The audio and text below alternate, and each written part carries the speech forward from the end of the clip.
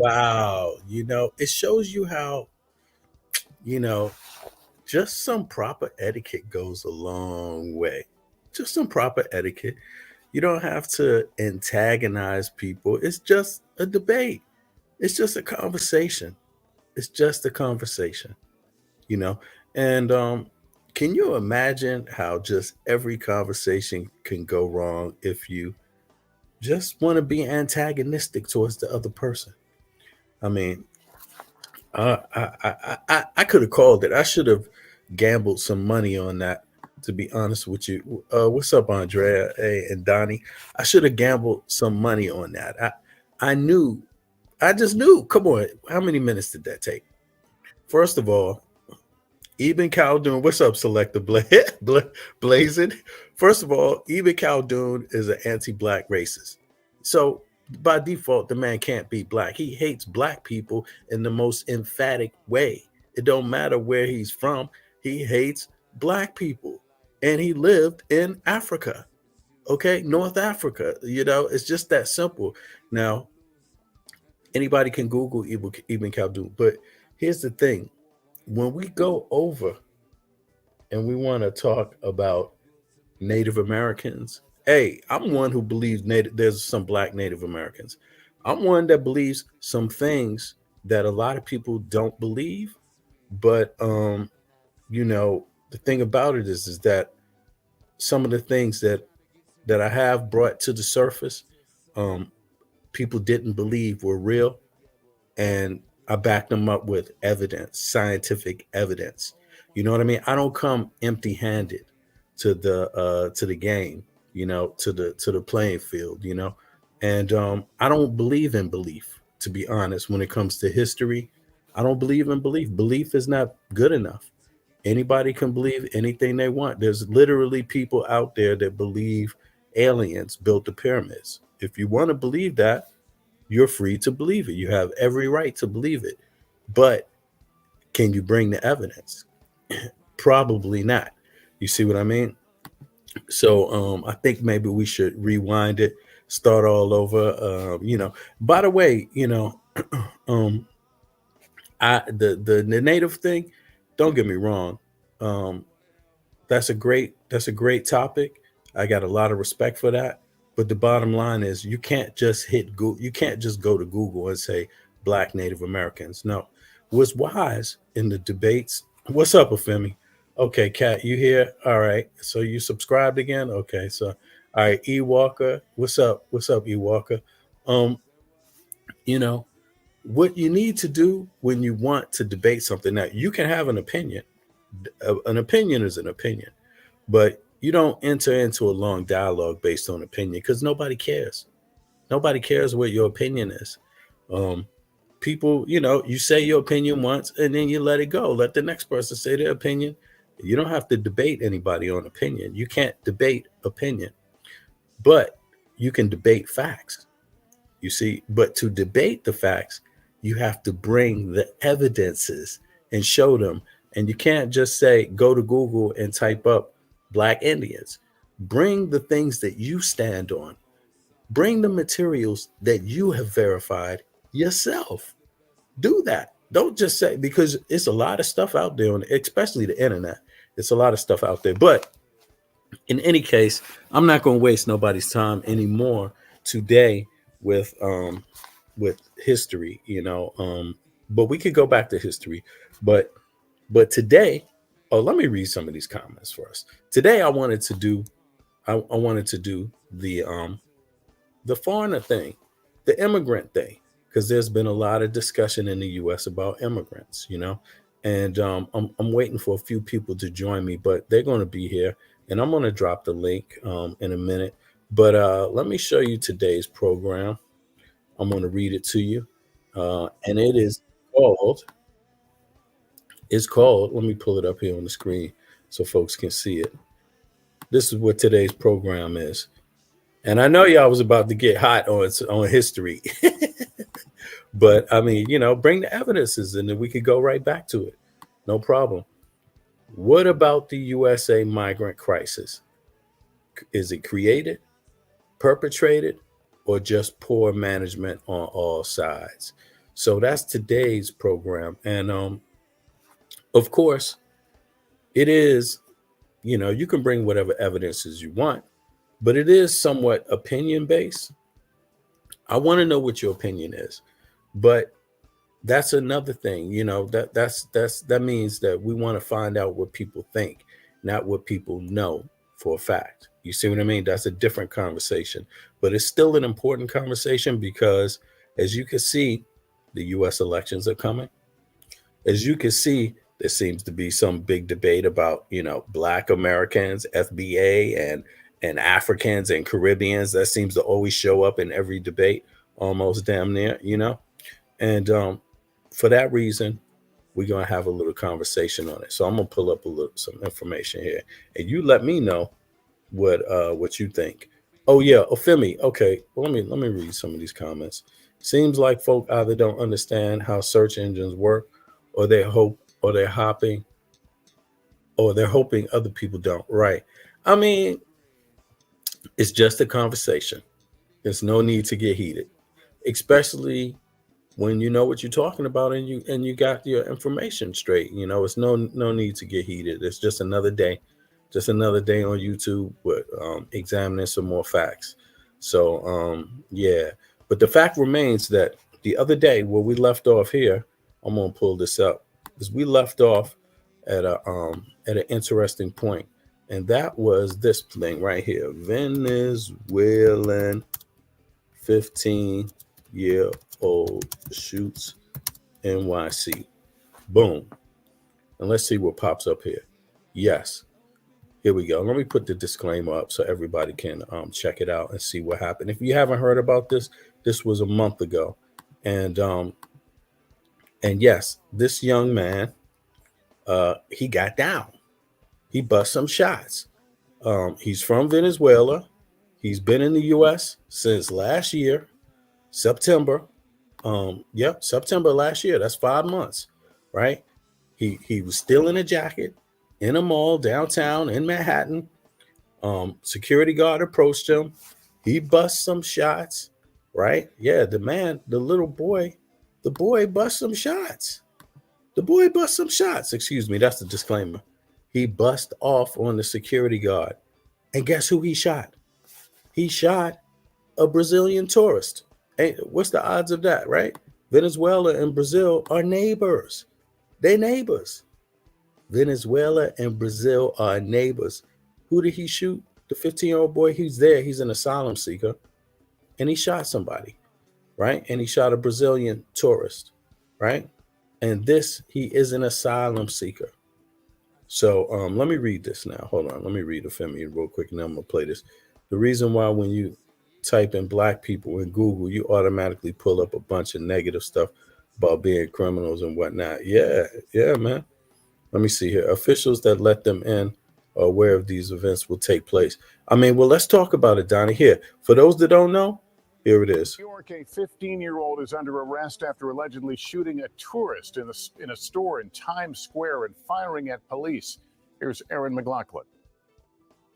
Tonight in New York City, a 15-year-old wanted for opening fire on police officers in a crowded Times Square and shooting a tourist in the leg with a .45 caliber handgun, now in police custody, according to law enforcement. Considering where these shootings took place, it's an actual miracle that we're not having a very different conversation right now. Police say the teenage migrant recently arrived in New York from Venezuela in September. One of 3 teens who, according to police, entered a sporting goods store Thursday evening, stopped by a security guard for allegedly stealing clothes. A suspect takes out a .45 caliber handgun, a very large handgun, shoots at her into a crowd, striking a 37-year-old female tourist from Brazil. The victim telling our affiliate WNBC she heard a loud bang before seeing blood dripping down her leg. He had no problems firing into a crowd of the store, striking a tourist, not shooting at a cops once, shooting at them twice. Police say the other 2 teens were also arrested. The incident now part of a troubling trend of moped robberies, snatches, and pickpocketing in New York City. There are some Venezuelan groups of migrants, I say some, not all, that are affecting crime in our city. Just yesterday, police releasing this video, allegedly showing a group including migrants kicking and punching 2 New York City police officers. 7 have been charged, with more believed to be on the run. Erin McLaughlin, NBC News, New York. Thanks for watching. Stay updated about breaking news and top. Okay, so that was one story regarding a young man, 15 years old. When he fled the police, shot off a couple of shots into crowded areas, right, over a jacket.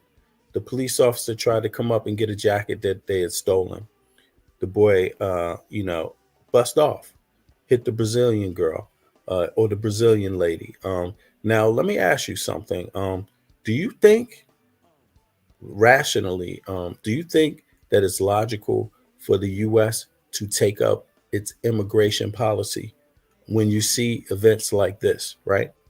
Or let me put that in the chat. Yeah. Or do you think this is just another day, in the USA? What's up, Shaka? Hey, VB, how you doing? I'm good. Yeah, man. Welcome. Yeah, thank you. Just listening, brother. Yeah. Okay. But what do you think about that, man? Did you see that? I mean, now, hold on. I saw what you played, yes. Yeah, let me give a disclaimer. Your opinion right now, this is not about facts. This is it can be about facts, but what I want is people's opinions first, just about this. Because we're not debating history. We're not going through archaeological evidence. Now, if you want to quote data, right, then it would be nice if you could bring some data, or if you want to engage in some more intense debate, something outside of opinion, bring your data and it's welcome. Anybody can hop up if they, want to give their opinion on this. So what you think, Shaka? What do you think about that? Is that, do you think, let me ask you a question. Well, first, what do you think about that? When you see about that kid who shot at the police? Yeah, that incident, just this one incident,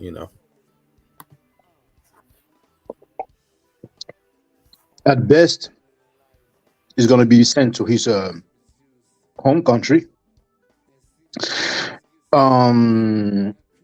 If there's major trouble, they may not send him there, but he will most likely do time in prison. So he messed up an opportunity that he had. He's going to pay the price. Yeah, and that's at best. He's going to pay the price in the U.S. He's going to pay the price if he goes to jail in the U.S., in New York. But then again, he's an asylum seeker, so he's probably run away from all of that, man. He's from Venezuela. So it's, do you think the U.S. prison system is really a lesson for him? I think prison is a lesson to everybody, no matter where it is. Unless somebody is very rich. Well, it doesn't have to be very rich. Somebody's rich. Yeah, it would be a lesson for him. I'm saying like that. Right now, the xenophobia is rising because time is difficult, and every time the economy goes down, the guinea pigs are the foreigners, the migrants. So he's an asylum seeker, and he's shooting at the police in the country where he seeks asylum. Now, asylum is a request for protection. You know what I'm saying? So, most likely he will be sent back home. But he's only been there 5 months. I mean, look, all right, here, let me see here. Here's selective blazing, right? I think things become messy when you try to blame the many for the actions of a few. Well, I'm not really trying to blame the many myself. I agree with that. You shouldn't blame the many. Plus, it's not like I talked about him, not the many. I talked about him. But go ahead, Vito. Yeah, and plus, there's many Venezuelans that come to the U.S. Or, he's not the only one or only immigrant. But what I mean is, he's been there 5 months, right? So he's still in the asylum process, pretty likely, right? If maybe he's been given some speedy expedition because of his age, you know what I mean? But I'm curious about that. I think he's still in the shelter, still in the asylum thing, and I think maybe they, instead of having you in camps in the U.S. right now, they let you, if you have family or if they can give you a place to stay, they let you stay there until your process is over, but they don't lock you up in a camp. But do you think it says something like when a person is there for 5 months and is already busting off shots, I mean, do you think that's a reflection of the or do you think it's just a reflection of the gun culture in the U.S.? And by the way, he shot a Brazilian tourist. He shot a Brazilian tourist. It's wild being an asylum seeker in another country. And also, do you think the because look, this is in the tourist section. So, I mean, what's next? What's next? I mean, yeah, let me see here. My statement was about the immigration laws, not what Shaka was saying. Sorry. Oh, okay. Yeah, it's about the immigration laws. But do you think the immigration laws are good, brother? Selective blazing? I mean, do you think they're fine as they are? Or do you think that there needs to be some reform in it? Yeah. And me, myself, I don't know, man. I think this is going to be a big issue in the U.S. I think is going to be taken up. And I don't think it's just because of this one issue, but I think, like you said, immigration, it's easy for parties to jump on that. It's easy for the right wing to jump on immigration, and it's easy for the left wing to defend immigration. I think those are easy political points. But what I mean is, like, look, let's get down to the realities. When you bring people into your country, the reason why I'm saying this is because Europe, like the country I'm in, it's pretty tight on immigration, on asylum and things like this. But there's a principle behind it. And the idea is to be able to manage people. And so at the end of the day, does this look like it was managed too well? Is this 15-year-old, is he a sign that the U.S. is managing their asylum process well? I want some people to hop up on the panel. I don't think it has something to do with the immigration system. It's just that kid was up to no good. You know what I'm saying? Maybe he was part of a gang or something, because you said he was there for like, what, 5 months? And Only he's already 5 busting shots in broad Yeah. daylight. I think they said Times Square. So indeed, like you said, a tourist area. You know what I'm saying? So he comes to the territory. You know what I'm saying? It is what it is. So I wouldn't blame the immigration system for that situation. You know, that guy was just, dead wrong, and he will pay. He will pay. He will go to prison for that. Yeah. Selective Blazing says, I'm not sure. I'm from the UK, and right now there's a big drama where they're trying to send immigrants to Rwanda. Yeah, that's true. That's the EU right now. The EU made a deal with Rwanda. They're trying to get a couple of other countries to get in on that action where they send asylum seekers that come here. They send them to Africa to wait, and possibly seek asylum there. That goes against the asylum process as it stands now, the asylum rules as it stands now. But here's the thing. Some African countries have been eager to get in on the action because they possibly get some money from the EU for it, But yeah, man, it's let me see here. No, it's not the EU. No, brother. It's not just the UK. It's not just the UK. It's Denmark. Many EU countries been discussing this. Matter of fact, let me pull that up right now. Yeah, but I think it's just the EU who does it. I'm sorry. I think it's just the UK who actually practice that policy with Rwanda. I may be wrong, but I think so.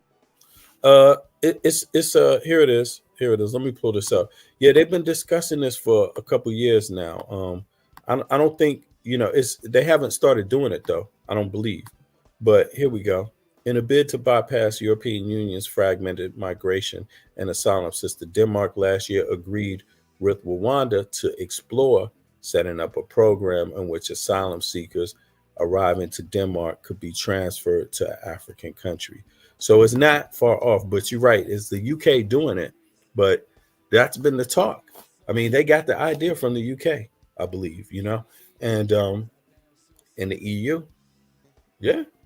Is other EU. I don't even think it's only Denmark checking into it, but it's not, as far as the standard human rights thing, I don't believe that's correct, that they could even do that, because as the rule stands right now, you're supposed to receive them where they land.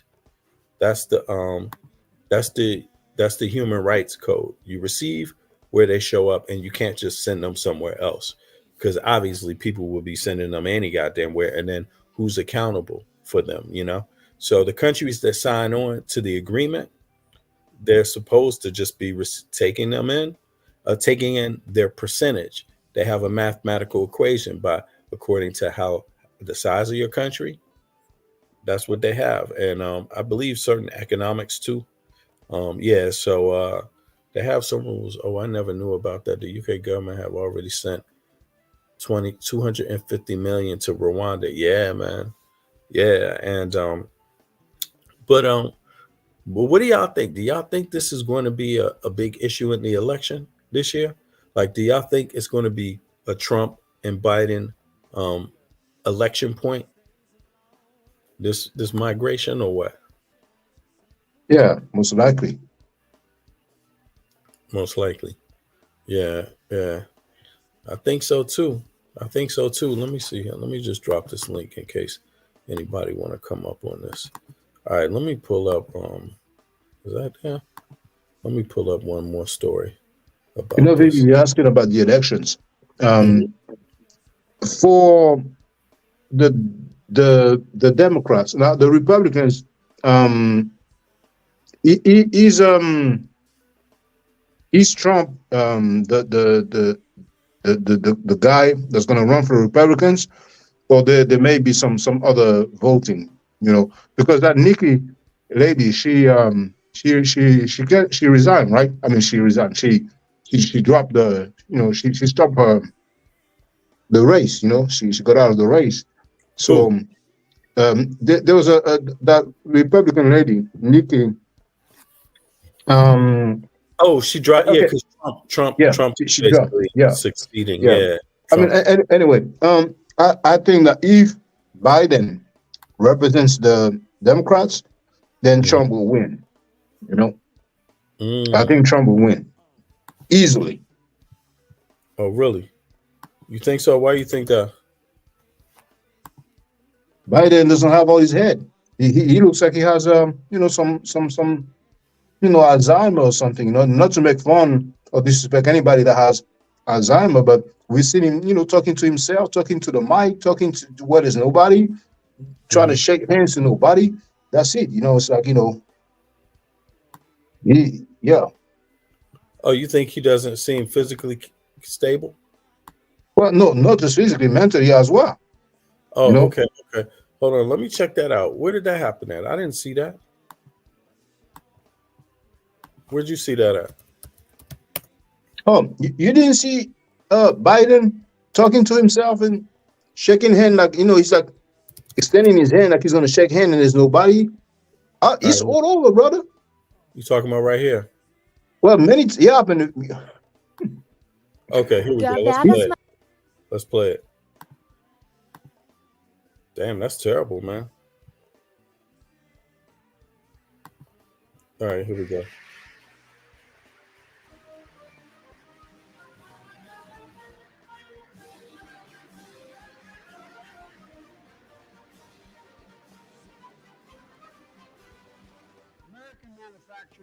Is that what you meant? yeah, and many times he doesn't even know where to go. Even the No, no, speeches that no, he makes, no. some That's sentences not that he makes, it just doesn't make sense. okay. But is that the shaking hands people talking about? Yeah, yeah, you're there. Yeah, Man, he's not shaking hands, man. He's not shaking hands, man. He does that all the time. That's just Biden, man. He's not shaking nobody's hand, bro. He's looking at it's some people on the side. He's looking at. yeah, but check this out. Regardless of this one, Okay. regardless of this, to me, it looks like he's extending his hand to shake it. But let's say I'm wrong. There's many statements he made. The sentences just don't make sense at all. Okay. Many times, In yeah. this speech right here, in this speech. No. There's many speeches. The sentences that he says, you don't even know what it means. It just doesn't make sense at all. You know what I'm saying? Many times he doesn't even know where to go, where to walk, and people have to help him out and show him the direction. You know what I'm saying? I mean, he done his time. Oh, okay. Let me see here. This is Sky News. So hold on. The I don't first want to play nothing too old. I want to play something as recent as possible. Let's see. I mean, this is 1 year ago. I don't know, man. I think I'm gonna play this, but Let's just play it here. But first, let's check in with the leader of the free world, the president, who secured more votes than any other in history. Here he is talking about his Veep, Kamala Harris. You elected the highest ranking Black Indian with Indian background woman in American history to be vice president. I don't know. Is there a ranking system in history? Let me hear that Here again. he is talking about his Veep, Kamala Harris. You elected the highest ranking Black Indian with Indian background woman in American history to be vice president. Okay, what's wrong with that statement?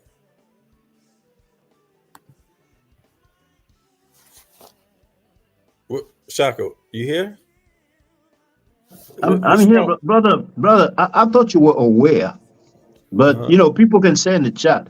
There's many times he spoke, he just doesn't make sense at all. I thought you knew. You know what I'm saying? Okay. Now this I just want to make sure I'm getting. I want to find one to play. That's what I mean. So I'm asking you: is that one of them? Is that one of the things he was talking about, or because here that one I didn't see, but I saw many, and I think because there's nobody else on the panel, if you want to just keep on looking, you will find many. You know, but in the chat, feel free to tell me if you have also seen videos where he's just making some speech, and the sentence just don't make sense at all. I've seen a few, and I've seen so many that now when there's a news that talks about him not making sense, I don't even listen no more. Because to me, it's just clear. He's done his time. Okay. All right, let's play this one. Let's see what they say. There's some more coming.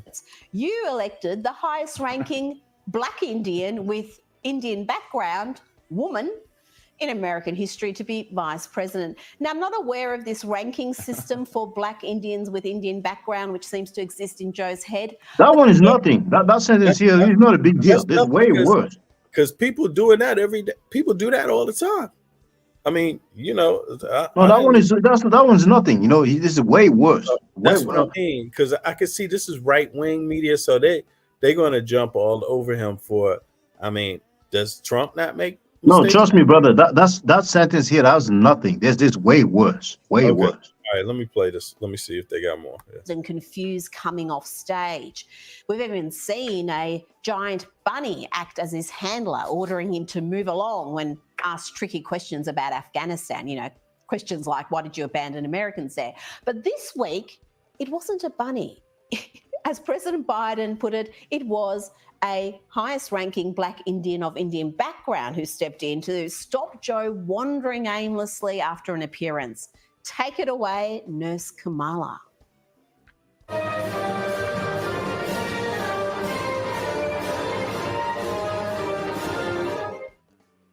Who knows? Perhaps it was Kamala in that bunny suit all along.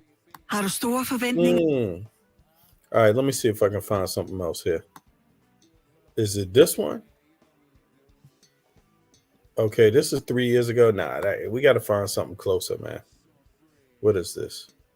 1 year ago, can laugh at himself and praise. 10 months ago. When was the last one you seen, Shaka? Oh, brother, that was I would say a few months ago. I don't even think it's a few weeks ago, because like I said, I've seen so many that when it comes to the news, I don't even watch it no more. Okay, let me see here. Says Biden apparently chuckled to himself after being asked about pardoning. Okay, nope. Nah, let me see something. Biden misspeaking. Biden rambling. Let me just say that. See what comes up. Abruptly cut off during speech. Okay, let's see this one. Thank you, everybody. This ends the press conference. Thanks, everyone. Thank you. Are you bringing U.S. strategic interests above human rights here in Vietnam? I've raised it with every person I've met with. Mr. President, are you worried about your son being indicted, Mr. President? The Southern Hemisphere had access to change it. It wasn't confrontational at all. Thank you, everybody. This ends the count. Press conference. Thanks, everyone. Thank you. Thank you.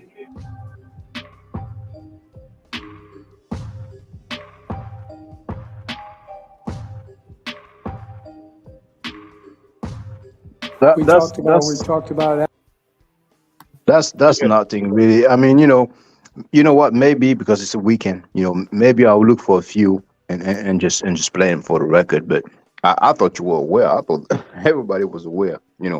But No, man, I'm not seeing so many of Biden's speeches all the time. You could say this is 6 months ago, but this is on Fox. This is Biden fell. I think you dropped the link in the chat. Oh, a link. Let me check this out. Okay, that's a Femi.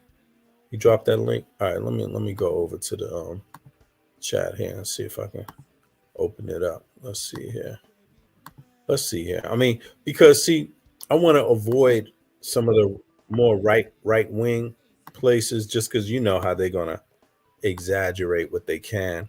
But I do want to see what we can find here. So let me open this up. No, you shouldn't select the source, because what's important is us hearing him, brother. Super Bowl. People will love it, but with the abs and what'd you say? That was a bomb. That video is a bit long, Yeah. There are many shorter clips where Biden speaks and it just doesn't make sense. Like, sometimes the sentence doesn't make sense. Sometimes you can barely understand the words that he's pronouncing. Let's see it now. Maybe you should hear from the people. You know what I'm saying? Because if you get on the panel, brothers and sisters. Yeah. Let's see. I don't know. Tar needs to. But anybody, just hop up on the panel, speak your piece. Great testimony by Bradley. Though. You see what Efemi wrote? He recently called I haven't heard that one, but Efemi wrote that he recently referred to the president of Egypt by the name of the Mexican president. Right.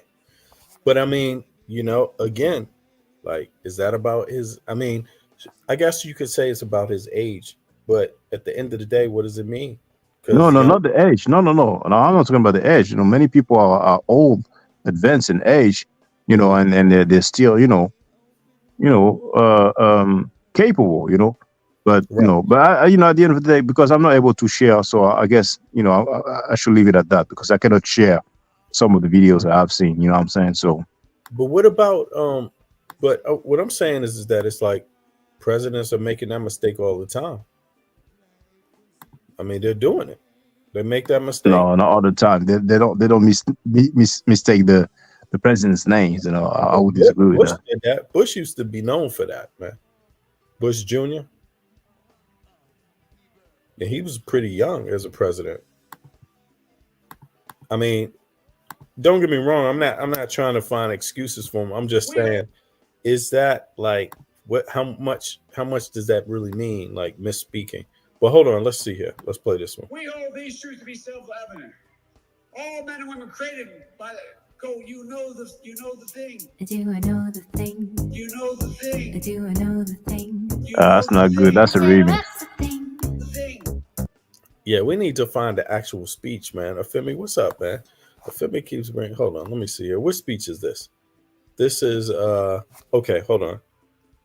Biden misspeaks. Did I spell that right? Biden calls. What was it? Calls Egyptian president. Biden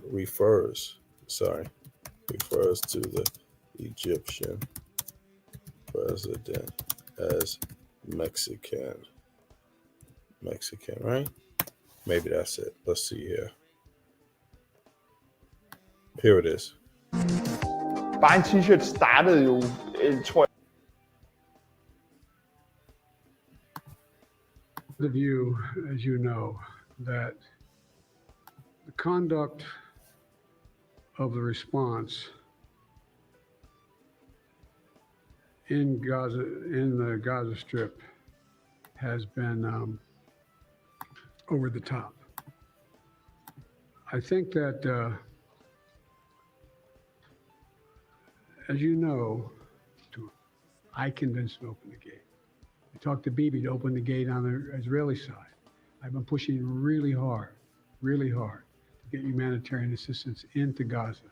There are a lot of innocent people who are starving, a lot of innocent people who are in trouble and dying, and it's got to stop.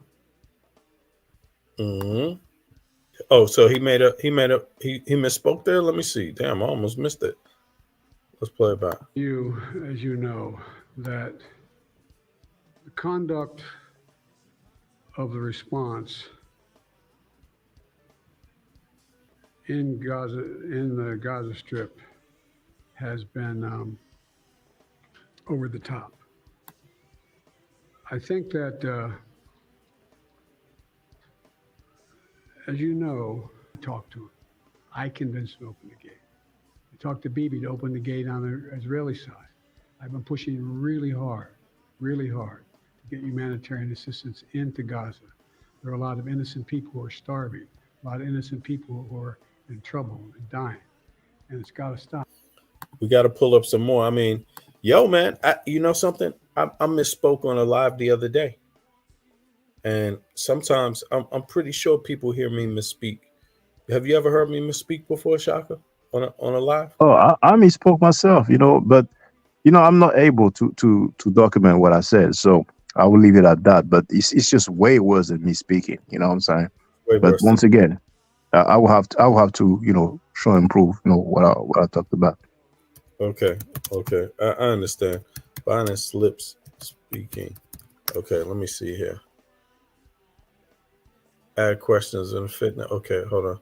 Biden speech slip adds questions. All right, let's see here. Let's watch this one. Why should you become successful? Let's see what this one says. CBS News. I mean, apparently this is the big news. Fielding questions about President Biden's news conference last night. Now, if you saw it, he did not hold back his feelings about the special counsel's report, which looked into his handling of classified documents. The president really took issue, though, with the part that said he presented himself as, quote, an elderly man with a poor memory. He said his memory is fine and touted his track record as president, but he also responded to a question about the situation in Gaza and mistakenly called the president of Egypt the president of Mexico.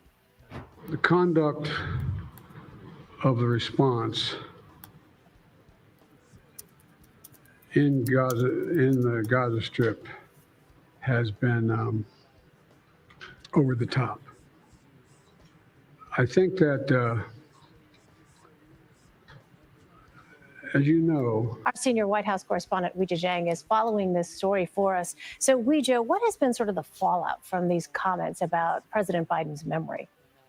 Well, as you very well know, even before this report came out that detailed the president's memory as the special counsel's team viewed it, there were mounting questions about his age, about his mental fitness. And so this only adds to those questions, although the president himself during that event yesterday made very clear he says that his memory is very good, that it's fine. And he also blasted the report, which is in line with what we have heard from the White House, that says, while the report and its findings and its conclusions are one thing, that they are.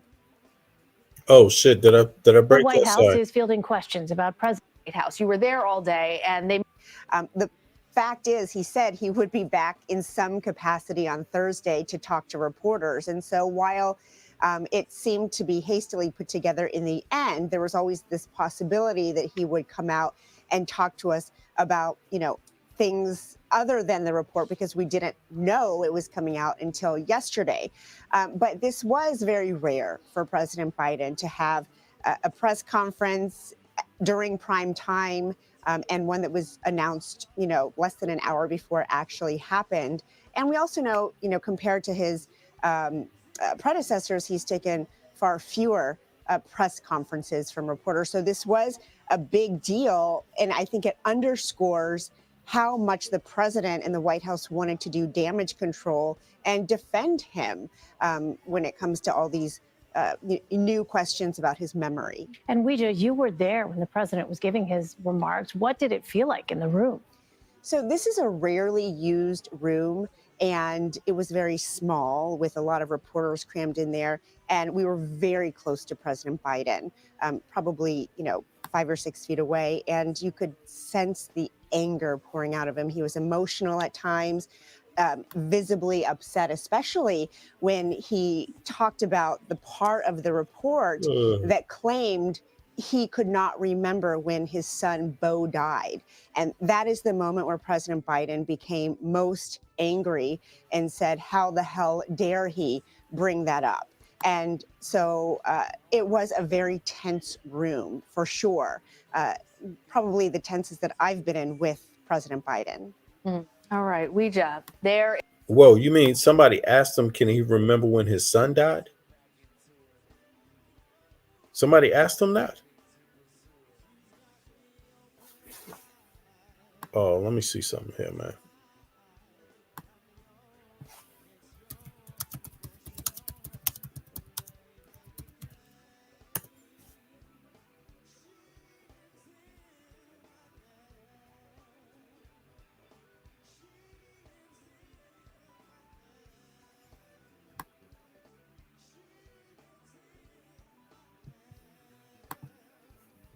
Tu facendo me.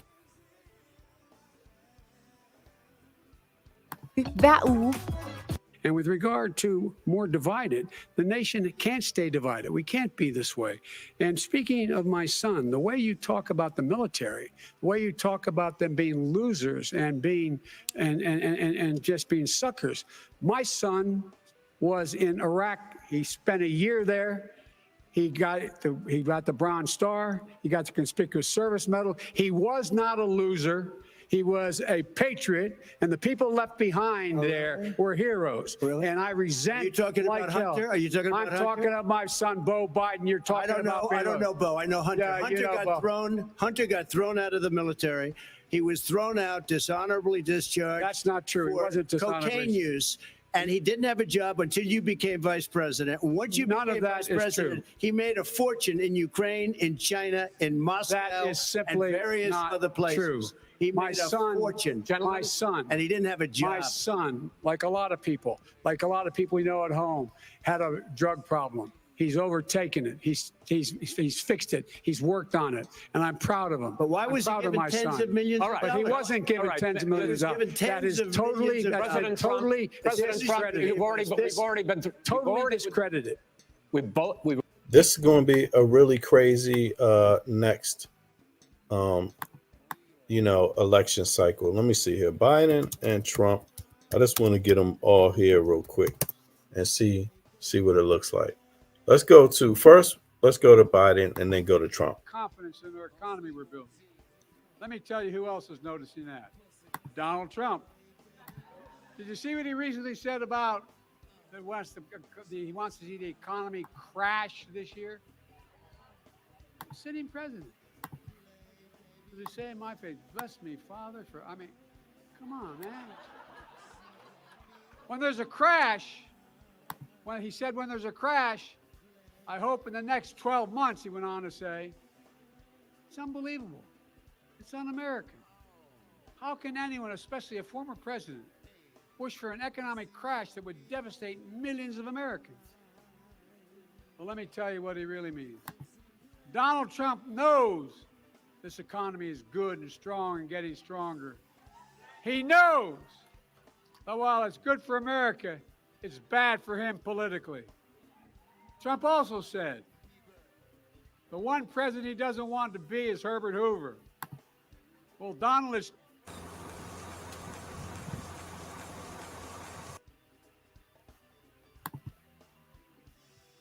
All right, let me go back here.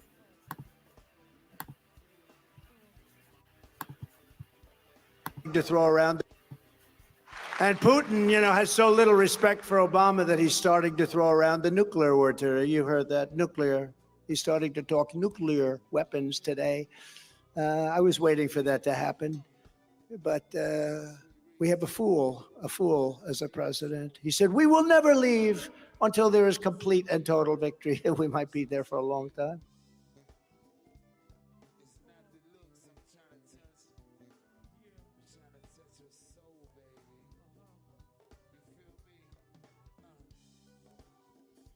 Joe Biden broke the law.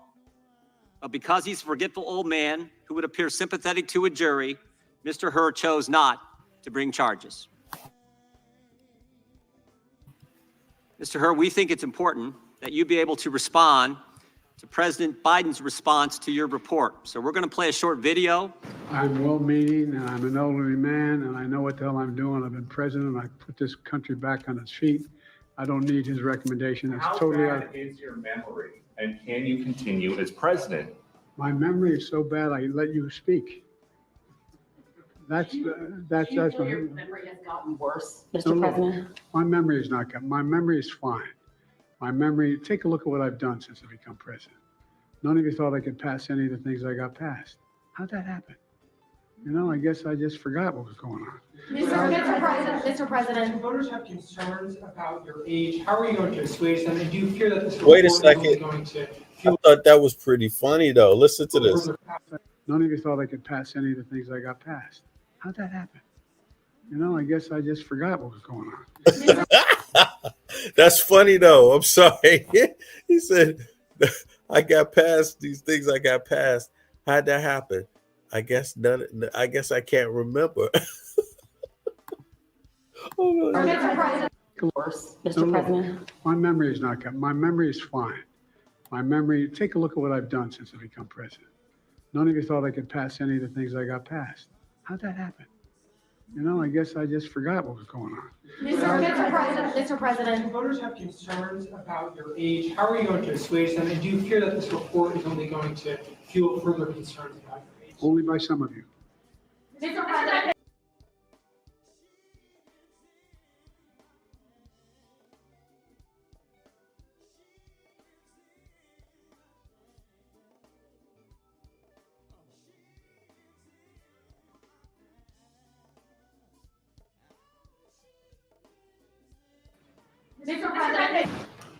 I'm of the view, as you know, that the conduct of the response in the Gaza Strip has been over the top. I think that, as you know, talk to them. I convinced them to open the gate. Let them make them part of the Middle East and recognize them fully in return for certain things that the United States would commit to do. And the commitment that we were proposing to do related to two items. I'm not going to go in detail, but one of them was to deal with the protection against their arch enemy to the northwest. All right. Well, let me ask a question. When you listen to Trump speak, perfectly healthy, and you listen to Biden speak, presumably with memory loss and age, who speaks more articulately on the topics? What do y'all think? And also, Shaka, what do you think?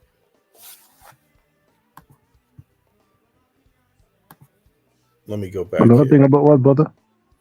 Yeah, when you listen to Biden speak on the topics, on whatever issue, right? With his age and with his memory issues, alleged memory issues or whatever, right? When you listen to him and when you listen to Trump, who's presumably healthy, right? When you listen to either one of them, who speaks more articulately on any given topic?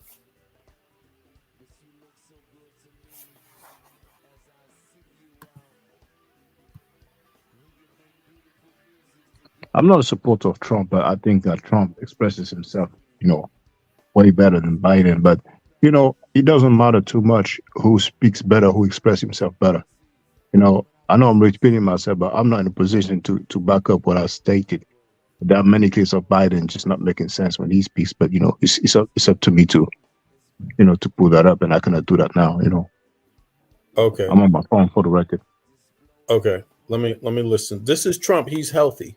Let's listen to him. And Putin, has so little respect for Obama that he's starting to throw around the nuclear word. You heard that, nuclear. He's starting to talk nuclear weapons today. I was waiting for that to happen. But We have a fool as a president. He said, we will never leave until there is complete and total victory. We might be there for a long time. You wouldn't call Trump articulate. All right, hold on. Let's see here. I mean, I wouldn't call him articulate either, man. I mean, very highly and that's what I'm saying. He's healthy when he's speaking like this. Look. educated. I know words. I have the best words.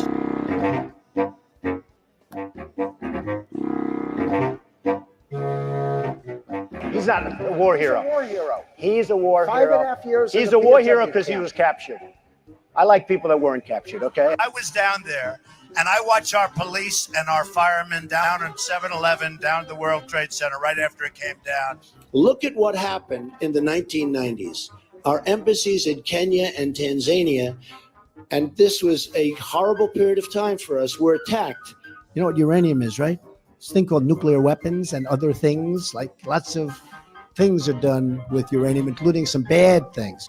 And I will tell you, I left Texas, and I left Florida, and I left Louisiana, and I went to Puerto Rico, and I met with the president of the Virgin Islands. The latest act of resistance is the op-ed published in the failing New York Times by an anonymous, really an anonymous, gutless coward. The wall, the barrier, whatever you want to call it, it's okay with me. They can name it whatever they can name it, peaches. A few weeks ago on January 23rd, Venezuela's National Assembly, they are risking their future.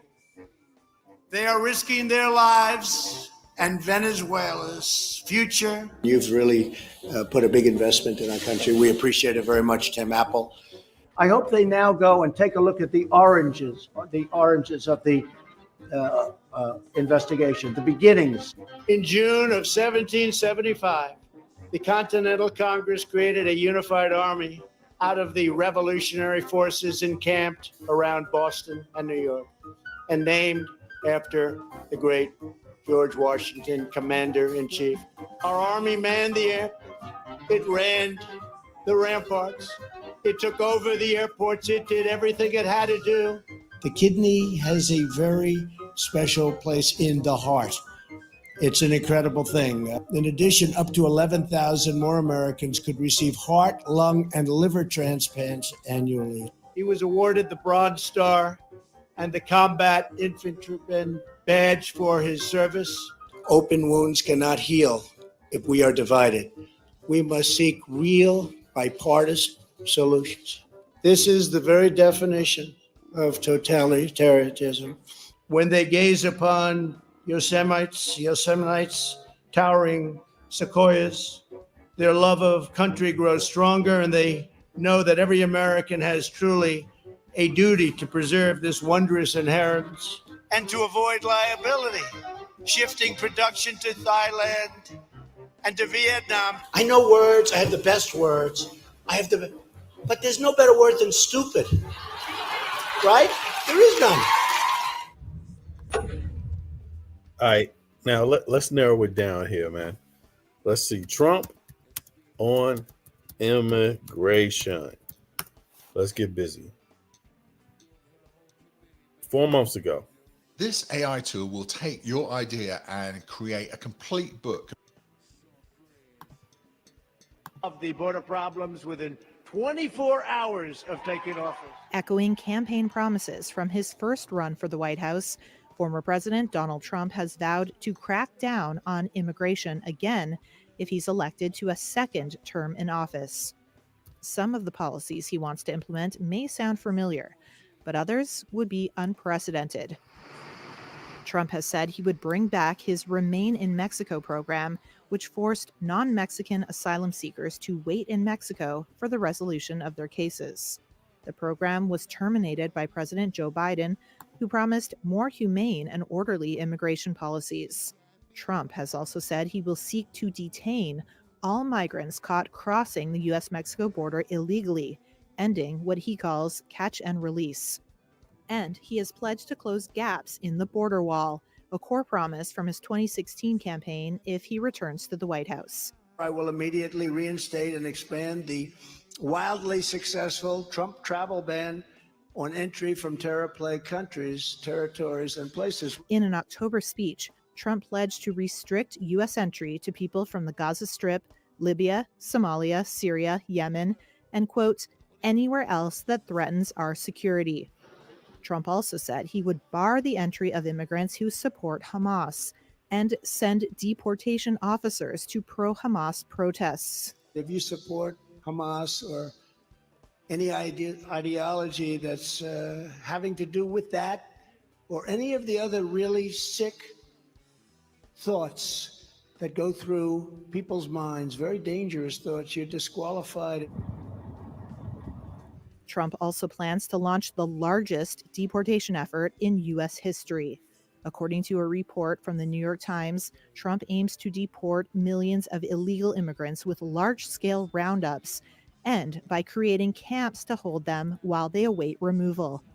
He's also vowed to take aggressive new steps with the help of the National Guard to deport immigrants with criminal records and suspected gang members. Trump said he would again move to suspend refugee admissions and vowed to end parole programs that have allowed migrants with U.S. sponsors to enter the country, including Ukrainians and Afghans. Trump also said he would seek to end automatic citizenship for children born in the U.S. to immigrants living in the country illegally, an idea he flirted with as president. That would go against the long-running interpretation of an amendment to the U.S. Constitution and likely trigger legal challenges. Trump also reportedly plans to try again to terminate the Deferred Action for Childhood Arrivals program, or DACA, which grants deportation relief to Dreamers who were brought to the U.S. illegally as children. The last time Trump tried to end DACA, he was rebuffed by the Supreme Court, which found that Trump did not comply with regulatory laws. Are you sick of having issues with your webinars? Okay, so Trump didn't do the follow the regulation guidelines. Let me see here. Regulation laws. Biden on. I hear you, hey Root. Hold on. I'm gonna comment on that. I just want to play one more video here real quick. 7 days ago. My team began serious negotiation with a bipartisan group of senators. The result was a bipartisan bill with the toughest set of border security reforms we've ever seen. Oh, you don't think so? Oh, you don't like that bill, huh? That conservatives got together and said it was a good bill? I'll be darned. That's amazing. That bipartisan bill would hire 1,500 more security agents and officers, 100 more immigration judges to help tackle the backload of 2 million cases, 4,300 more asylum officers, and new policies so they can resolve cases in 6 months instead of 6 years now.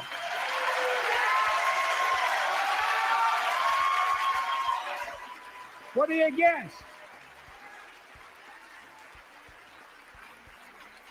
100 more high-tech drug detection machines to significantly increase the ability to screen and stop vehicles smuggling fentanyl into America. That's killing thousands of children. This bill would save lives and bring order to the border. It will also give me and any new president new emergency authority to temporarily shut down the border when the number of migrants at the border is overwhelming. The Border Patrol Union has endorsed this bill. The Federal Chamber of Commerce is, yeah. You're saying low. Look at the facts. I know you know how to read.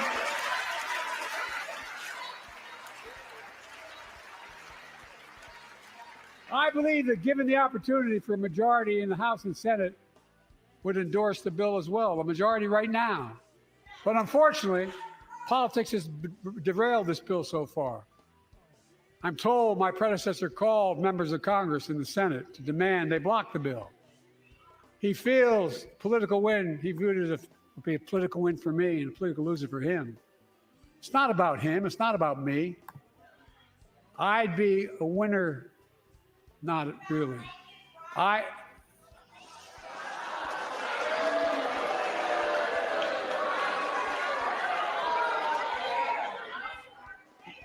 Lincoln Riley, an innocent young woman who was killed by an illegal.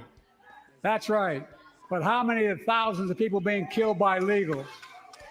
To her parents, I say, my heart goes out to you, having lost children myself. I understand.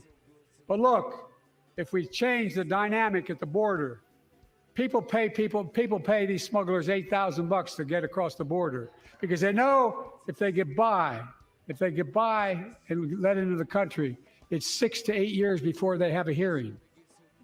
And it's worth it taking the chance of the $8,000. But if it's only 6 weeks, the idea is it's highly unlikely that people will pay that money and come all that way, knowing that they'll be able to be kicked out quickly. Folks, I would respectfully suggest my Republican friends owe it to the American people, get this bill done. We need to act now.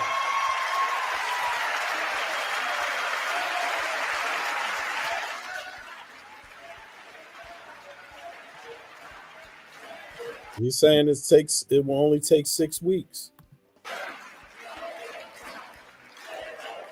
And if my predecessor is watching, instead of paying politics and pressuring members of Congress to block the bill, join me in telling the Congress to pass it. We can do it together. But that's what here's what he will not do. I will not demonize immigrants saying they are poison in the blood of our country. I will not separate families. I will not ban people because of their faith. Unlike my predecessor on my first day in office, I introduced a comprehensive bill to fix our immigration system. Take a look at it. It has all these and more. Secure the border. Provide a pathway to citizenship for dreamers. And so much more. But unlike my predecessor, I know who we are as Americans.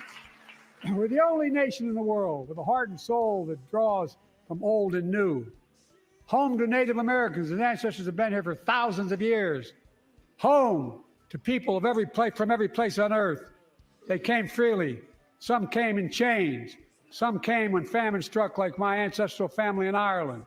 Some to flee persecution, to chase dreams that are impossible anywhere but here in America. That's America.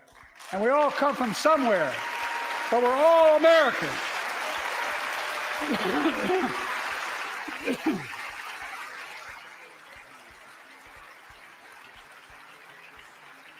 Look, folks, we have a simple choice. We can fight about fixing the border, or we can fix it. I'm ready to fix it. Send me the border bill now.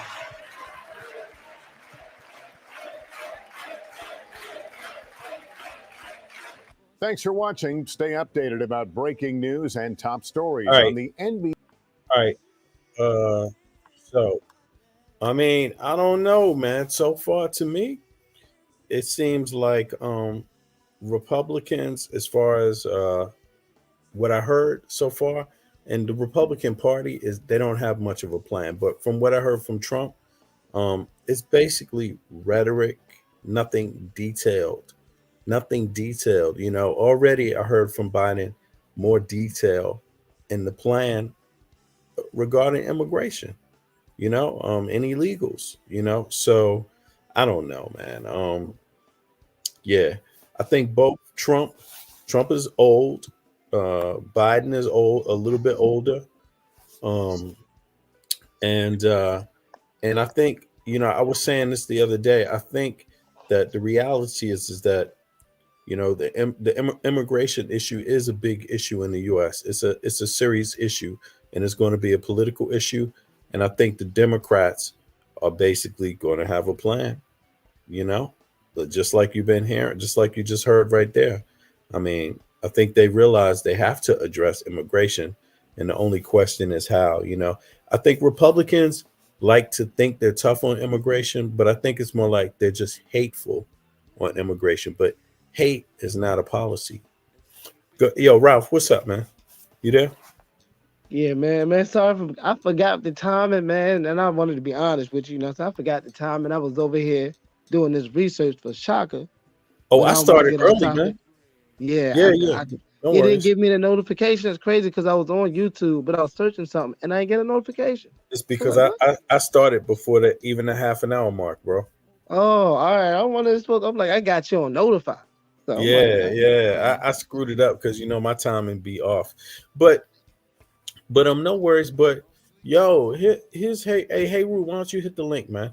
I mean, people want to talk about some things, man. Sometimes, like I'm gonna be honest with you, and I'm willing to talk about it, although I don't think it's really that necessary, but I'm willing to do it since the issue comes up.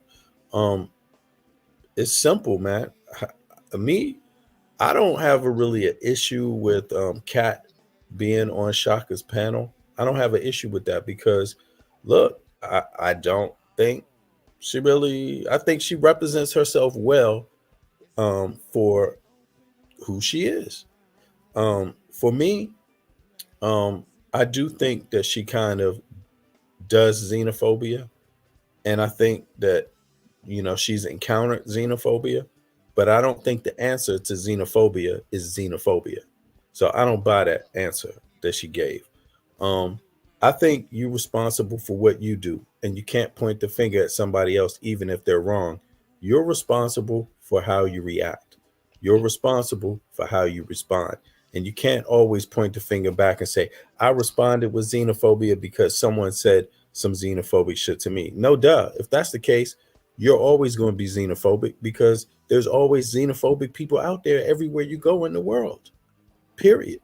It's just that way. But and I also think that she was disingenuous. She spoke about me. I just, I just say let her talk about me. It was disingenuous. I saw what she did. She was cursing out a lot of people. It's my panel. You don't talk over me on my panel. You go to your own panel. That's what you do. That's called being rude. Simple and plain. So I don't buy it. You see what I mean? And that's why she's not going to be up on my panel.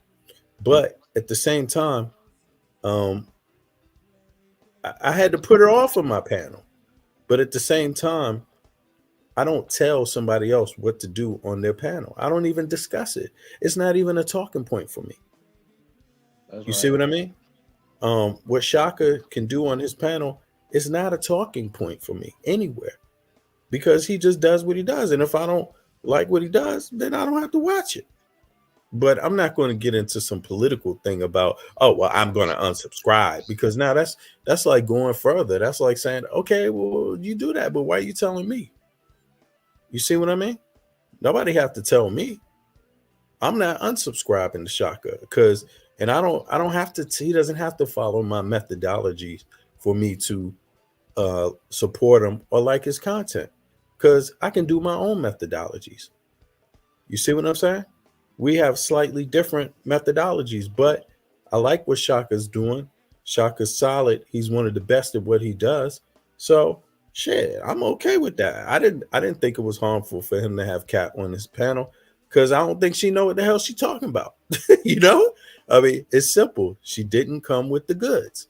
She didn't come with any information, any facts to back up her opinion.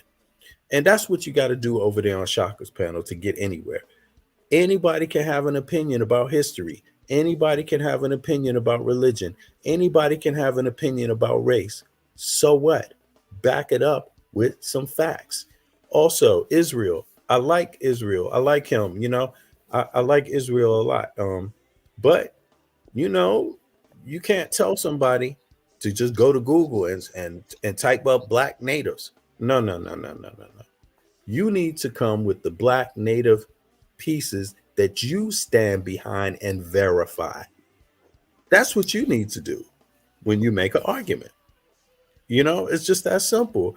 And you at least got to know the exact ones to give somebody to say, look, this one exact one up. Here's the link, or this is what you have to use. The exact name. You can't just say, look up black Indians and expect all the information to come up correctly because somebody got some pictures on the net. Shit, that's garbage. It don't work that way. It doesn't work that way with any topic. So that's all I'm saying. I didn't think either one of them came with their information ready to argue, and everybody know how Shaka is. He's a stickler for that. That's all. Now, instead of arguing against somebody being a stickler for the facts, why don't you step your game up? It will make it better. That's my view on it. It's not like Shaka treats people different. If I go over there and I want to make a point, did you see my presentations on Shaka's channel? I came with DNA analysis backed up by 20 PhDs. I didn't just come with my mouth. You see what I'm saying? And that's what Shaka wants. You see what I mean? Now, Cat ain't come with nothing. It speaks for itself. Israel didn't come with nothing. Although I kind of like some of his perspective, but I don't agree with all of that. But at the end of the day, he didn't come with that. And so I think my thoughts would be come with it. But I don't buy the thing about Kat. I don't buy the thing, her description of what happened on my panel. I think it was full of shit. You know what I'm saying? And I also think she was definitely disingenuous. You know what I'm saying? Everybody saw what she did. She don't have to take my word for it. Take everybody else's word that watched you, that was here. You know, and that's something common that certain people like to do. They like to ignore everybody as if everybody is wrong and then try to make it seem like, you know, it's just one person like me. I'm imagining something or whatever. So that's it. I don't think it's too much more to it. But hop up on the panel, man. You know, yo, Ralph, what's up? You there? Okay, so let's get back to which was you said the immigrants in America. I think, you know, I think we kind of got an understanding of what. Yeah, I think I'm favored towards Trump, and I think you like none of those guys are good people. Me, I think the Republicans don't have a policy. I think the Democrats do. And so when I look at what Biden says, I look at Biden or his age, I just look at it as regardless, number one or number two, it's still the Democrat policy. They're gonna stick with their policy.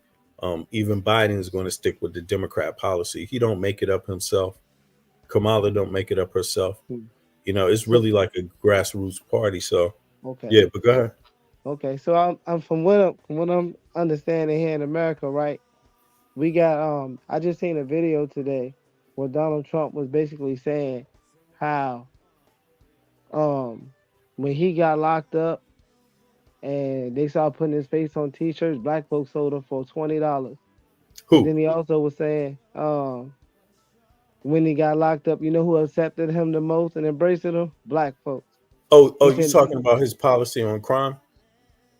Yeah, just in general, he was just talking about who's accepting him in America, right? Oh, right. Yeah. So That's true. this basically what's He going did say on, some right? things I didn't like. That's true. Yeah, but and people was trying to say that it was racist, right? But honestly, to the certain type of black man, he is telling the truth, and I believe he sways himself to that industry of people who work in factories, coal mines, industries, the class that needs the extra support. He looks at that class of people who sees him as a support. His choice of words were horrible, but the meaning behind it. I didn't think he said anything wrong. I think he said something like, if you don't vote for me, you ain't black. That's Joe Biden. Isn't that what Biden said? That's Joe Biden. I'm talking about Trump. Now this is what okay, Trump now let's was look it up. Let's look it up. Go ahead. I'm gonna pull the YouTube up again. So keep because the going. Joe Biden talking about if you don't vote for me, I was like, nah, that was disrespect. Like you bitch ass nigga. I mean, excuse me. You're like, hold up, this white old KKK member cannot be telling me who to what. If you don't vote for me, that's Biden talking. Yeah, and then black folks went, but they said Trump was racist and Trump. I think the Christians were more mad at Trump because he said he's done more for black people than Jesus. All right, let's hear that point real quick, and then let's hear Trump's point. Let's hear that real quick. This is retarded, man. This is crazy. Let me see here. Thanks for reminding me about that. Growing visibly testy a little bit after it was insinuated that he had not done enough to prioritize the black community. It's a long way until November. We got more questions. You got more questions, but I tell you, if you have a problem figuring out whether you're for me or Trump, and you ain't black. It don't have nothing to do with Trump. It has to do with the fact I want something for my community. I would love to see you. Long way until November. We got more questions. You got more questions, but I tell you, if you have a problem figuring out whether you're for me or Trump, and you ain't black. It don't have. There you go. Okay. Now. Oh yeah, my talking God! to Charlamagne's dumbass. All right. Yeah, I'll show you my face. I mean, I think it's actually it is troubling, man, to say something like that. Oh And man. it's not that I even like Charlemagne, but I just don't think it's appropriate to say anything like that. I think that's definitely incorrect.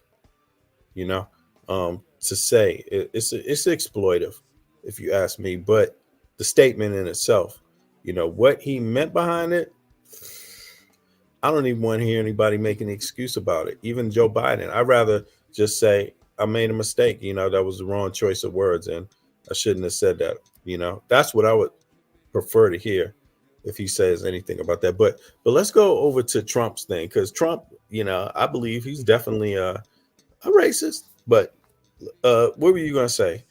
Come on. Well, Trump, and look, to listen, I'm backing Trump right now. So now Trump is basically saying who chose to stand behind him. Biden is saying if you don't know, you ain't something. Trump is now saying in this election, here's some new jump. He's basically saying, well, when things happen to me, look who stood behind me. And I say also what he done for, you know, people of our kind in America as well. So I'm like, hold on, what are we? Why are we saying he racist? Hold on, is it Trump? Hold on, is it Trump? Black support mug shot. Is more blacks is coming out standing for Trump. Is this what he said? Hold on, let's hear it. Let's hear it. Jesus, man. This is this. Mark, where are you? Pastor Mark Burns. Mark, where are you? Where's Mark Burns? He's a great guy. Good. These lights are so bright in my eyes that I can't see too many people out there. But I can only see the black ones. I can't see any white ones, you see? That's how far I've come. That's how far I've come. That's a long way, isn't it? We've all seen the mugshot. And you know who embraced it more than anybody else? The black population. It's incredible. You see black people walking around with my mugshot. You know, they do shirts and they sell them for $19 a piece. It's pretty amazing. Okay, but okay, so what do you think? I mean, but is that really? I voted for him. I voted for him last time. What do I think? I'm gonna vote again if they give me the chance. That's what I think. But if you're asking me what I'm seeing, I see a lot of young black guys, and like I hate saying black, but y'all got me saying this word because I can't say it. I don't even want to say that. I want to say the word that y'all don't like. And I feel disrespected a little bit. Negroes. Yeah. So, but is that the word you mean? No, that's colorful. Yeah, Negro. Yeah, that's right. That's right. It's only a certain type of people that stand for that. Because you know, I mean, I want to go Google. Has Trump ever called a black person the N-word? Let me see what that come up to. Wouldn't give it. Why would you even care? My point is, what Biden is trying to persuade us to identify and make us think we don't know what we are trying to identify, right? But Trump, if he called you one, at least he's calling you what you are and still giving you your support. All right, what Trump give, man? And I want people to state clearly what it is, because I'm gonna have to look it up. So what did Trump do for the black folk? Listen, if I can't tell you what law he passed or anything he's ever done, it's the first time in a long time for me. What he's done for me is made me feel more American. Okay. All right. I got you. I just want to be clear. So, because I did say it's opinion night. Everybody's welcome to their opinion, but if we get into stating something that's supposed to be a fact, then we're gonna have to look it up just to make sure we know what we're doing, right? But opinions are good too, because it's still early, right? And we still somebody might know his laws. You know what I'm saying? For me, I tell you, all those laws are put in hand for how much they want to tax you, because you get taxed on everything. You get taxed from your job before you see it. Then you go out and buy your food, you get taxed again. Pay your rent, you get taxed. Everything you pay on, you get taxed, right? And then not only do you get taxed, you can't take nothing with you. You get taxed to die. You know what I'm saying? So they're gonna continuously make money. So the laws of how much you're gonna make is gonna change, and that's not for me. I don't believe that's operated through no president. How you gonna live in like that's not operated through no president? That president is only there to make you feel. Well, the president's got to sign any law into law. Nothing that Congress or the Senate does can take place without the president's signature. It can't be signed into law. He's the one to sign it into law. Any change, any new law, he have to sign it. Right. It can get vetoed, but those laws he passed. It is a veto. It's like it's going to be a veto or it's going to be signed into law. Right. But what I'm saying is, those laws are basically like, I feel like they're emotional and racial laws to keep America one-sided. Not just against African Americans or Negroes or whites. It's for everyone who come into this country, because they can't house a certain type of groups of people in certain prisons. They wouldn't have enough. It'll make it seem like they're enslaved, still doing the slave trade in America if you keep on taking more slaves of different races here. Because then you get more people here and put them in prisons for the price of millions for pennies. You know what I'm saying? Well, my opinion is, like, I don't know the numbers on and how they pan out in the U.S., right? But my personal opinion, my general opinion is that that both parties need to do better by American citizens, a lot better, and that right now it's insane, the fact that they're not taking care of American citizens too well, that it's insane to be like dealing with the type of immigration right now. But I don't know the legalities of it. But I just say, why bring more? There's homeless people. There's people that are struggling big time in the U.S. Why bring more people into a struggling system? Yo, Tar, what's up? Yeah, can you hear me? Yeah, I can hear you. Yeah. Go for it. Okay, yeah, truth is, yeah. I like I said before, man. I've been screaming this to the top of my lungs for a minute. Unfortunately, like, I've been watching and studying this stuff since late 2019. I think around September, when I was doing a lot of research on Obama, and that research led me into the Agenda 21 Sustainable Development Goals. And I've been, once I started studying that real heavy, that's how I knew that was what the so-called Illuminati plans were in the public. And when I started running upon all these different Caucasian videos, because this was going back to when they was like, you could find videos of them talking about this when it was just VHS tapes and stuff, when they were still suppressing it. So the more I looked into it, I seen that they started this stuff back in '68 with the Club of Rome, and they started this whole climate change back then to be a cover up to pushing everything. And I just did a video, I think, Leviathan Prediction Part 3, where, because I sent you and Shaka that video before.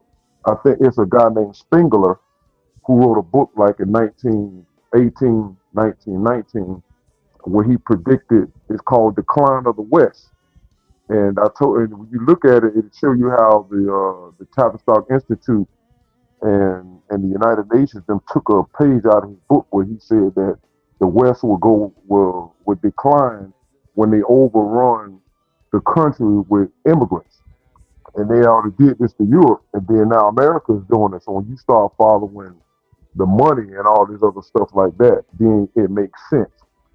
And it's just hard to, like I told you before, I had a YouTube, but they took it down because of that type of information. They don't want nobody talking about sustainable development goals and what that really is in Agenda 21, which is taking over the country and getting rid of the population and creating small cities, taking people out of their cars and creating this big ass rail system where everybody that they choose to allow to live in these small cities will be on this train track that'll just take them everywhere. The only thing you're gonna have is bikes. I see all this stuff is the things that they swept off. Like if you was into the QAnon movement and all these different people. So I ran through all that from late 2019 all the way up to 2021 or so after the election, and then they swept all them people off the net, off of Facebook,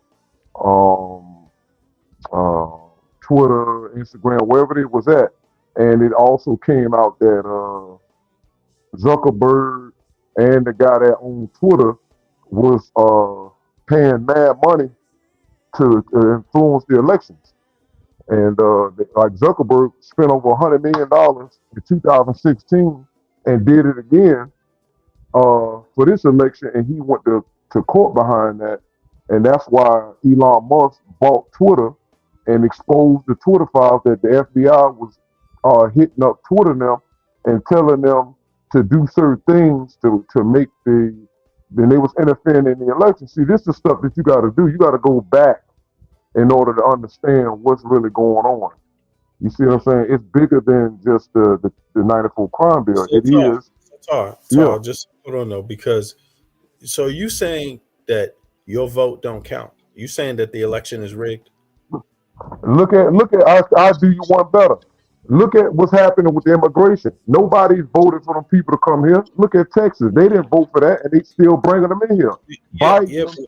But are you saying that because Trump won the election the last time. Not when Biden won, but when he got into office, he was like when he got in after Obama, he didn't seem to have an election is rigged problem. Because his people, the people that's behind, because it's two forces fight behind the scenes.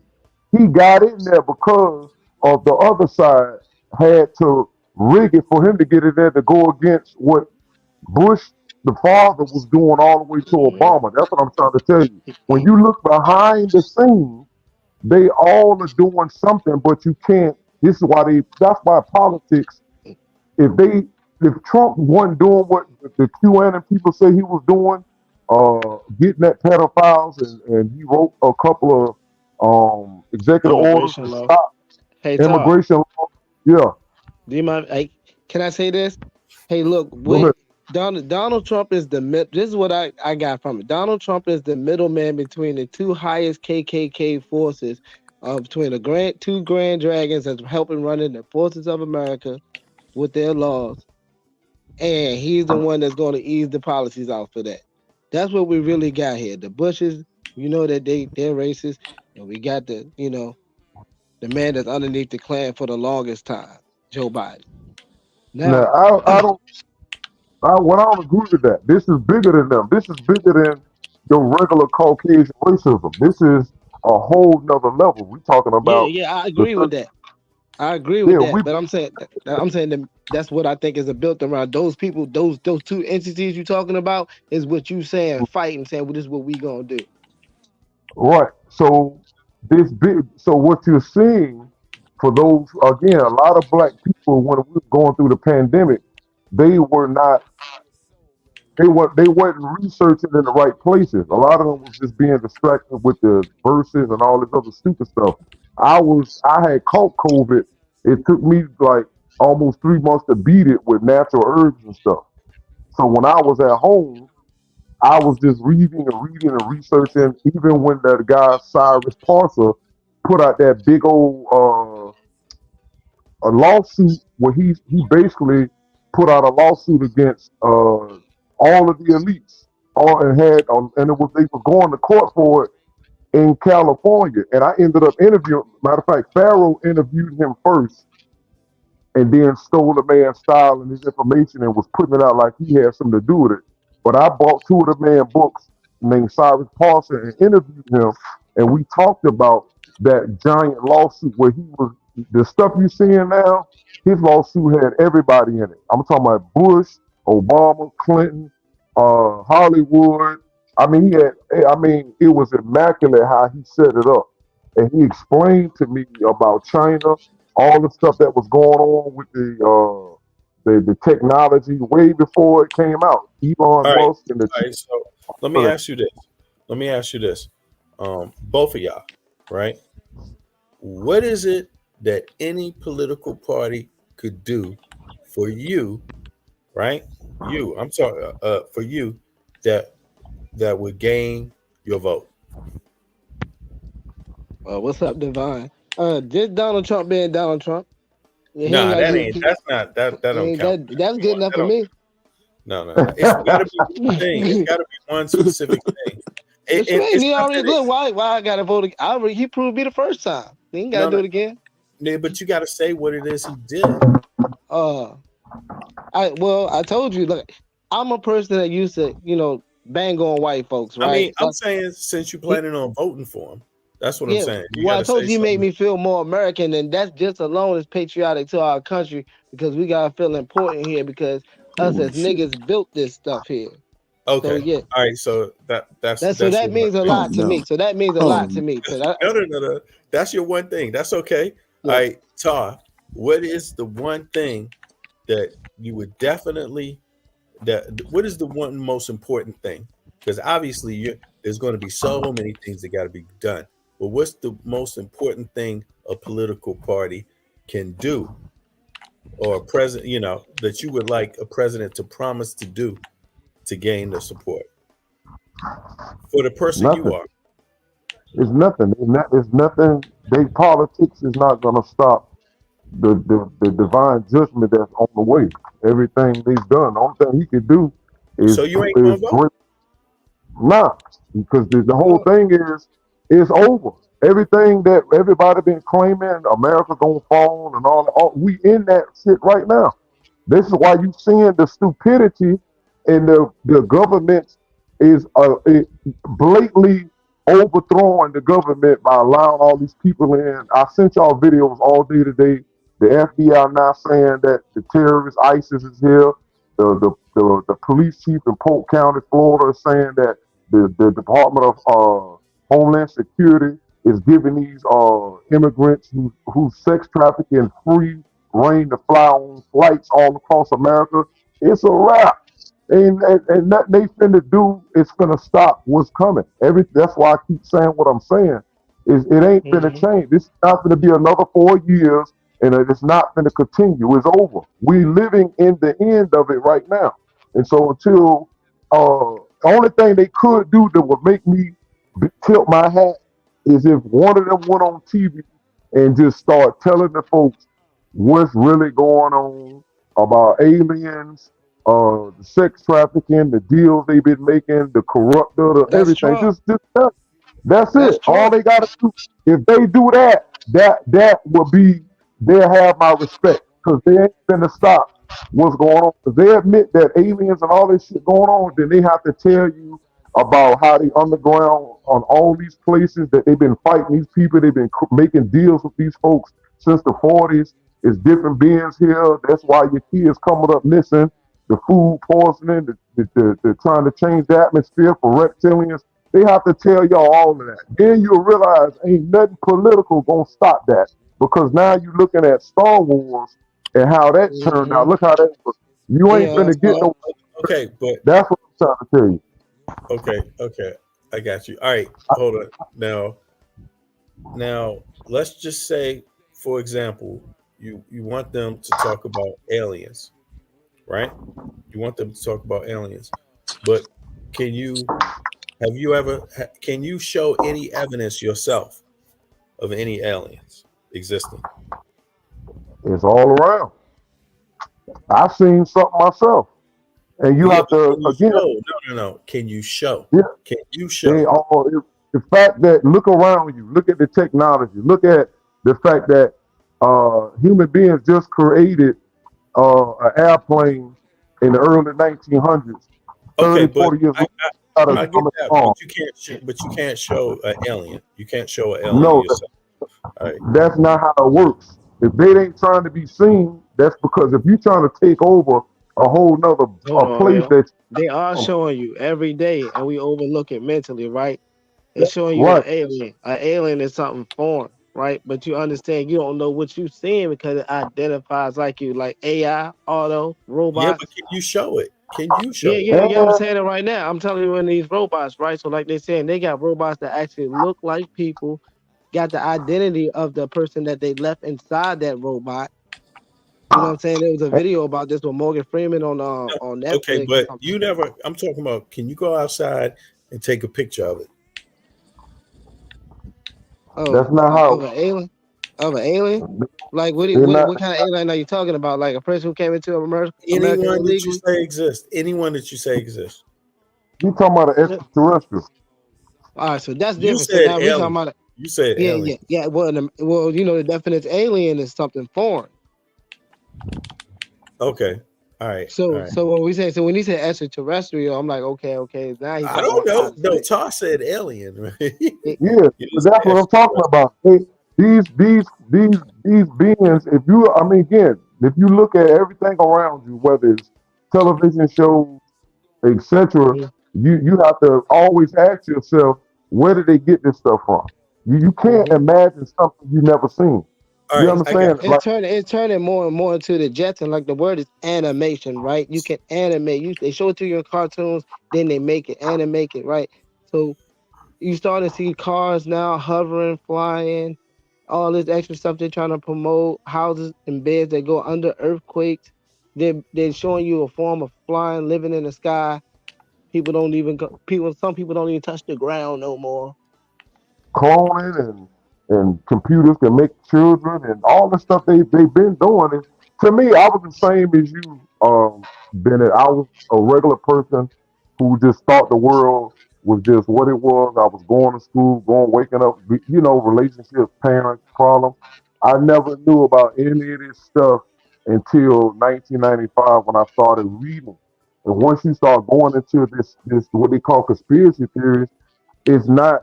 It takes a lot. It takes years to sift, and you start seeing things, then you start experiencing things. And it ain't I've been looking into conspiracy theories, man. They've been around since the 50s. But you know, it's just I just came to a different conclusion. But oh, Hey, but all right, so VB. finally inspired. There you go. Peace, Yeah. VB. Peace, Tar. Peace, What's up, bro? Ralph. What's happening? What's good? What's good? It's all good. It's all good. Now, what was your original question, VB? I got a little sidetracked in my It was thoughts. what is the one if there was one thing that's most important that a political party could do, or they could that could be on their platform, that would get you to vote for them. I'm talking about you, because I mean, I thought somebody was going to say, yeah, man, it's reparations, or yeah, man, I'm a black man, my people need this. I didn't hear that answer. So That's well, ask me, 'cause you're asking me, right? mm-hmm. You're asking me. I'm going to Yeah. tell you exactly what you just said. Reparations, brother. And I'm not talking about some kind of cash only payout, what have you. I'm talking about repairing our social condition and our economic condition as well. So the thing is, peace to whoever believe what have you, but I think it's kind of like a moot point sometimes, Yeah, because I a ain't trying to sidetrack. save the world. I Because ain't trying to I save don't the care world. about I'm like, are those aliens black? I I don't don't know. know. So I mean, to tell you the truth, they can keep hiding them, or they can do whatever they do.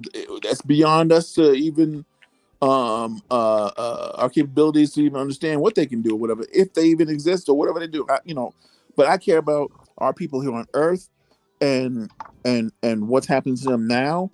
And the fact of the matter is that because of the systemic white supremacy that's global, we're kept behind.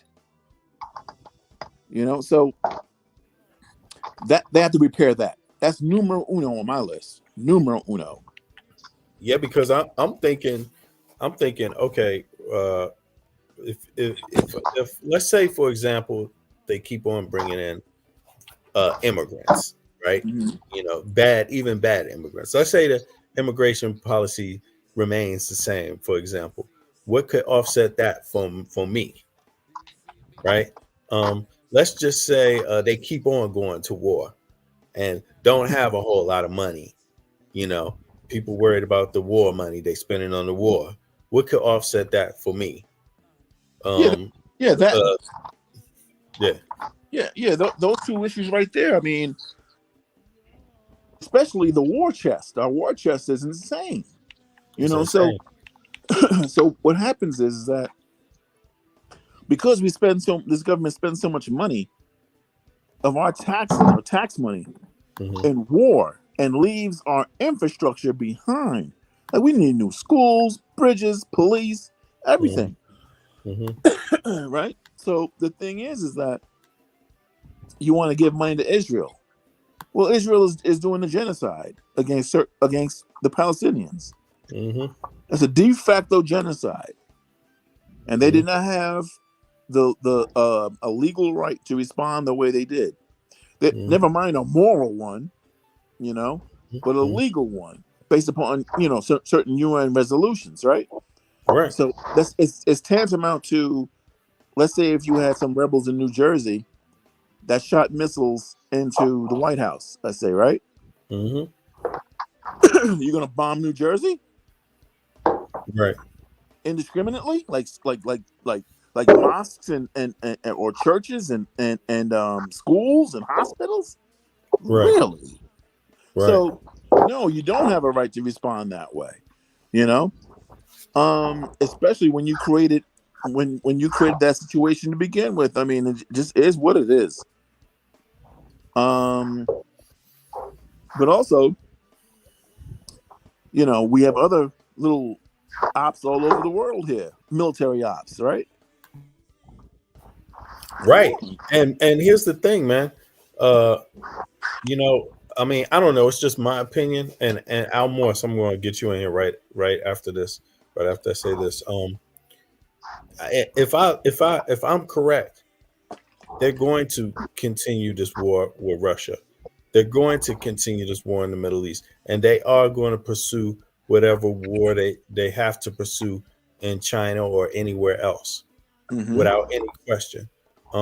They are going to continue to have immigrants come into the U.S. is still going to have an immigration policy that's very similar to what it is. Although I heard Biden change something from, he said it's from 8 years, the time that they could send you back, if you get arrested and the trial and the court date, to 6 months. They're going to speed it up now in terms of persons that come into the country and do crime, right?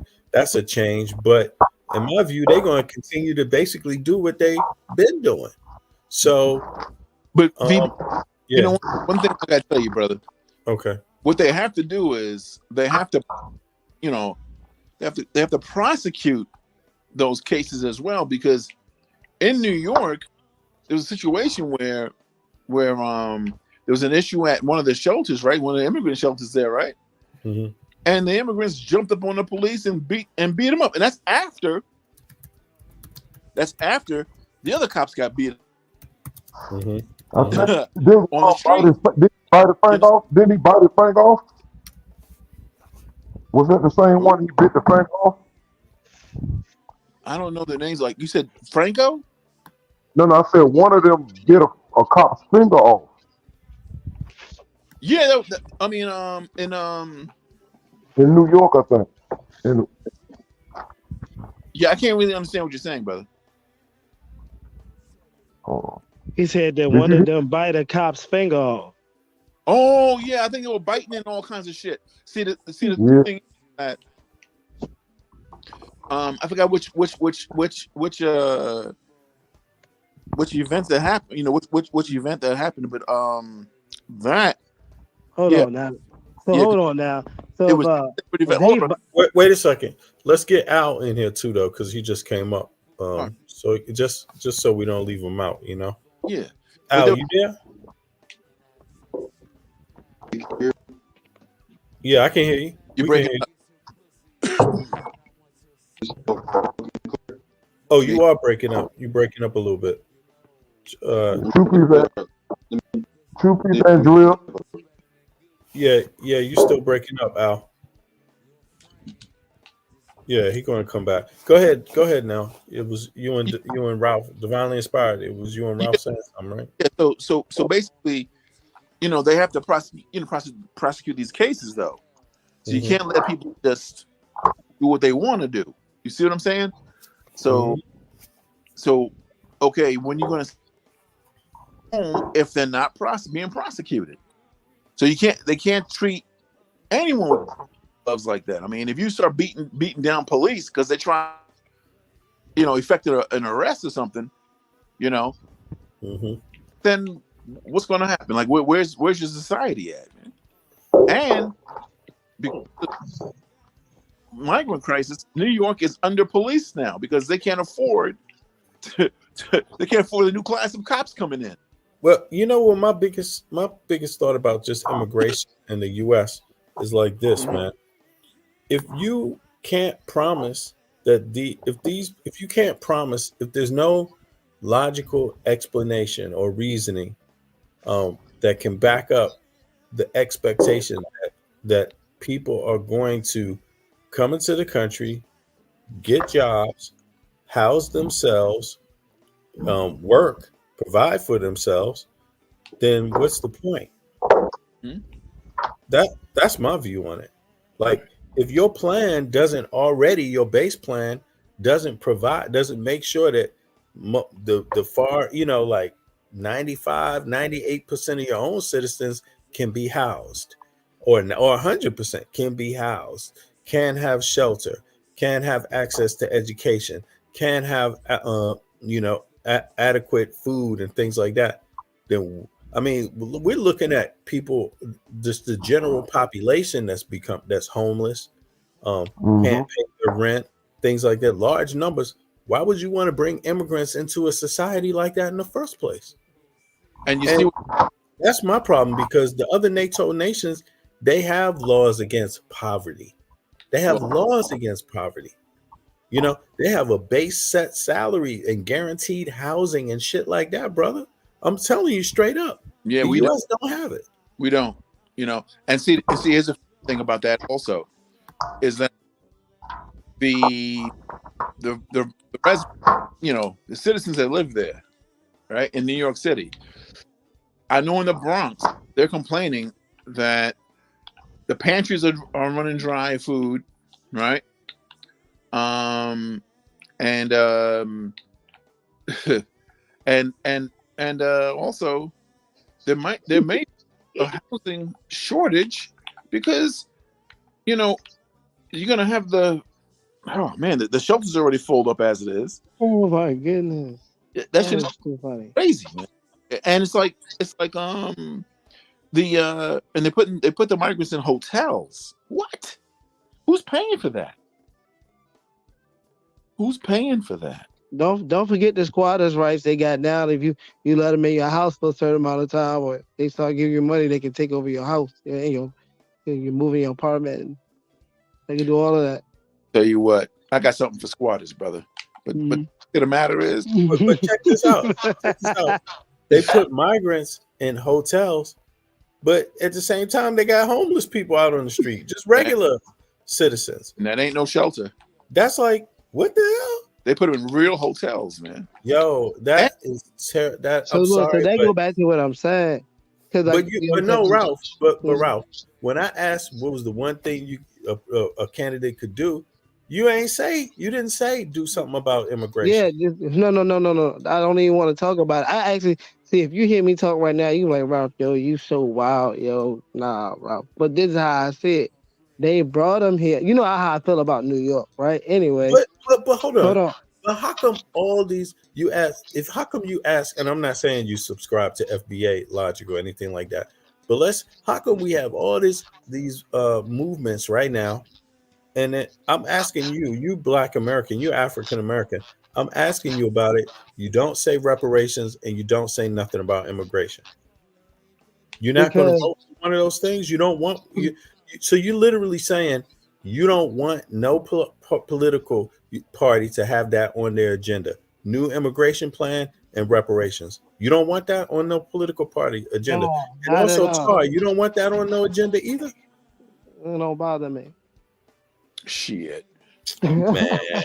Yo, then you better not talk about it no more if it don't bother. No, that's because that's not my issue with that. Like I said, you are a paycheck, you are a bill, a birth certificate, a social security number. You are what makes them. And why do you complain about the immigrants then? No, I complain about the treatment of unfairness. I tell you, one thing that Donald Trump made me feel, I never liked America. He made me feel more patriotic. So that person made me understand, look, my people that agree that do things a certain type of way should get more American things. More. So, these immigrants come here. I'm glad they bit a police finger off. Fuck you talking about. All right. Look, Morris. All right, Al Morris. What's up? What's up, Al Morris? You there? Yeah, can you hear me? Yeah, I can hear you now. Okay. What's up? What's that? What's if you got the question, right? Well, I would assume I heard reparations and the migrants and stuff like that. It's just a question. It's going to be many questions tonight, but it's just one question. It's not a perfect question, but the question is, it was posed to everybody, and that is, what's the one, or let's say two things, one or two big things that would definitely sway your vote one way or the other that a political party could take up right now in this next election. Let's say the candidate. What's the one or two most important things in order to get your vote? Yeah, like I said, it will most definitely have to be, like I say, the migrant crisis, immigration, taxes, a lot of the foreign conflicts, and how that's probably like the top four. The money in the migrant situation. Okay, damn. Okay, so money or taxes, whichever way you want to look at that, and the migrant situation. Those two things, right? Okay, okay, damn. Okay, now go ahead. You continue. That's why I was saying, because like I was saying, like people gotta understand. I don't know if you ever read any of Marcus Garvey's work. He had a book called The Philosophy and Opinions of Marcus Garvey. Yeah, I've read it a few times. Yeah, like I don't know if you remember. Yeah, I said I don't know if you remember. It's a certain passage. I believe it was chapter Progress on Sand, or I want to say it's called Progress on Sand. But he said in there, like, this was like he said back in the 1910s. He said that one day, white society will flood America with people from all nations. And that when that happens, America it will come down to a struggle for resources, and that the black man wouldn't be able to compete. And, that was paraphrasing what he said, but he broke down why he said that. So you have to understand, like, if you really read like Black American history from the 1600s to the present, we kind of like been going in the same circle as a group of people. And when you talk about immigrants, people understand, like, it's always been issues with immigrants coming in Black America. That's how Black people lost the lower west side of New York. when the Irish came. Mhm. Then you look at the hard sellers. They use immigrants More against the confidence. poor, basically.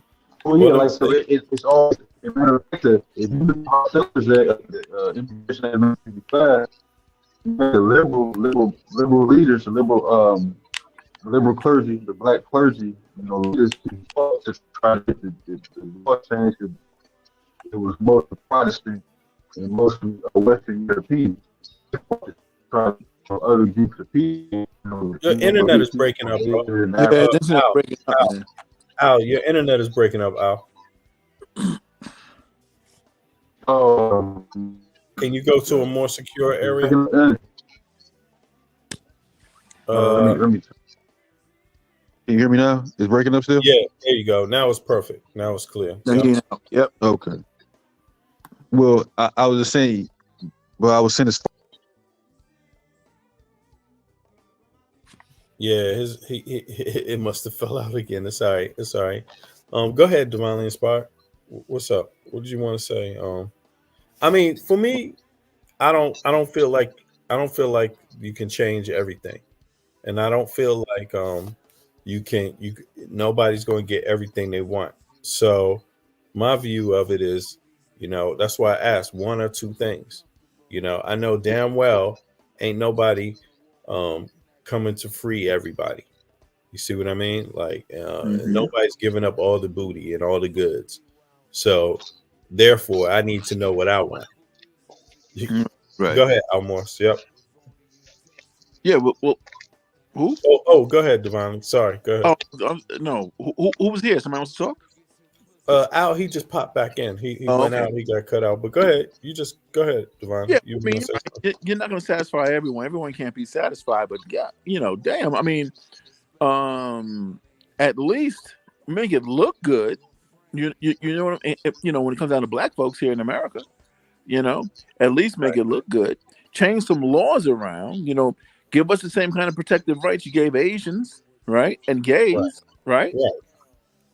How about that? Start with that. Don't we have an agenda? Don't we have a certain set of things that matter to us? Yeah, of course. I mean, but we're not. But we're not fighting for it though, bro. We. I mean, everyone wants to look to somebody to be a leader or whatever. No, you be a leader and do that.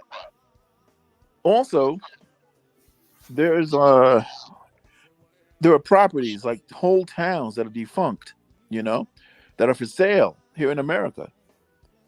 Why not get together our money, man, and go buy a town, man? For real. And you can run your town the way you want. Oh, right.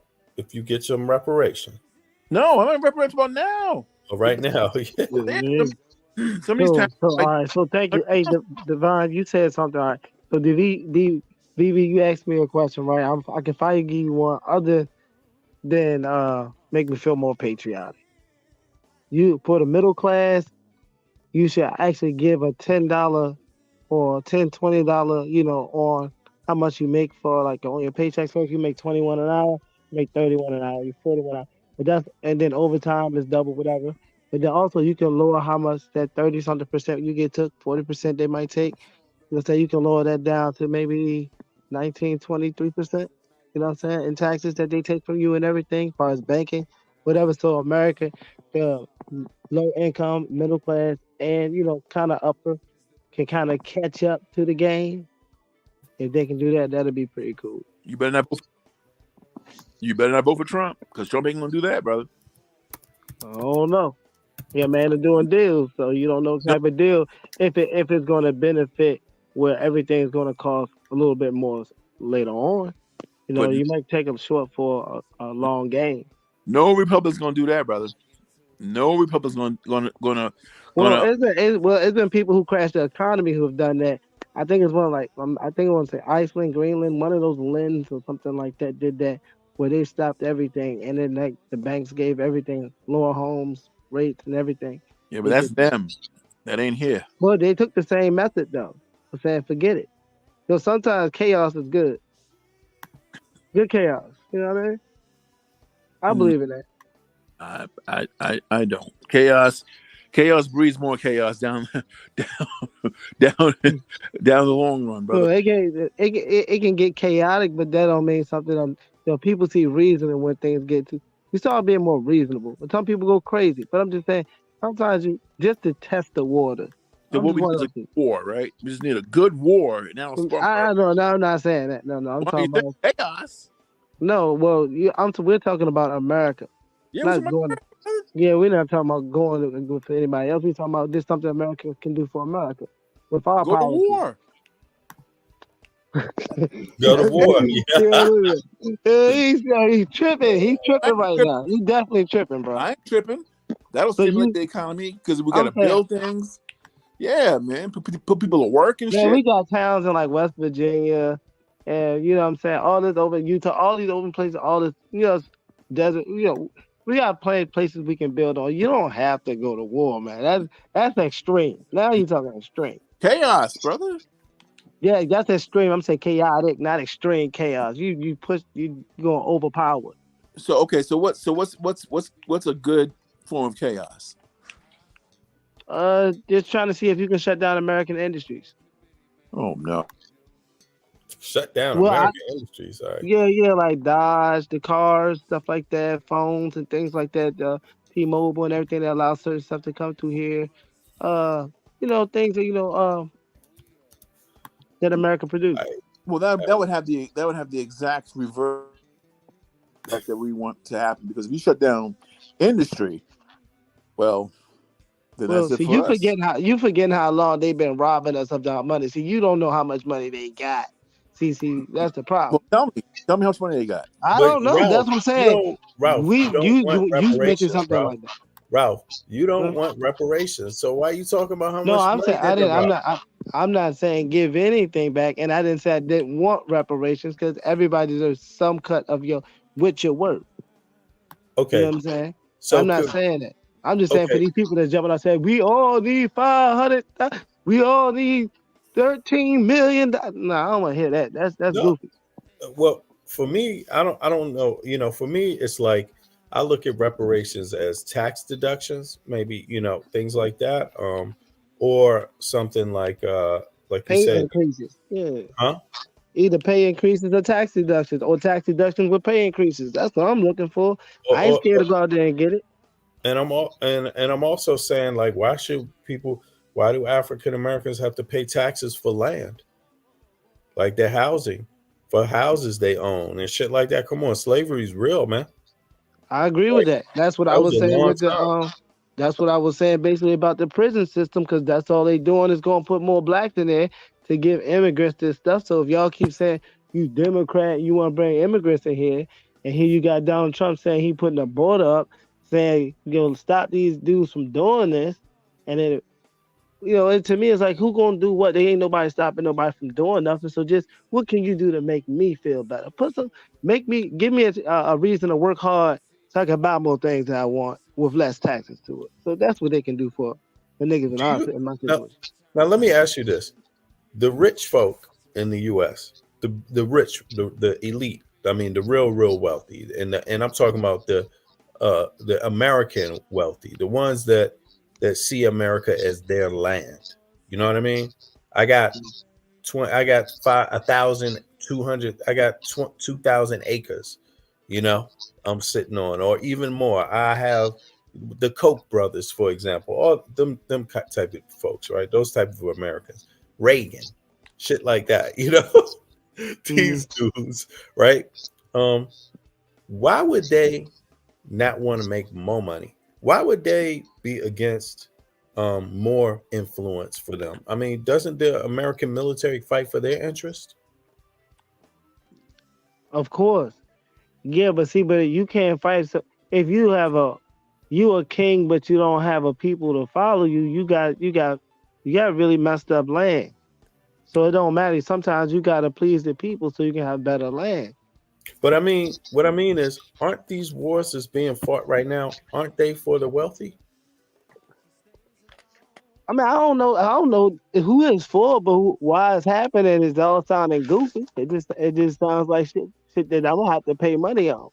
I mean, I just mean like this: if it is for the wealthy, then why the hell would they stop it? Because they know we got to pay money on it. Okay. All right. Yeah, All like right. say if you stop using cars and they can't fund the oil and stuff like that, and they're gonna just That ain't gonna like happen. what are they gonna do? They already trying to give our jobs to robots. They really don't care about how much you're gonna do anyway. And when we be asking what was alien technology, AI, artificial AI is starting to sound like alien anyway. It sounds like they getting jobs anyway. You got all kind of technology going on that actually that you saying that what rights are the robots gonna have? I'm asking you that, and that's an alien to me. All right. Yo, Al, you there? Yeah, what's going on? Okay. Yeah, you want to say something on that? Like, I had wanted to tap in because what I was saying in regards to like I said before about history repeating itself, and about like the Hart-Celler Act, when they passed that, and then that allowed your local Lebanese, Korean, foreign merchant, what I'm saying, like to come in and set up their stores and businesses, and be able to and we when in the course integrated socially integrated our money with everybody, and subsequently spent trillions of dollars with foreign merchants. But I think, like I said before, when all these other people, because people got to understand, like when you look at like black wealth, like you can go on Pew Research Center, we only got about 3% of the firms in America, right? So for the most part, we're dependent on the dominant white society to provide us with a way of life, right? Yeah. So when you look at that pot, when you bring tens of millions of people into America, now that pot that they have allotted to the other groups, because they got, I think white society got about 85%. So when you look at the pot that they've allotted to the would you say like that 15%, now you're gonna have to share that pot with all these other groups of people that coming in. Right. And on top of that, it really hurts us if you have an economic downturn. So right now, things riding high. Because our Jobs is communities plentiful right aren't now. insulated. We're not insulated. Right. And I think that's a situation where I said that a lot of these people that's talking about reparations, Antonio Moore, Yvette Carnell, others that are really talking about the reparation thing.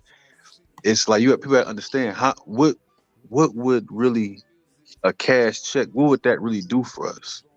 You know what I'm saying? Because you have to understand, like, if you look at, again, history, the dominant majority of the leaders that we had, all the way going back to Richard Allen, Absalom Jones, James Fortet, all the way back to their time, Frederick Douglass, Hezekiah Grice, all the people, all them leaders of the 1800s coming back down to Martin Luther King, Robert Abernathy, Allen Young, James Farmer, and what was it, Bader Rustin, all them gentlemen. Everything, you never really had a dominant voice that really wanted to get us anything that could really sustain us. So, and I think that's been the issue, because if you give black people, at the end of the day, if you give black people money, now you have black people that's good with money, you got black people that's going, but at the end of the day, it's going to come down to a thing that everybody's going to do them. Everybody's going to do their own individual thing with their own check. And it's like, at the end of the day, bro, a check in your hand not going to change the culture. You know what I mean? So it's like, that's why I said, I mean, even if you did get it, it's like, okay, It won't change the culture. It won't change the culture. it's not going to change the culture. But it might save you from losing your family home. It might but this is pay my off this your is this school debt. but hold on, but this is the thing about it, right? I grew up in Detroit, Michigan. Right? Yeah. Now you have to understand, when the Big Three was there, GM, Chrysler, Ford, all that type of stuff, Detroit rolled high for generations. The Big Three, generations of people was eating. In them 80s and stuff like that, you had people, and like you got to understand, like, to go to Detroit now, and it's like almost like none of that existed. You know, it's like almost like, okay, you had these three auto companies that, I mean, took care of for generations. You know, Mr. Right. Ford and his family and all that took care of the black population with that car industry for generations. That's right. Once it left, it's just like, well, we just looking But at abandoned buildings and open lots of grass. So yeah, it's like but at the end isn't of the that day, uh-huh. right? But isn't that the point of reparations? Isn't that the point? But hold on, but Well, reparations, it's just not just money. Right. It's not just money. But go ahead. Well, I'm just saying that I'm saying that at the end of the day, okay, you give me this money. If we don't have a mind or a mentality to come together and try to create our own firms and really give you something lasting that you could pass down generation to generation, to me that money is just gonna go right back out of your community. You know what I But mean? Like, brother, okay, I say, brother, who don't we need some kind of data to be able to make that argument? Like, don't we need to survey the population to find out how many of you are industry minded? How many of you could start a business if you had some money to do it with? How many of you don't we need some data to say that? Because if you ask me, I'll take the money. I don't want nobody. I know exactly what to do. Yeah, I do too. Don't ever bother me again either, by the way.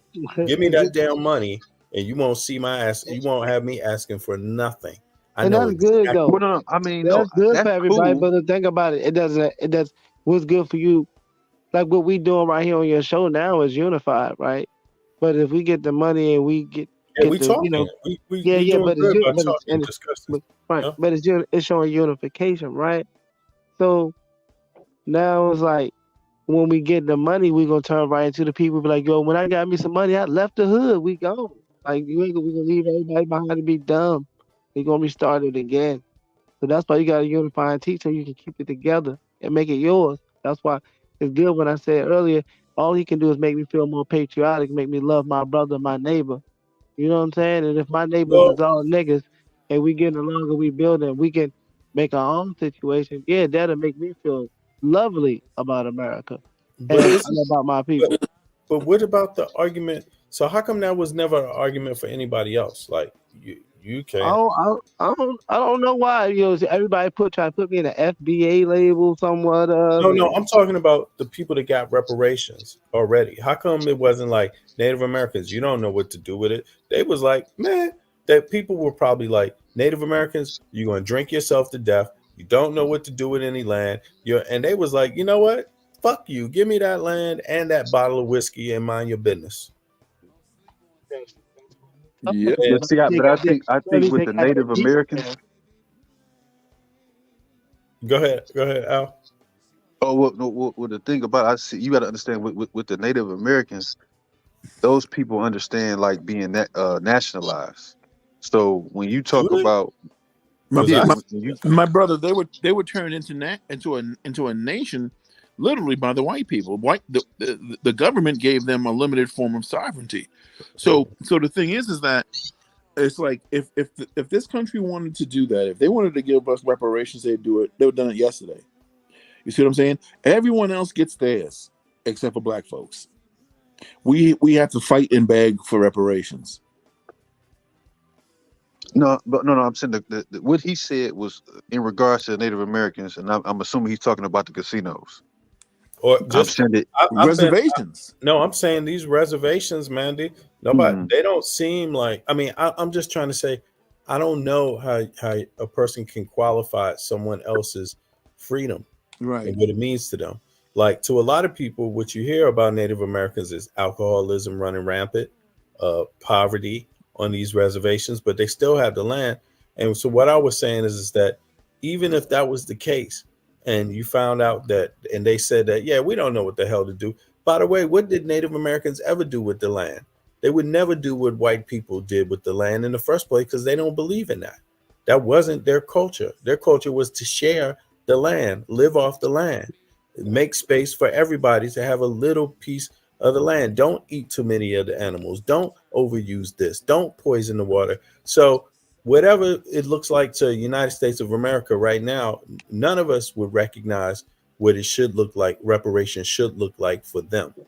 And that's the same thing for African Americans. Like, why should our reparation look like what it should look like for everybody else? Why can't it just be like, give us our money, give us what we want, or give us our tax break and mind your business? See, and again, that's a great question. The reason, that's the thing about it. The reason why I say that we need regulations, because you have to understand, we have to understand our origins as a people. We have to understand our history as a people. We're not, and I'm not saying that we don't have culture, we don't have a heritage, but we're not nationalized. We don't have a how would I say, man, like a heritage. We don't have like certain like when you talk about the Japanese, when you talk about that phony land of Israel, when you talk about certain groups of people, we don't have cultural origins based on free people politics. You know, I don't know if I'm explaining that right. We don't because, like I said again, when you talk about reparations, you know, we're a first world people, so we're not living off $5 a day like the man in Nigeria or like the man in Vietnam or something like that. So we have bread. It's not like we're somewhere with pennies. You know, we have trillions of dollars in spending power. You know, what by far the I would say have the most money as far as any black nation, any black ethnic group of people. But again, you're still dealing in you're still not dealing in free people politics. Like we're not dealing in that realm. You know what I mean? I don't know if I'm making it clear with that. You know what I mean? We're not tribes. If you're trying to say that we weren't like separate like groups of people, you know, but like you say, like the Catawba and the Cherokee and we weren't right. like, Those are right. You know what I'm saying? Like those are actual. That's like an actual ethnic group that once they seen what was coming, a lot of them nationalized and got this federal just for a long-term investment in cultural preservation. I'm saying when you look at the so-called American Negro, we don't have that type of heritage, you know, as far as to I don't see latch how. onto. I don't know, brother. I think we're very industrious. I think we're very industrious. I don't think. Yeah, I don't think that. I really don't understand your point, because they were given those things. It wasn't like they went out and fought for it. They were given those things through treaty. So the thing is that, why can't we get a treaty like that? How about that? Why can't we? We'll make you think those but that's Native what I'm saying. Americans We had to were. fight for it. They didn't. They would get Ralph. You gotta look that up, brother. Because the fact of the matter is, they fought for nationhood. Who did? How did they Native get Americans, those like during the reservations? time of buying slaves, I think we was doing it on the on the Oh, the no. Negro slaves in the joint. Yo, for real. They No. actually fought to be like Europeans. Certain Native American tribes fought to be like Europeans. All right. Well, I'll put it this way: they didn't have to fight for nation status. They didn't have to do that. They were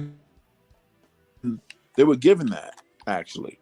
They were given through treaty. So this area is yours. You do what you want, blah blah blah blah, what have you.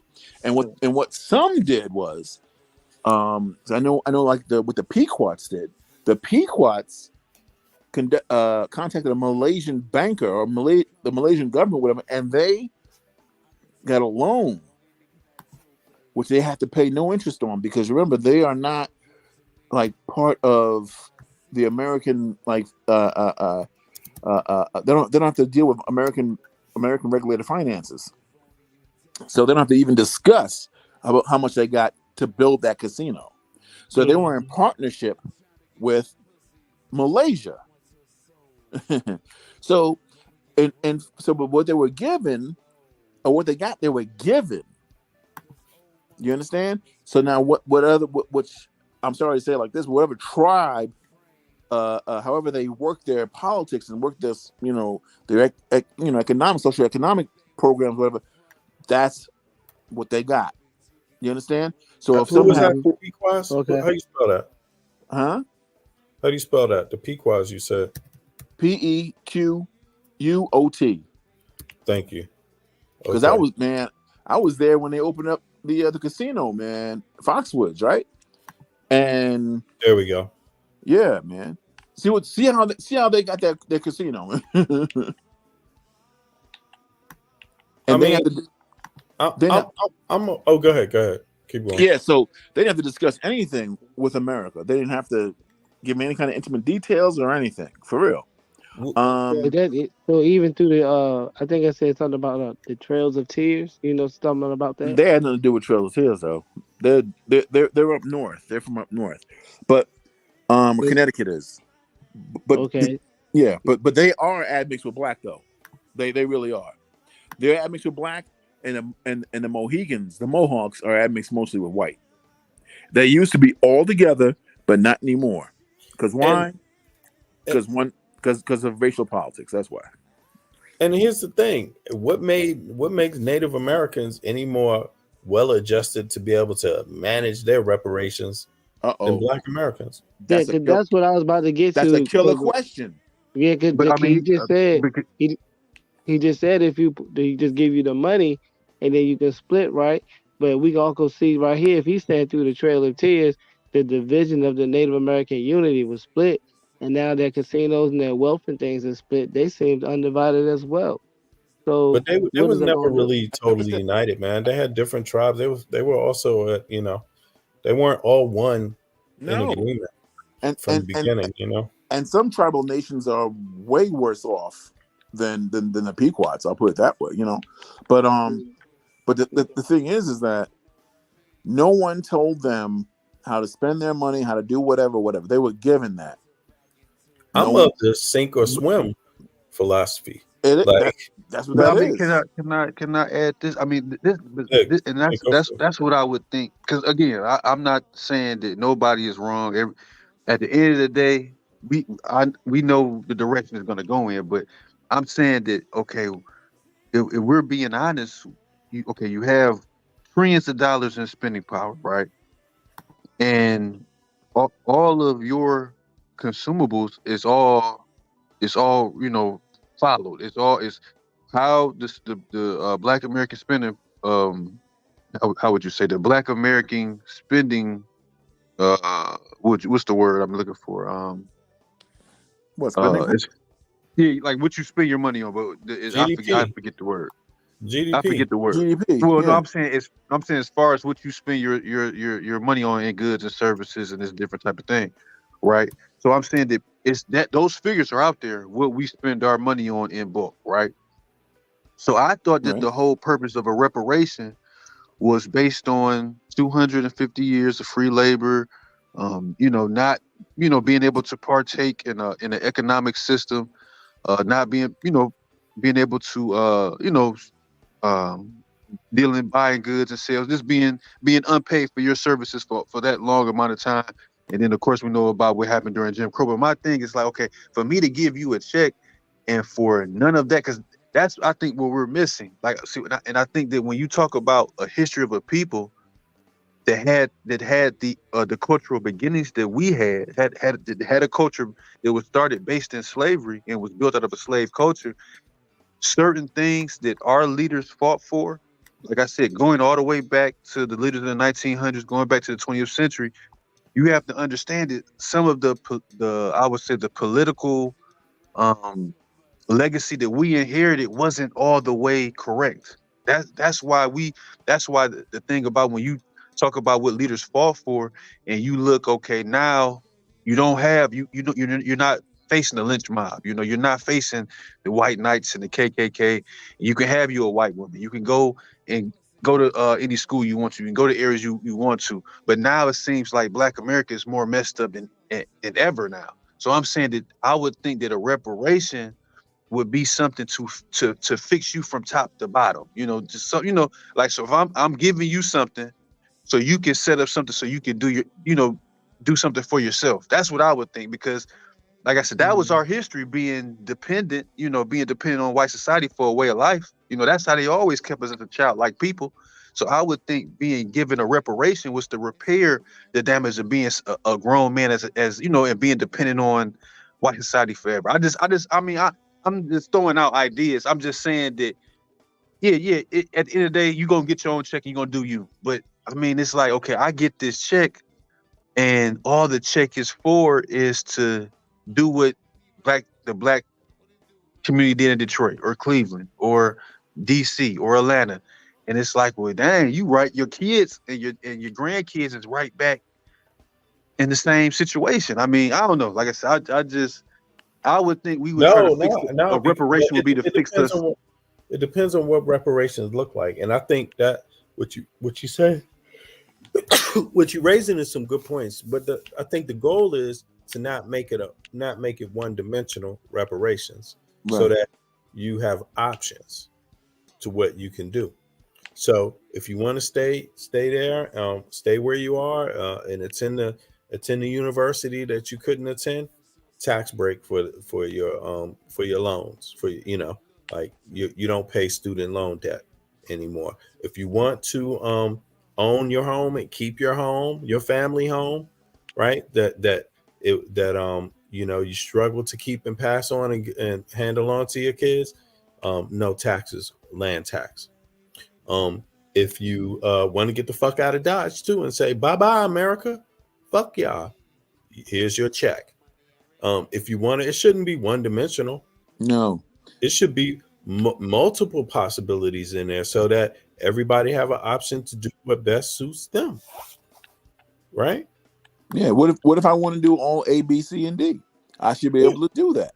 But the thing is that, or you could just say, hey, let me not buy a home. Let me not keep my home. I can sell it, even though I got a tax break. Let me not go to school, even though I won't have any student debt, because they won't make me pay the student debt. And I'll just take the money and go smoke it up all on crack. So what? Go do that. It's yours. It's your right. It's your right. Yeah. Or you could say, I'll take this money, I'll go to school, and I'll take this money, I'll go to school, get an education, and then I'll buy some land in South America. Fuck it. I might not get a tax break there, but it's cheaper to buy a house. But I'm right. You know. Go ahead. Yeah, and we can build our own communities that way also, abroad, actually, But the thing is, we shouldn't be dictated to by anyone on how to spend money if it comes comes down to getting money. For me, reparations to repair our social condition, numero uno. That's really like, put some laws into place into protecting us, right? And then finances also, of course, but we're really naked out here. We really are. Legally. Look, it's this is January 4th, 2024. Black wealth is increasing. So is the racial wealth gap. BB, you're breaking up. You there? Yeah, you broke up, brother. You there, Walker? I'm here. Can you hear me? I can hear you. Yeah, go for it. It sounds like it's a little shaky, but go ahead.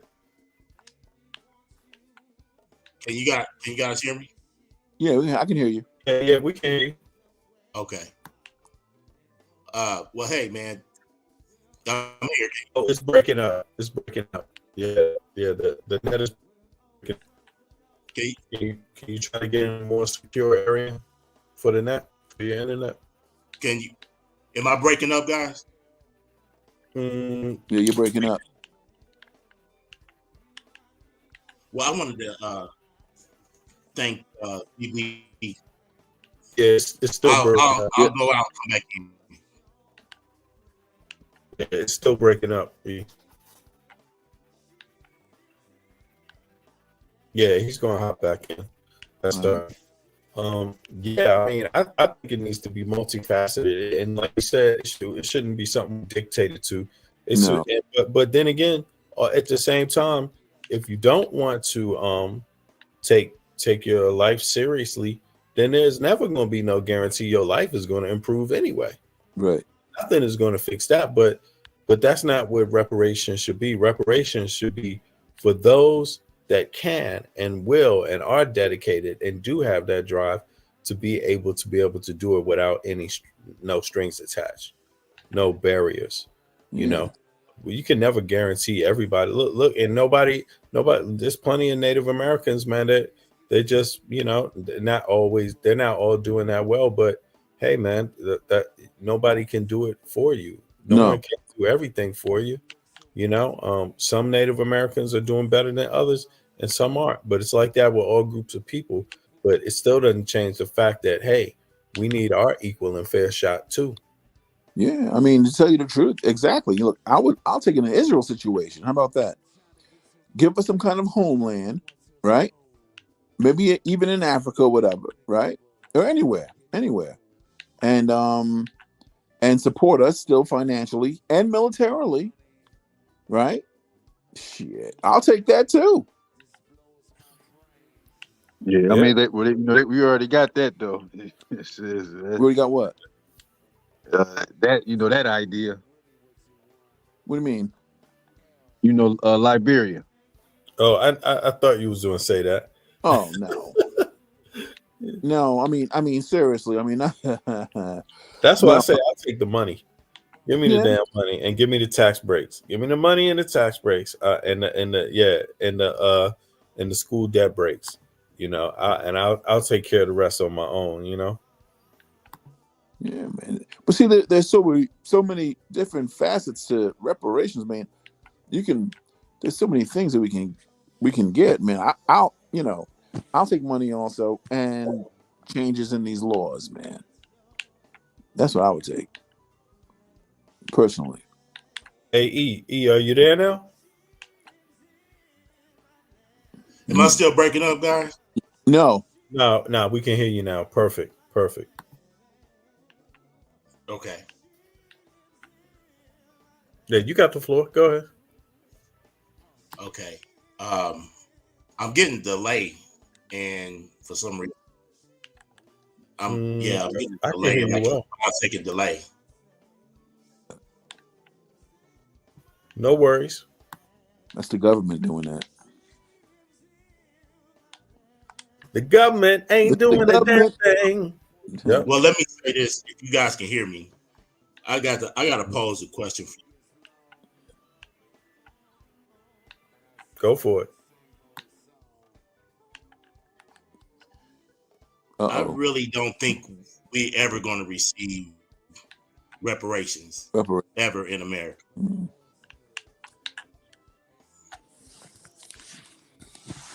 Okay, why is that? Well, because for me, it doesn't make, from just a historical standpoint, it doesn't make logical sense. It doesn't make logical sense for America to pay us reparations. Okay, why is that? Well, John Henry Clark said once that we have no friends, right? Well, if that's the case, we are on our own. We are on our own here for our own liberation. America is not the whole purpose of them invading Africa was for the land and what the land had to offer for white people to gain power. If we ask them for reparations, we asking them to reverse all of that and give us our power back. And I don't think that's ever going to happen.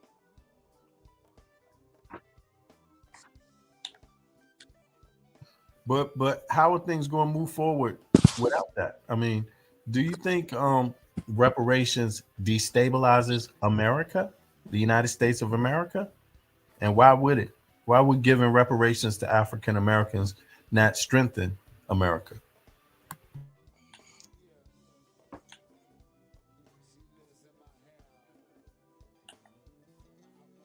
And that's a good question. I'm gonna ask you. In what way do you think it would strengthen America? Well, first of all, let's take Al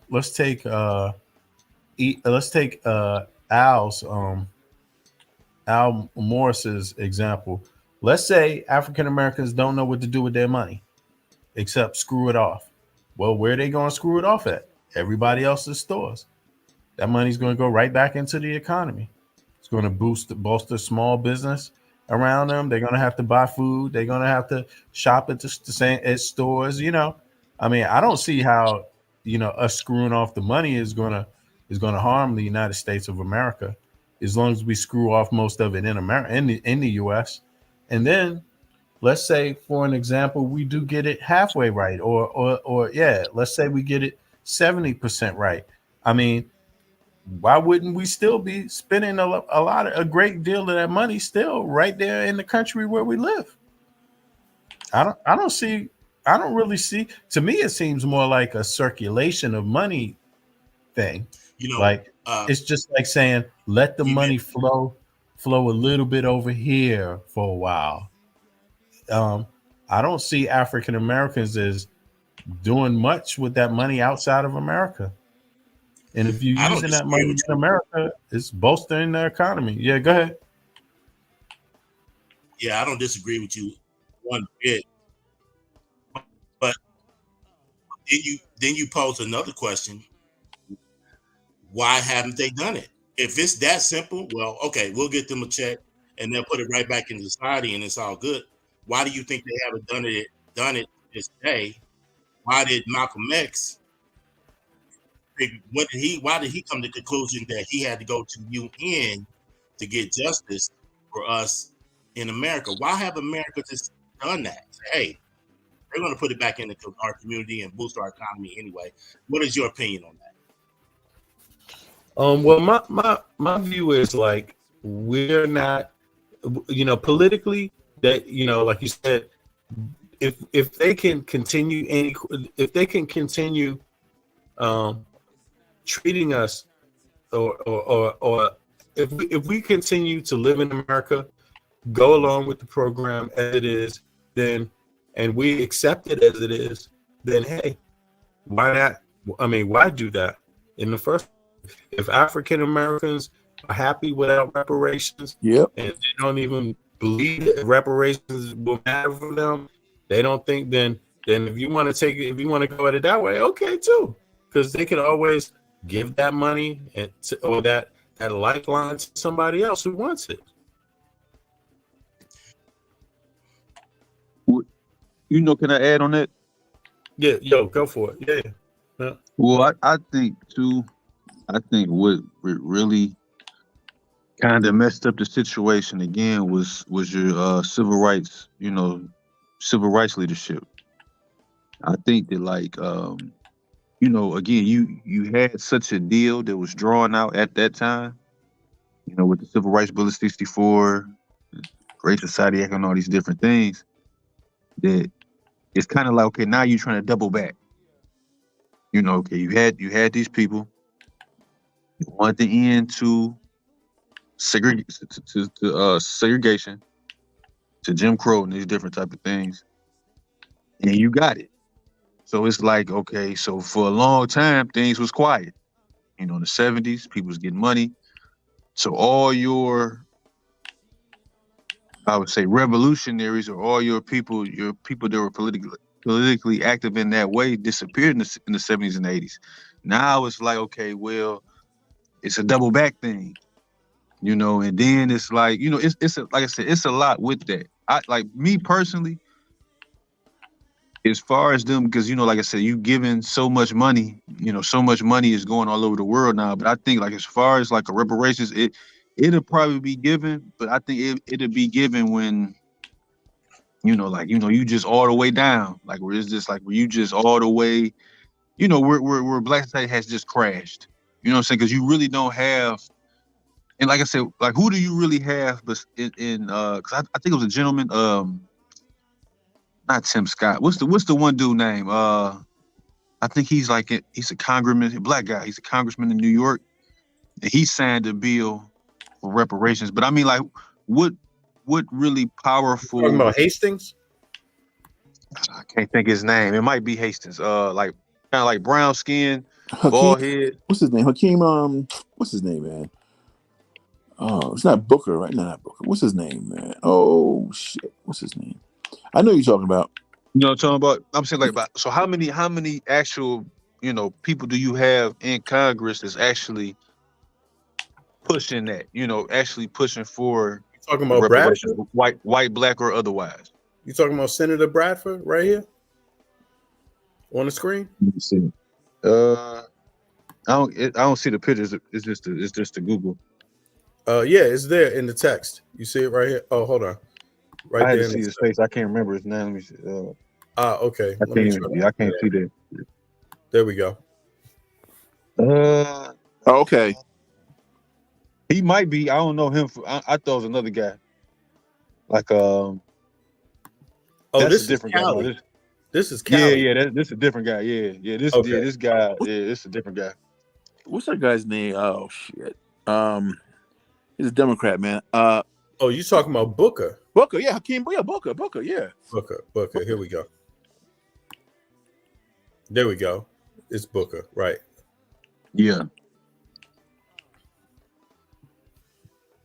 Cory Booker. Booker. There you go. Yeah. Okay. I should be ashamed of myself. Me too. Shit. I was saying Hakeem Booker. Mm-hmm. It's Hakeem. You know what? This is Cory Booker, but that's not. I know Cory Booker too, but it's another guy. It's a newer guy. It's a newer gentleman, but Cory Booker cool. But yeah, it's a newer gentleman. I just read it too. I just not read it maybe like 2 months ago. I just read it. It just came across my little my screen, my news screen. I can't think his name. I'll find it, but yeah, it's guys here and there. That's why how many people are actively, in the Senate, House of Representatives are pushing for, reparations. You know what I'm saying? Like I say, it seemed to be they finding so much money for others. It's like, wow, So we'll see how it go though. Yeah. I mean, there's no guarantee, but my philosophy is the more, it's my belief too. I believe African Americans can get whatever they want if they are strategic, and also,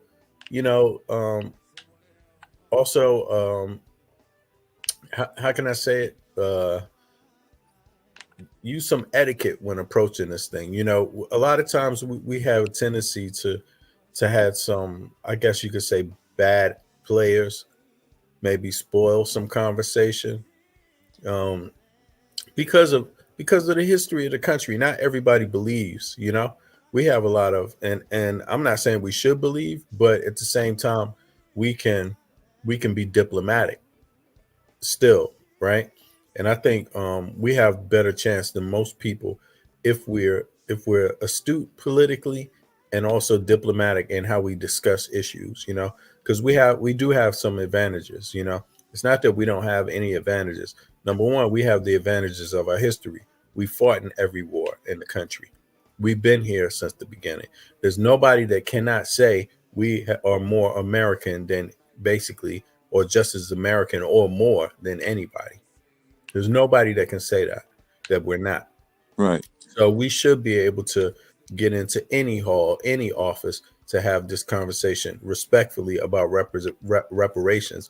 We should be able to have it with right wingers and left wingers. You see what I mean? We should be able to have it with everybody, because there's nobody that can dispute our contribution to the society and what we've given, which is nobody else has had to, except Native Americans, pretty much. They're the only ones that had to really be obliterated for the country to exist.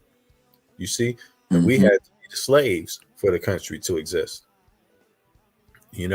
So I don't see why it's not totally reasonable. I mean, you had the Marshall Plan in Europe. United States tax dollars paid for that to rebuild Europe. Today, all these NATO nations where the Marshall Plan was, they all get paid to go to school. They all got universal health care. They all have housing insurance. They all have paid vacations. You know, they all have like a year off for each child they have from work. You see what I mean? All of these, this could be called, all those things could be called reparations. They are reparations, some form of reparations. Yep. Because that Marshall Plan rebuilt this country, and when they had that plan, they said we're going to do it a little bit different because we need everybody to be strong. We need everybody to get a leg up this time, and that's what they did. You see, so everybody wasn't a genius. Most of the Europeans were just regular people, broke as fuck, never had no opportunity.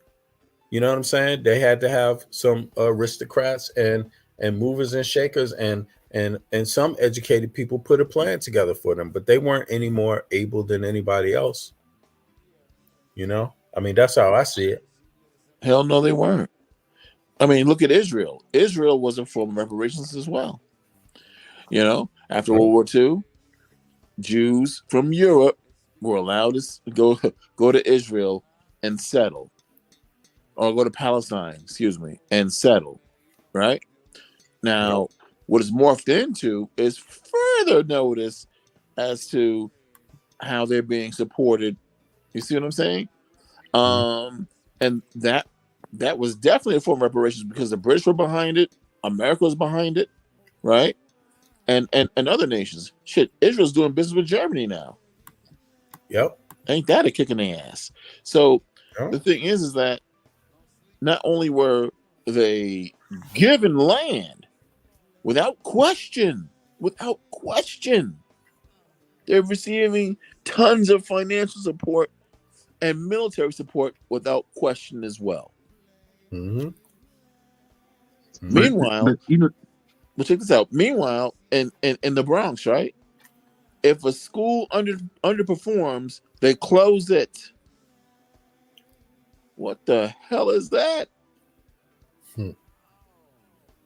But see, I think that's the thing about it. It's like, okay, when you talk about like the state of Israel and the funds that they get, that's that's a key political and military, a key political place within the Middle East. Like I'm saying, like with us, we have to understand that like our relationship with America has always been a master-slave relationship on some level. Like it's never really been a real move away from that.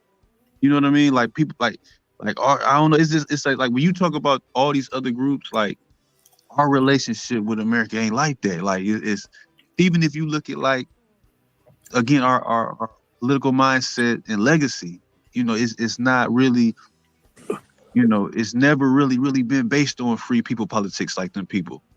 You know what I mean? Like even when you look at, I don't know if y'all familiar with the Exeter movement. Now, you had the Exeter movement, and all the people that was in that, what was that? Like the, I guess like the people, all the people that came out there, African Free School in Philadelphia, the Niagara movement, all them type of gentlemen. Those people didn't want to go to Kansas. Those people that said, why don't we go to Kansas, or why don't we go out west, set up communities, set up something for ourselves. And it's like, at the end of the day, like that's why I say a lot of those things, as far as like cash payments and that type of thing that could kind of put you in a certain position, hasn't come politically, because it's like we just always had the same relationship, which has been based on, integration, amalgamation, and just fitting within state law, and like it's just like it's not like you just can't compare our relationship with those free nations. But is that real? Okay, you mean? Let me just make sure I understand this. We had Black Wall Street, right? I'm not saying that's the only one. And Black Wall Street, where was that?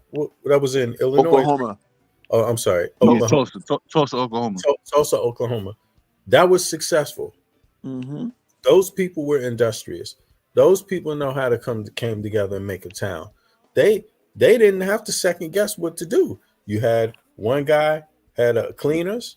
The other one had a bakery. The Yeah. other one had a building contracting company. Had a, with some people that knew how to fix it, build a home, build, repair homes, things like that. Another dude had a machinery company, or a lady, whichever one, right? Another, you see what I mean? Like they built, another one had a bank. Maybe two of them had banks. It was a no-brainer for them. And what happened? Somebody came and destroyed it with bombs. Well. I Well, think. can I, See, that's the, I think. let me say one thing with that. Oh, Okay, okay. that you had certain things that we had many communities that were destroyed during Jim Crow, right? But even when you study those communities, right? Okay, for one, we traded in that culture for social integration, for a greater a greater presence, or a greater more political power within the greater white society, right? But you got to understand that a lot of this stuff that was built wasn't based on a knowledge itself. We that was just, a lot of that stuff was built based on having to. Okay, the white people, they won't let you be in their community. They won't let you. You're segregated. You're pushed off into this corner. So you had to have that. That's why you look when integration happened. A lot of what we had fell by the wayside. You had black bus companies, and you had a host of things that we had as a people during Jim Crow, and what wasn't destroyed by the jealous white society. A lot of it, once we was able to go among the dominant society and go to their schools and go, it just, a lot of that fell off, because from the beginning, like even if you talk about like the black church, you only really had a black church because, again, the founders of the AME, the founders of the NBC, the Church of God in Christ, they couldn't go among, or how would I say, the discrimination that they were facing in the white church. We was originally in the white church. We was facing discrimination. You was facing, them not wanting you there, them not wanting to learn under a black pastor, etc. If you look at the history, so we went and created our own. And that's why I said that, okay, we had those things, but how much of that was really based on, again, independent free people politics? Or was that based on, okay, they just not going to let you, so we got to do this? So No, that was about as free But as, that's independent. based on about as free as freedom get, bro. That's exactly, that is independent free people politics right there, brother. No, I'm saying, no, but this is what I'm saying. When you have a culture built on free people behavior, right? Basically your culture was built from land, et cetera, sort of going on down. I'm saying that if you look at the origins, we have a certain relationship with America. So yeah, those things were built, but they weren't built like when we got freedoms, or when we got to the North and went to Philadelphia, New York, these type of things. A lot of those people, a lot of them early church fathers, a lot of them people that was in them committees, the Negro Convention, all this type of stuff, or the black labor unions that we had, that was only built because we was either trying to get away from white supervision, or we was facing discrimination within that world. A lot of that stuff wouldn't have been built if we wasn't faced with discrimination and this type of things. That was just more so out of necessity. So once everything opened up in the 60s, a lot of what we had that was built, it fell to the wayside. But it's not always built out of necessity. A lot of that stuff was, though, sir. A lot of what we had separate was built. It was built out of having to do it. It wasn't built out of, okay, yes. But what I'm saying is, isn't it always built out of necessity? No. I'm saying, when you talk about like if you go to any people or free people, they build more so based on, okay, my culture, my identity. I'm saying that a lot of those things coming out of the origins that we had. Like I said, I'll say like this: if it wasn't for the discrimination in Jim Crow, I really don't. From looking at history, studying history, I really don't see how. I don't really think we would have been here as a people in the capacity that we are. I think we would have really went the direction of like your Afro El Salvadorans, your Afro Argentinians. We'd have went the direction of those people. If you just, it's not saying nothing bad, but I'm saying that's just how it was. Like a lot of the things that we have now was based on being segregated and being kept separate, having miscegenation laws on the books.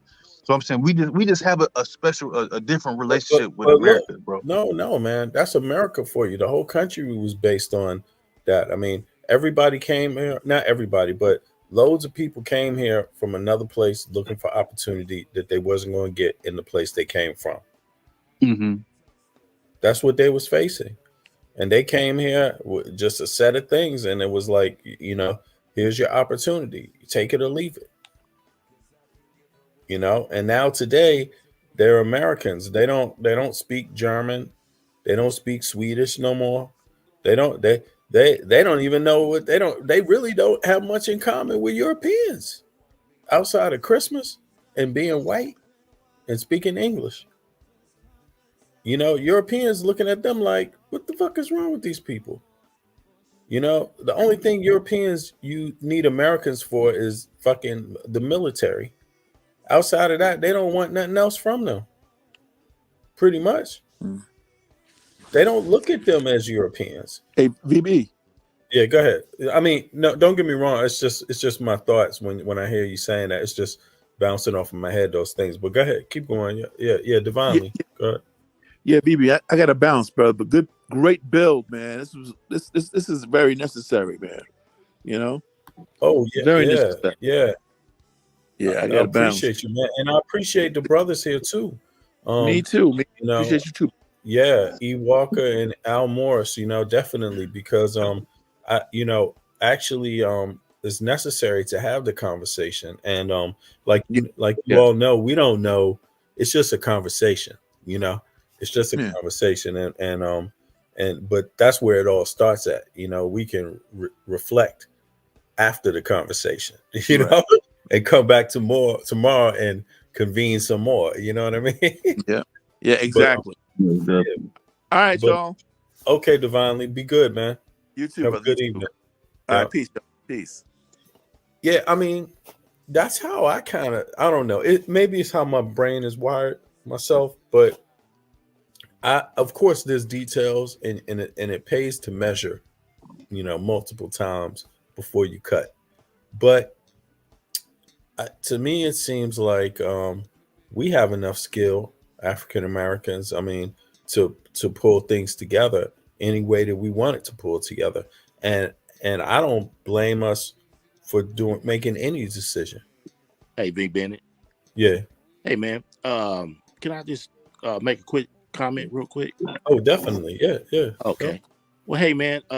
I'm glad the subject of Black Wall Street came up. I think, and I had to come back in because for some reason I was getting a real bad connection and I wasn't able to hear you guys respond. But that is a great example of what I'm trying to figure out and understand. Of course, I don't have all the answers. That's what I mean. This is what happened in that situation is why I'm stating to myself, and I'm just saying only to myself, but since we're having this discussion, that reparations will never happen. It doesn't make logical sense. And this is the perfect example why, to me, because they destroyed that town. Now, that wasn't just the average town from my research. That wasn't just a couple buildings and, where people can go shop at. No, man, that was run from my research. Black people built something from nothing, and from their natural African instincts, they built up one of the most prominent towns, if not the country, in the world. Right. Yes. So, with that being said, like the great Nana, Dr. Francis Cress Welsing stated about white supremacy and how it works. There's a conscious mind and there's a subconscious mind when it comes to Caucasians and how the structure of white supremacy works, right? So consciously, they see black people living well, mansions, cars, and all that, and they was coming in and they wasn't living that well, and they was looking at us like, oh man, we doing our thing. Subconsciously, that's a problem, but subconsciously, throughout, in their mind could have been fear of a black planet. Definitely. Right? Fear of a black planet subconsciously. And this has to be destroyed. Let's go back to why they were hanging us and cutting our according to Dr. Francis Chris Weldon, we're cutting our penises off for things like fear of a black planet. Right? It had to be destroyed. And we didn't know black people, African people can never gain power. If white people are the smallest group of people in the world and people of that are non-white are the largest, in some kind of way, they gain power over these people. Why in the world, logically, would they give any kind of inkling and any kind of power back via reparations? That would just defeat the whole purpose of, to me, and that's only my opinion. To me, that would defeat the purpose of everything they accomplished to gain the power in the first place, because that opens up the decadent veil of what truly happened. Because they hide the truth every single day of who we are and how powerful who we really were and where they got that power from. They hide it every day. But if they start keep cutting this check and giving us that reparations, man, to me, that opens that window. That opens that door for the truth to come out, that we were the ones that they were walking in cave. They got to start they got to start admitting that. They were the ones that was on all fours, and we had the dynasties with kingdoms that were lasting for tens of thousands, the longest era ever when it came to kingdoms and dynasties. We ran that. When we ruled, we was the most powerful people in the world, and without us, they wouldn't have anything that they have now. They would have to start admitting, right? So I didn't mean to be long-winded, but no. I hear you, and I think you raised a good point. I mean, but let me ask you this then. I mean, don't you think that the level of power that these crackers, excuse my language, in America, just to make it plain, I didn't want to say that because it was your channel. I didn't want to, No, it's, but it's just to make it plain. I don't, I mean it, and to just try to, just to respond to what you're saying, because they did destroy this place. They did have fear of these people. They did want to stop these people from having just any sign of equality. Equality meant like fear, like, oh damn, they didn't even want to see that at that time. But having said that, don't you think that they have amassed so much power at this point that just some simple townships and things like this, it just is, is no longer a thought in terms of African Americans? You know what? I'll just say this. History tells us that no empire lasts forever, right? They know that, and they're not going to start giving away reparations to start, and decrease their power, and especially give it back to the people they took the power from. If you really, for me, it's just not logical.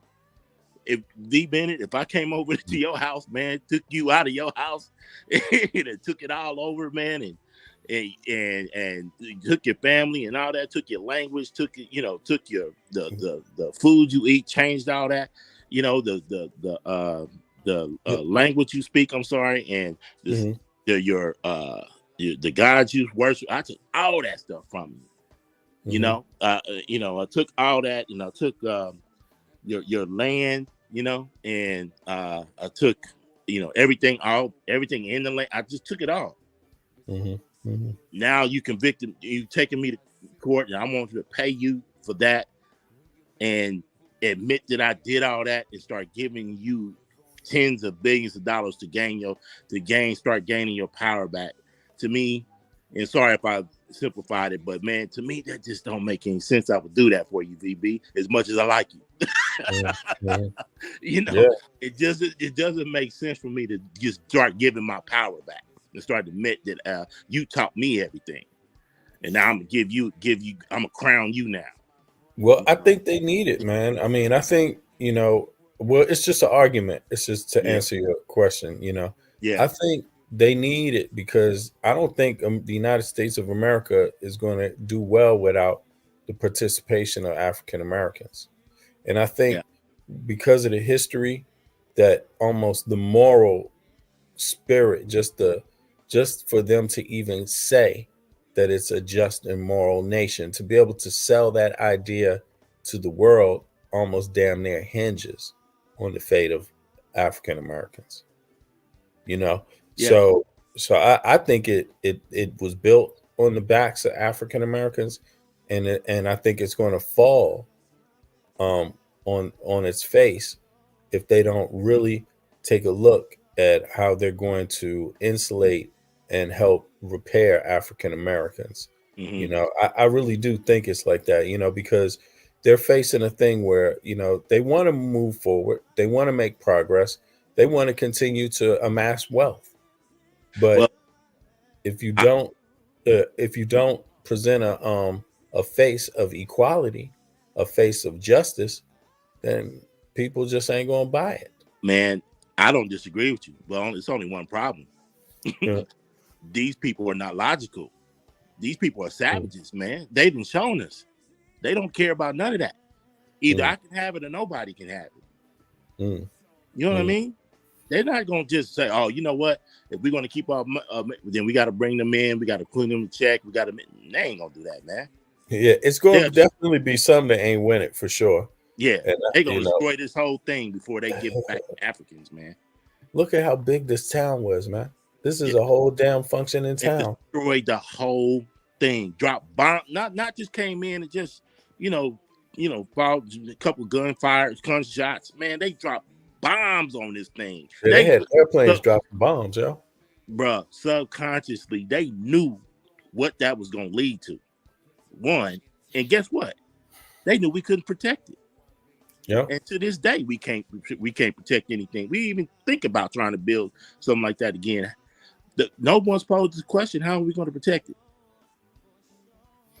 Right? We can't. We don't have the power to do so. I mean, we're not going to be able to do it without help. Right. We're not going to be able to do it without a positive relationship with others. But from who? Right? Because from the descendants of the same crackers. But guess what? What? Dr. Henry Clark told us we don't have no friends. Yeah, true. We don't have no friends. I mean, but get that through our head. I agree with that, but he was speaking as a whole people, as African people. That's just everybody, and I agree with that. Ultimately, African people, they're going to have, as a whole, they're going to have to do for self. Yep. But at the same time, you know, that has some limits to that argument. I think, respectfully so. I don't think John Henry Clark is wrong about many things at all, and I don't think he's completely wrong about that. It's a healthy political concept to understand you have no friends. The expectation that you're going to have a friend in this dynamic is not wise. It's silly. Only when you start doing the right things for yourself can you gain a friend anyway. But in that case, I mean, I think politically, even Africa, man, I mean, you know, the Western world's hinges, a lot of their future hinges on their relationship with Africa. Right. It's their closest neighbor. I mean, let me pull this map up real quick. Yeah. I don't have to. I can just go right here to Google. Just to give you an idea of what I mean. Let me see map. Right now, if we go to Google Maps and then we zoom the hell out, way out. Right now, look at this. This is Europe, Western Europe. Right. This is NATO right here, and over here, of course. Right. And this is Africa. Now, if you are shipping or flying and shipping costs fuel. Now, if your biggest buyer is right here, and the seller is right here, or right here, whichever one, but right here, that's not a long distance to go. That means you're pretty much going to get the highest bidder is going to be close to you. It's very close to you for your products. The highest bidder is right here, or right here. You see, that's the highest bidder. So anywhere else you want to go, of course, there's India. There's Iran. If you want to call, there's these.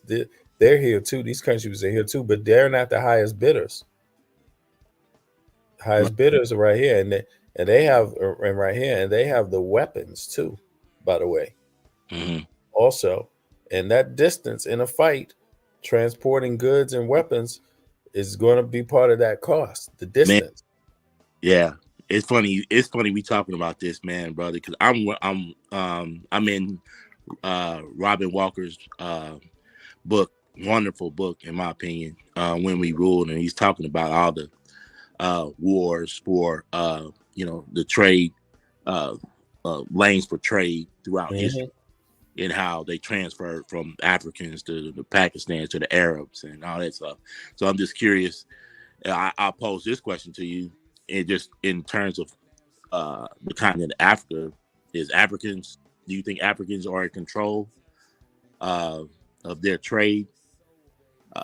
And African people are in control of their trade on the continent and who they trade with?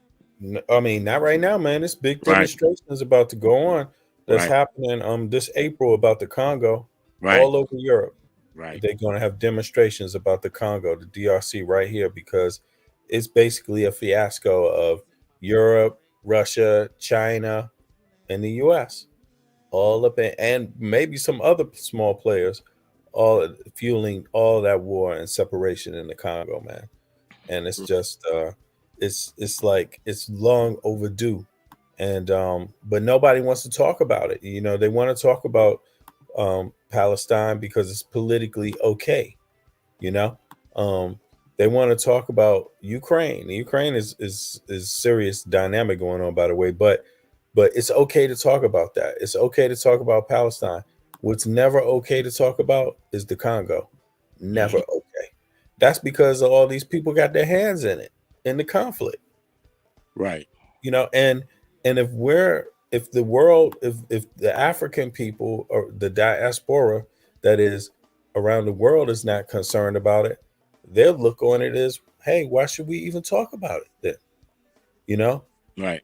I mean, that Jews, Israelis want the world talking about Israel.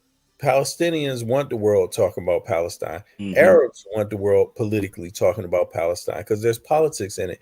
Even if they all ain't, even if many of them are some liars, there's politics in it. And where you see what I mean? There's maneuvering power in it. But we're not talking about the Congo. Right. Because they're going to distract you, because that's what everything is about, is the resources on the continent of Africa and who's controlling it. Right. So the same powers that'll sit down at the table and talk about Palestine and Israel are the same powers involved in the DRC. There you go. It's a conversation. There you go. And so it's sad. And but again, they won't. If people get their act together, they won't be able to avoid talking about it either, because it's a highly contested region. But it's also, I mean, I'm not trying to say it's African Americans' duty, but it's Africans' duty. It's Africans' duty to talk about what's going on in Africa in conflicts, and the Congo specifically, because it's a dire situation. And also the Sudan. There's a war going on right now in the Sudan. Nobody's talking about it. In South Sudan. Nobody. In North Sudan and South Sudan. Where's the attention? Yeah. You think there's more people dying in Palestine than in Sudan and in the Congo? Right. Period. No. Hell no. Wow. Hell to the no. They ain't. It's just but if Africans want to put some attention on it, something is going to have to give. And I think that's ultimately how I kind of feel about reparations. Don't get me wrong. I don't think African Americans will ever be in the best of circumstances. And whatever the future is one we're going to ultimately have to make ourselves, whatever that is. But I say, yeah, that's true. We will ultimately have to make it ourselves. It is ultimately our responsibility. But also give us our goddamn reparations too, while we on the way to that.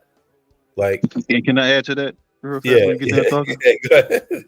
There you Well, go. that's why I was, being a little. I know it's being a little long winded, but that's why I was saying that, again, I would think that a reparation would be more okay, do for self, like not. It's just I don't know. It's just like a reparations would look more like, okay, we need this help culturally to get put on the right path to independence. And being able to do something for self, and being able to do something for self in concert with other men. You know what I mean? Because it's like I said, we always had this, like you said, this business class. You've always had it. Even when the black people the majority of the black society was in captivity down in the South and Deep South. You always had this this upperly mobile class that was able to build and able to create economics. But like I said, I think that a reparation more so what's happening to that. I don't know. I mean, I'm not telling nobody, what they should do with their bread, but it's just, if you give me the bread, you give me the money, and all I can think now is, okay, go give me a crib. It's like that's not because if it was about that, then the boomers would have, like they said, but the majority of the black wealth is in the boomers. So the boomers would have been balling, I mean, and it would have been something that was passed down. But I think, to set it straight is like say something based on self, based on free people politics, just something in that direction. Because I look at it like this: at the end of the day, anything that you probably would build will be in the South. The West Coast, that's gonna go to the Hispanic people. They're gonna pretty much take that over. That's what that's looking like. And a lot of the Black Midwest, where I'm from, a lot of the cities are caught up in a lot of the violence and stuff. And it's getting. I would say that Detroit has got way better than what it was. But it's like I just look at a lot of them places was just a good run. The South, somewhere we can build something that because I just think like got all these groups coming, resources, any economic downturn, resources become low, and now you're sharing a bigger pot, a smaller pot with more people.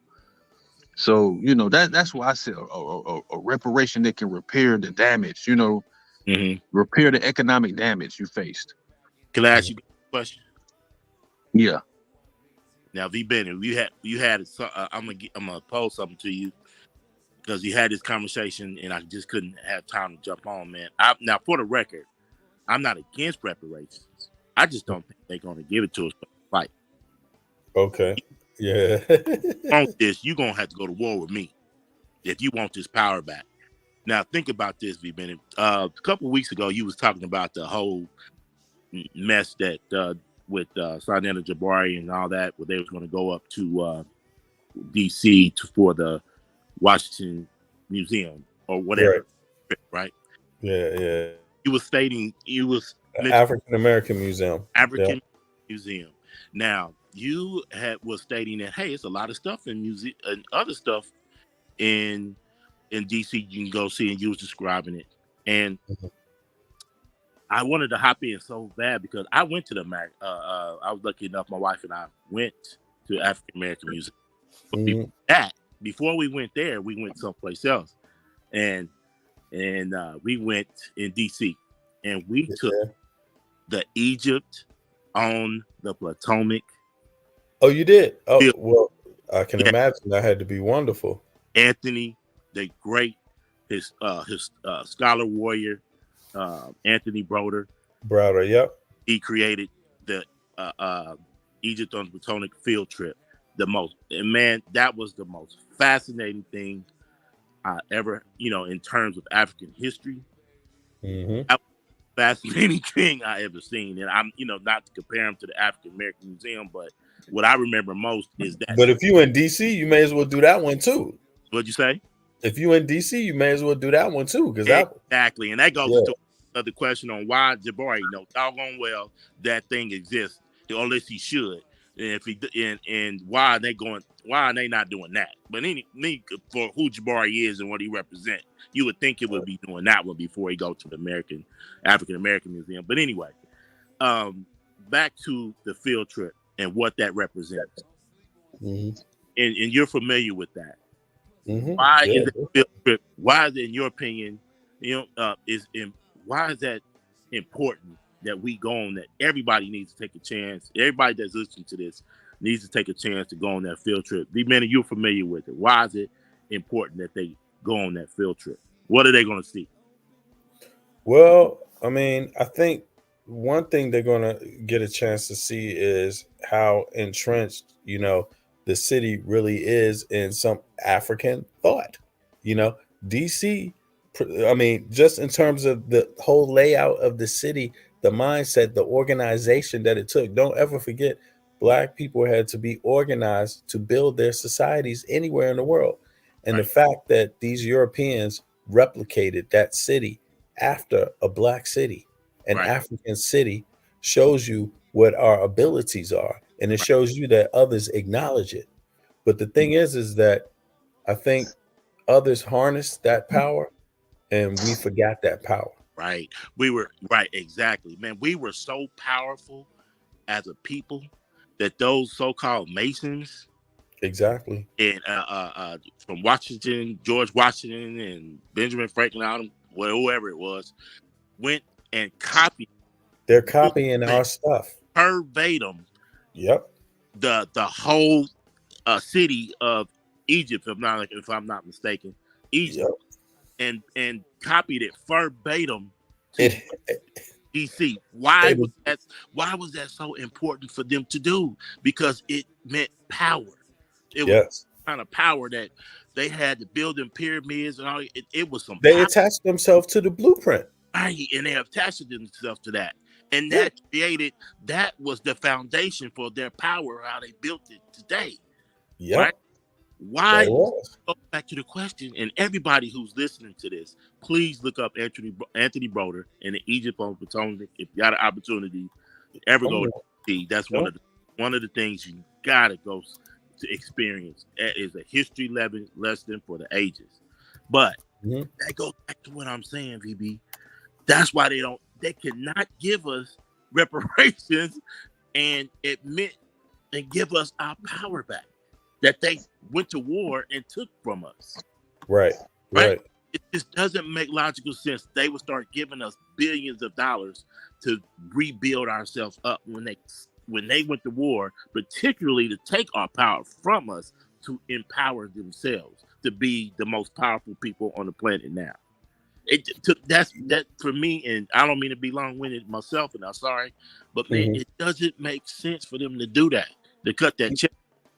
You know what? I have a theory. Like, it's kind of like my thought is like reparations is humanitarian.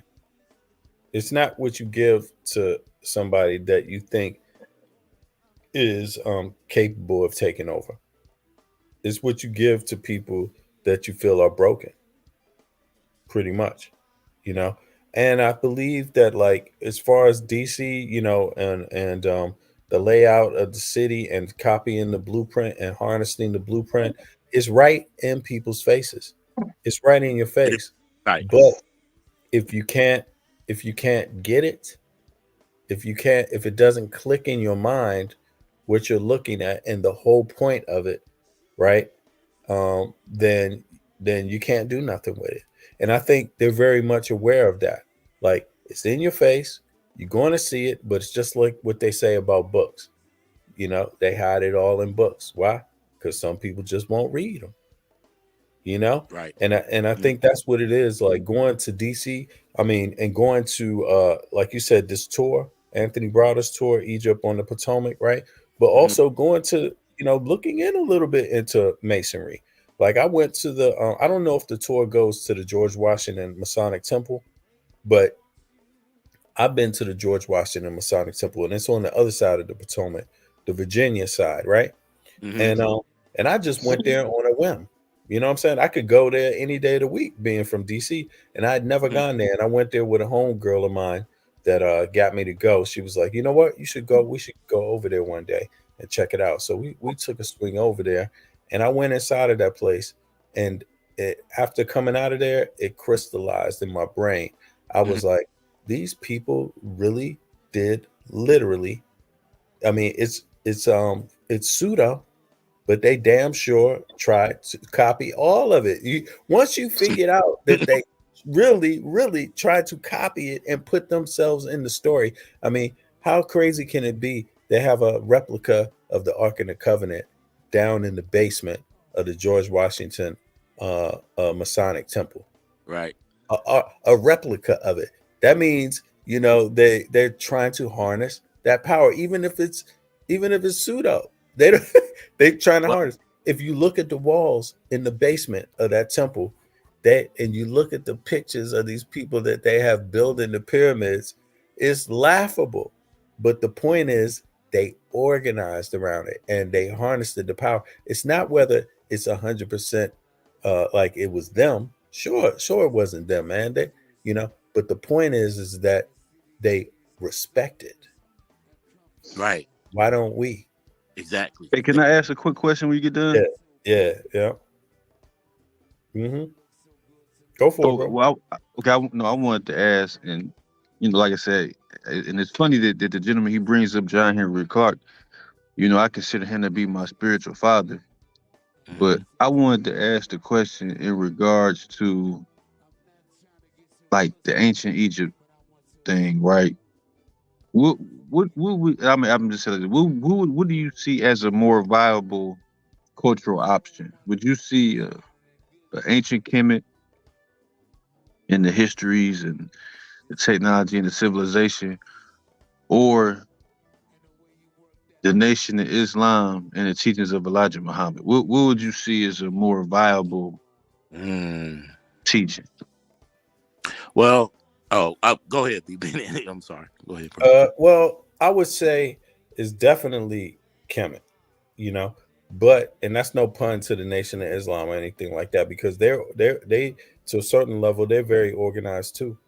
But I think they're with this thing about the Asiatic black man and these kind of things, the teachings that they have about the kinky haired curse. I mean, should we pull that up, and listen to it? Yeah. It's like those things ain't gonna work with us, with our people, and we don't deserve them. But I think the Kemet thing is really, if you just don't try to trivialize it and really understand what it is, it's masonry, and it's high level organization. That's what you're looking at. You could call it what you want, but when you're looking at Kemet, you really have to understand that was the base of a superpower. You see what I mean? And to have that meant they had to be highly organized, and because they were highly organized, they were also highly intelligent, because they had organized information at their disposal. Every question that they had a book they could go into, and a scholar that could point it out. Every form of the arts and sciences world. You see what I'm saying? So they were organized. Yeah, I It was a understand. civilization, and we don't respect it, man. Right. We don't respect it. Even down to the small things. We don't respect small power, small organization. Man, you know how much a small group of organized people can do? If you see what I mean? If they just keep to the rules. Keep to the rules of the group. Keep to the rules of the society. Just keep to those rules. You know how much can be done? Right. But we, for some reason, we don't want to commit to no rules. You hear what I'm saying this all the time, and I'm so glad you bring this up, brother. You hear me talk about not cursing, and you heard me say so many times, I'm never going to curse, talk about even my enemies mother, child, or what. I would never talk about that, right? Because those are about principles. Right. You see, those are about principles, and you got to have certain rules, and there has to be punishment for people that break the rules. Absolutely. Otherwise, you're not going to get nowhere. You see, Yeah. so I respect masonry. You see what I mean? Like, I do, and I just wish more of our people had a respect for that type of organization. And again, you could build it on any level. It could be a group of 5. It could be a group of 10. Shit, it could be your own family members. It could be or it could be 100,000. It's up to you. But some is better than none. A small group of people. You saw it. Look at Tulsa. We looking at it right here. Yep. That's exactly what it was. And people will say, could they do it? How could they do it? Shit. How could they not do it? They believed in themselves. They had rules. They supported each other. They had a bank. When one had a good idea, they took the idea over to the bank and they said, you know what? We don't have one of them stores here. We need one of those too. Somebody got to be able to supply that here. You know what? You seem like you know what you're doing. I seen your work. You're a hardworking person. Here's the loan. Boom. That's what it is. Right. See, that goes back to understand where, and we talking about Kemet. Well, first, we would, and tell me if I'm wrong, B. Bennett. Kemet is you don't want to start researching at Kemet. Where did it come from? It started from, like you said, a small group of people. Even smaller societies. Exactly. Yeah, smaller societies, ancient, Ethiopia area where it all started. And then gradually moved up north or south, however you want to look at it.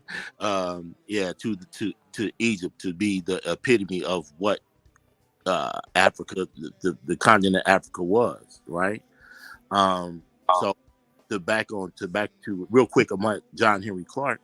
If you recall, what did he say about all religions that exist? He said they all started from African spirituality, ancient Africa. They all started from there. So why start at no offense at all, if that's your choice, but to me, why would I start at Islam when that's something was taken from a more ancient spirituality from ancient Africa? Why wouldn't I start back there? Right. And start doing my research there.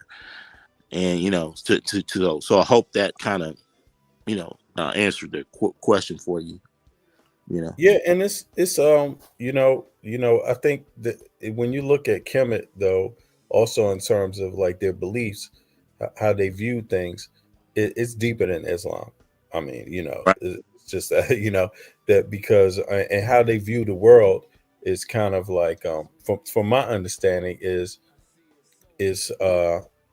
like they say, what's the famous thing? Actually, it's said in the Bible, as is done on earth, so shall it be in heaven, right? Well, they see the world of spirituality and math as one thing, a living form. Right. You see what I mean? All things being connected, all things having odd and even components to them. The building blocks to life. You see the building blocks to everything that you see. And so it's kind of like a more natural form of seeing. People have different words for it, but it's an order.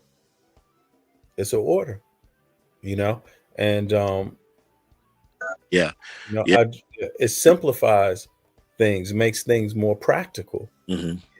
I would say, and I just wish more people just did a little bit of research, looked into it, and tried to understand a little more than just some of the anecdotal things. Yeah, it's really about math and science, right? Ultimately. If we been, we was on such a high, our ancestors was on such a high level of thinking.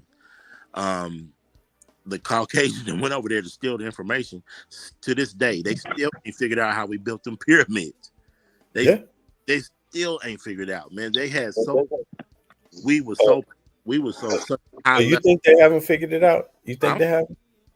That's to my research. Maybe, for what I see. I think they have. They just not gonna tell people. It's just like a game, because the same math they studied in Egypt that they got from Egypt is the same reason why they can go to the moon. Yeah, okay, I'll give you See that. what I mean? It's like people can't. The average person is like, damn, how could they do the physics to get to the moon? Yeah, and how could they do the physics to build those pyramids? They know. You see what I mean? They definitely know, and they definitely took some knowledge from Egypt to do it. But it's nothing. I don't want to spook people out. It's just that they're racist about the shit. Yeah. Why they went down there and took it and then tried to whitewash all of the shit and separate everybody who's African from it. And they did it through their religion and through their government. Had us worshiping other things that are devoid of our own self, basically. Right. They changed the way we think and operate. Man, I couldn't agree with you more. And I'll just say that reparations will be the process of Africans getting their minds back. That would be the beginning stages, because then the conversation begins. Well, what really happened, and why are you paying this check? And now more people going to start looking into, well, what really happened and who and get a better understanding of who we really were. Absolutely. And that's what they don't want to happen. So I really don't think, man, that I'm not against it, but I just don't think they're going to do that without going to World War IV. We going to battle. Well, I think ultimately, you could be right. You could be right. It's just a guess, and I don't know. We all don't know if they would do reparations. And there's a lot of people that say then they never would. It's a lot of people that agree with you on that. And me though, how I look at it is like ultimately, when it comes down to it, it's not. I don't believe the goals are the same anymore. I believe things they're so far gone now that and then also not only have these people amassed so much wealth and power at this point, which is so extreme. I think also it was about power, and race played a role in it, but I don't think it's there to in anymore in the same way. I think ultimately, it's going to come down to you either are going to want to contribute something to the next phase of where humans are going and the earth is going, or you're not going to. And I think we got to be clear, like everybody on earth wants to survive. Everybody wants to survive. And the question is just going to be, how do we make sure that we're having a fair chance at our survival? How do we have a equal opportunity to life on earth? We shouldn't want to eradicate anybody else or stop anybody else from living. We should just really want our shit to be functioning well. And I think as long as we focus on that, what we want and what's holy for us, what's healthy for us to have, I think we're going to find that we have a lot more in common with some people than we do with some others, maybe. Because think about this, brother. Can I ask one quick question? Oh yeah, go ahead. Yeah. Well, I want to ask one more. Okay, I wanted to ask. Okay, what would you think would be more beneficial?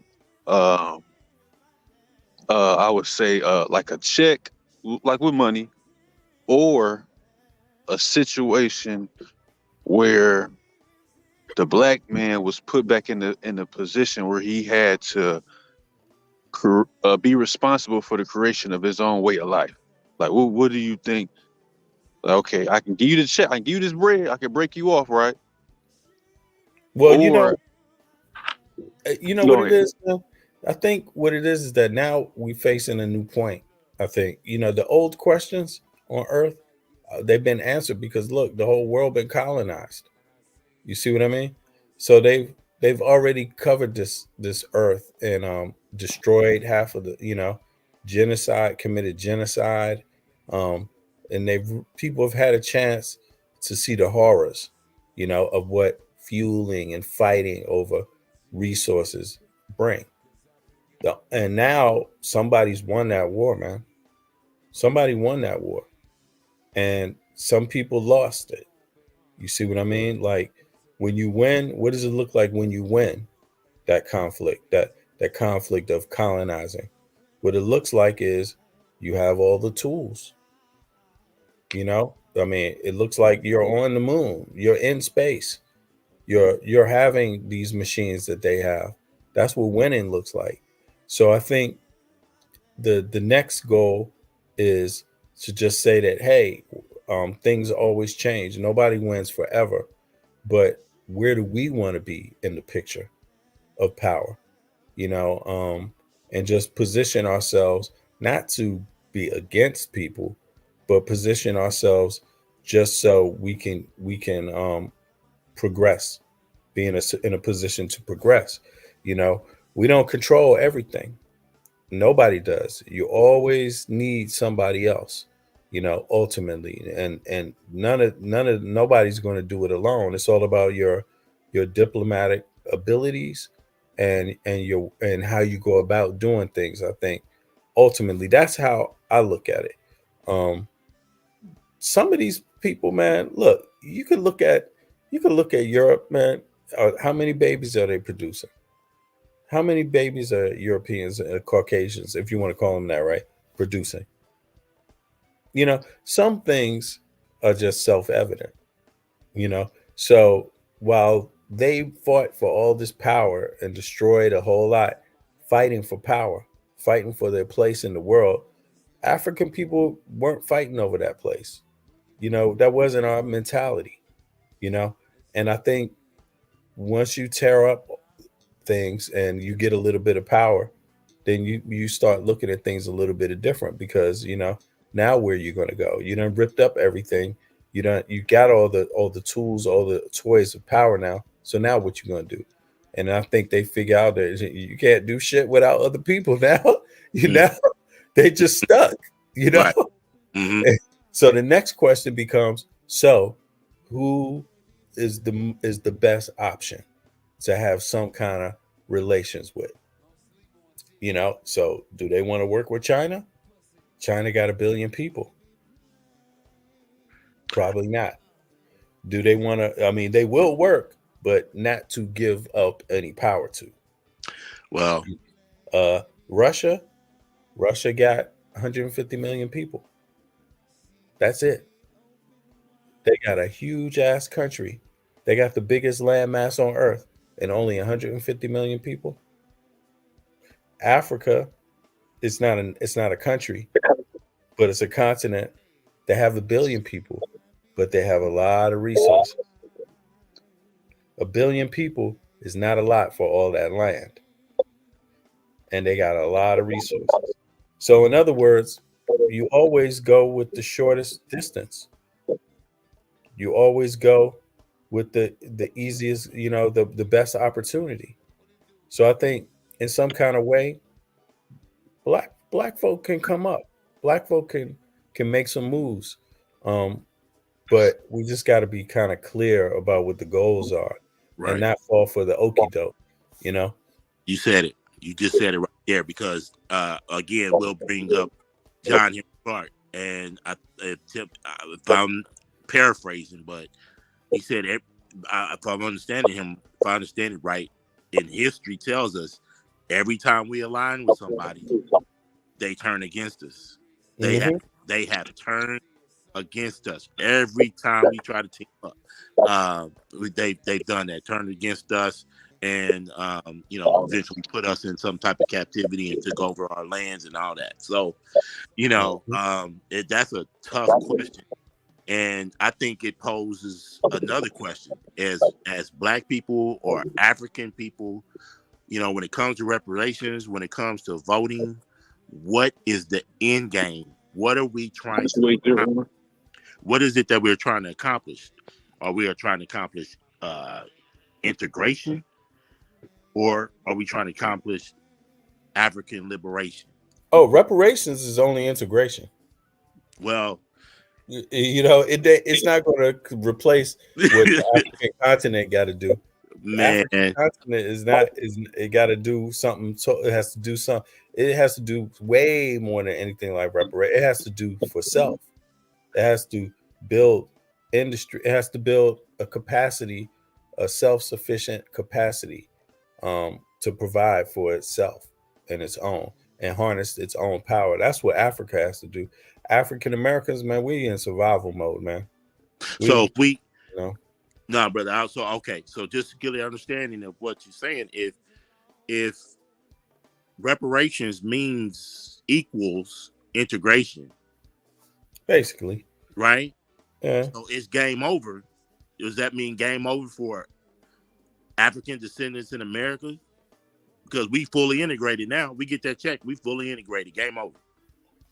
I don't know. I don't believe so, man. I just think it's just like I don't I personally just think African Americans we have lost. I mean, we lost. And and we're not a threat. We're not a threat to them. I don't believe we are. Now, that doesn't mean we're not stupid. That doesn't mean we're not well educated. That doesn't mean we can't even be the advisors or the president or the leaders of the nation. No, but what I mean by we lost is we never been in a position to fight, to militarily fight and win. And we're not in that position now. And it's probably, unless somebody invades that country, which is, some people say it's going to happen, but you talked about John Henry Clark saying we don't have no friends. I would be applying the John Henry Clark thing. Anybody that's seeking to get African Americans to help them invade America is probably not our friend. That's what I would say. Like, you got your mind. You want to totally annihilate it? Shit, don't use us as a vest, a bulletproof vest for you. Shit, go. Right. You know what I think about when it comes to this reparation, and again, I'm not totally against it. I just don't think it's gonna happen. But if we get that check, man, what would our ancestors think about? And if that equals integration, what would the ancestors think about that who fought and died? This is just what I think about sometimes. If we take that check, what would they think about? The ones that fought and died for our freedom. I'm even going back to people who jumped off the slave ship in the water for the sharks to eat them, because they didn't want to integrate. You know what I'm saying? I'm going back to Nat Turner. He didn't want to integrate. Man. I'm going back to Harriet Tubman. She wasn't trying to integrate. And anybody telling her to integrate, she got a pistol for. Yeah, I know what I mean. You know what I mean? So the people that fought and died are ancestors, direct ancestors who said, no, we ain't down with this. If we take that check and that equals integration, how do you think that they would feel about that? I think no matter what, I mean, getting reparations, it doesn't mean forget who you are or where you come from. It doesn't mean that at all, Mm-hmm. And but I think the America where it's going, and I'm not just talking about the United States, but I mean some things, like if you take the shortest route, you take the shortest distance, if the US takes the shortest distance in resolving issues, right? It's going to be very logical, and it's going to come to terms with the history of not just the United States, but also South America. Same history. Central America is the same history. North and South and Central, African descent, Native American descent, and European descent. Those are the three base populations. And so this whole North, South, and whatever continent, they all have the same dynamic going on. If Mhm. it's going to survive, it's going to have to learn how to work together better, right? But America has a whole lot of resources, natural resources. Mhm. So it can insulate itself by working together. You see what I mean? Mhm. It can insulate itself by doing a lot of things. Number one, sharing the wealth a little bit better than it does, right, with its own people, right, and that's all across the continent. You know, it can still keep a lot of power. It has a lot of power. It will, if managed correctly, it's going to remain economic and superpower for a long time to come because it's very unique, right? But I don't think I don't think I think Europeans, I mean, this is going to sound funny, but I think the key to Europeans and the United States moving forward is confronting its legacy of slavery of African people and colonization of Africa. That should be a primary goal for their survival. Coming to terms with that. Donnie Williams. If they do not do that, it's Yeah. finished for them. That's what I'm saying. Yeah. You know, and I think African people need to just recognize that. You know, don't throw it in their face, but just recognize it is what it is. Because without us, they're facing some other people. Mhm. If they don't want to work it out with us in the history of the past with us, then okay, go try to work it out with somebody else then and see how they like you. Right. And I think they're going to get very practical about it. If not sooner, it's going. They should be getting practical about it because if they don't resolve these issues, then it's going to be so much division. It's going to fall apart now. That's what I think. I think D Williams. I think he in his opinion, we in We trouble. all in the White House listening to such a. Hey, but it could be because we in trouble, man. check this out, man. Look, check this out. At the end of the day, that's all that's been happening anyway. Because you know, it's like what. Sure, they collected the resources, they collected the information, they were highly organized. And they got the spoils of that, right? But at the end of the day, they ain't no better than anybody else. They not. You But see what I'm saying? but as you say, hey man, you know what did J. Edgar Hoover say, man? He wanted to eliminate the rise of a black messiah. Man, they doing everything in their power to keep us. They did everything in their power, you know. COINTELPRO, all that, man. They didn't want, man. They promised us a 40 acres and a mule. Took that from us, man. It's like all out of fear. Y'all can't have that, man. No, y'all can't get that. You know what I mean?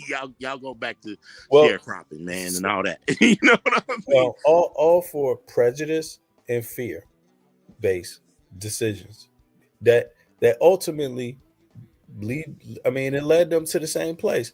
You got power, but nobody escapes Earth. Nobody does. At some point, you have to learn how to make some deals. You know, it doesn't last forever. Power don't last forever.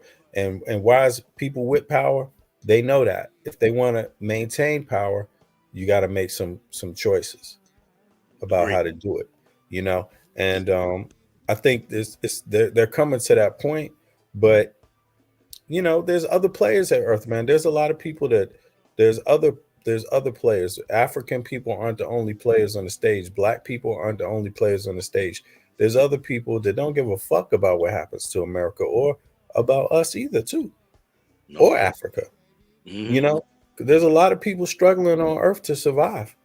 We Yeah. just one of them. Right. You know, we're just one of them. And but I think we're fortunate if we can learn how to see it for what it is, you know, and we should be blessed in knowing that, hey man, somebody else copied our shit. We contributed to civilization on earth in so many pivotal ways. We are even in the United States. I mean, we were the people that fought in every war. You see what I mean? Like we didn't get nothing out of being lazy, or we didn't get anything out of being ugly people. We're beautiful people. Mm-hmm. We're I mean, beautiful, you I know? don't disagree at all, man. You know, to me, I'll just add this, man. And here in America, we fought everything. We had to fight for everything we've had to have, man. Even for civil rights, man. We out here, you know, fighting in the street. You know, getting beat up and bit by dogs and all that stuff, man. They didn't do any. From my standpoint, they didn't do nothing until they saw all that go on, man. They say, hey, Yeah. man, we got to stop this, you know, so because they turning up in the street. So, But you know what? yeah, We did something that a lot of other people wouldn't even be able to do, wouldn't even think to do. right, Or man, the shit that we had to do, a lot of people wouldn't even survive it. right. Oh, absolutely not. Absolutely not. They wouldn't, man. You know, eyes on the prize, man. I don't know if you ever had an opportunity to watch that documentary.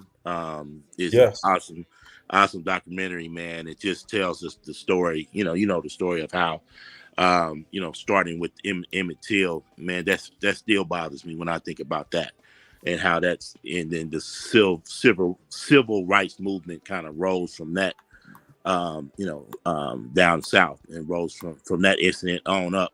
You know, was a great documentary to watch, man. And we had to fight, man. We fought and we fought and we fought until we was able to earn the civil rights. So we earned it in the streets with bloodshed, man. Nobody's giving us nothing.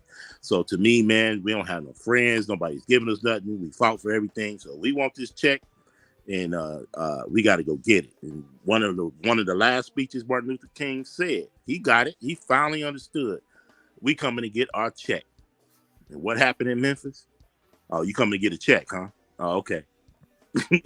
Check this And out. I think that's really where it comes down to, like, because everybody else needs healthcare, everybody else needs education, everybody else needs all this other shit. So, but we need our check too. So while everybody else is voting for all of those other things, I think we need to hone more into being like, yes, but respectfully, where's our check? Respectfully, where's our reparations? Not even a check, but respectfully, where's our reparations? Yeah, we like all of that. Yeah, we understand you. Yeah, we get that. But where's our check? Mm-hmm. And I think we need to be saying that, not because we got a handout, or not because we think it's going to solve all our problems, just because that's what you do when your ancestors been slaves up in this piece. Mm-hmm. Yo, you just like, hey man, it's just like selling a car.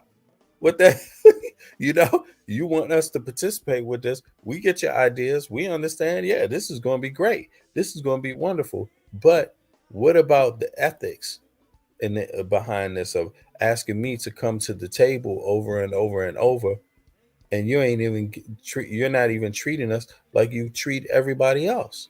Right. What about that? What Yep. about we fought in all of these wars and we didn't get our damn 40 acres and a mule? What about Jim Crow? What about all of this shit? Are you crazy? Like, you don't have to guilt trip us into coming to vote for you. You don't have to guilt trip us into thinking that, oh, if we don't vote, America's going to fall or we're going to lose something. It's like, no, man. If you want this country to stand up, start lifting this fucking country up your goddamn self. Right. Lift it up yourself if you love this country, but don't come and guilt trip us and make it seem like we're supposed to hold it up alone. We're supposed to do more. We're supposed to inherit more of the harm and burn ourselves out for the sake of a country that doesn't even recognize that we're burnt out. It's Man. like, they really got to. It's just a matter of being insulting. Well, We don't. Yeah. I don't disagree with you. I don't at all, man. Just for the base of just for conversation purposes, man. I'll just say this, man. I listened to James Small, respect to him, and he's got a speech, and he did he did a interview, I think, with Jabari, and it's online. Oh yeah. Yeah, and it's online. So I think it was Sonetta's. Should I even say that on this? It was out before all this ever happened. Right. Yeah. Interview with Jabari, and it's like, and he just breaks down, man. It just makes you think of everything, all the atrocities and everything that happened to us, man, and how these people are savage when it comes to African people, and he got no sympathy for us. So his standpoint is, man, what do we really want? Because it's either freedom or death. And you're getting death. Yeah. You're getting death. We getting death. The death has already been happening. You know, and freedom is free. Is freedom going to happen? I mean, that's what I'm saying, man. It's like at some point, we just have to understand where the breaking point was. And I think that's where the reparation comes in. And that's why I say it's humanitarian. It's like you can't break a people like this and talk and then hold a carrot out in front of their face like, you're going to survive if you just vote. Well, yeah, wait just a few more years for healthcare. Wait a few more years for fair wages. Wait a few more years. I mean, look where we were just at here. We just had this. What did it say? It said African American make more money, but the wealth gap gets bigger. This is where we at. This is literally where we're at. This is America. We just read it. These are the cold facts. Black wealth is increasing, but so is the wealth gap. So what's the point in us doing better when the wealth gap always increases more? Exactly. What the fuck? That's dead. Yeah. So shout out to Tone Talks, man. He did a good documentary on that as well, man. And shout out to him. Yeah, so we need shout out to Tone Talks. So we need to be very clear about that's what's been going on. That's what's happening right now. And so unless you got a plan to get out of Dodge, which a lot of people don't have, or what's your political, we don't even have a political Black Americans. We're not even saying what it is we want out of this election. Well, see, that's what I was asking earlier. What is the end game? What are we trying to accomplish? Just imagine this. Back to D. Williams' statement, man. Close your eyes and picture this. All right, we get this check. Your eyes is closed. You wake up. You in the hood. Everybody got a check. How does that go for you when you walk out the door? What do you think you're gonna see?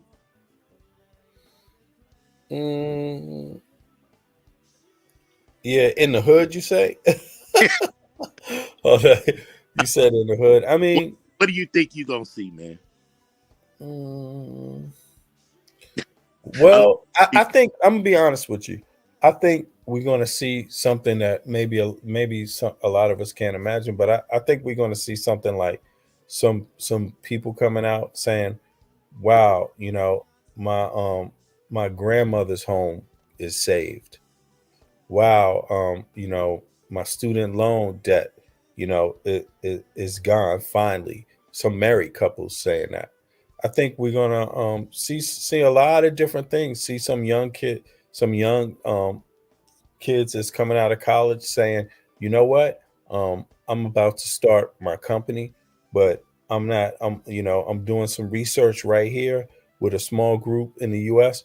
But we planning on doing some type of investment outside of the country." American businesses do that all the time. I mean, I think we're going to be doing a lot of things, man. I think our young people want to do a lot. It's as much as it looks like we struggle and do things just to get by. I think given the opportunity, man, we good. We solid. I think we surprised a lot of people, man. And Get him. Hey, get him, D. Williams. Get him. yeah, but look at this. He said, "Smell the weed smoke." I knew it. Yeah, that's what he. But look, it's going to be some of them doing that too. Oh But man, it's going to be some big wheels. Yeah, hey, it's going to be some doing that too. I'm But words for you. I'm gonna say. Yeah. I'll tell you what you're gonna see. I got 2 words for you. You ready? You ready? Hold on, let me see. Newport cigarettes, a car truckload. Who said that? Dave Chappelle. Yeah, Dave. Oh man, You gonna be shooting dice and win a baby? Somebody go Hey man, the richest man on earth just left a dice game. Nah, go ahead. I love my people, man, but I don't. Hey, you know, I just my mindset is I don't know, man. I got 2 words for you. What we probably gonna see. You ready? Yeah. All right. The first word is Tiffany. Do you know the last word? Tiffany. Yeah. No, go ahead. Anybody in the chat know where I'm going? Oh my God. Let me see here.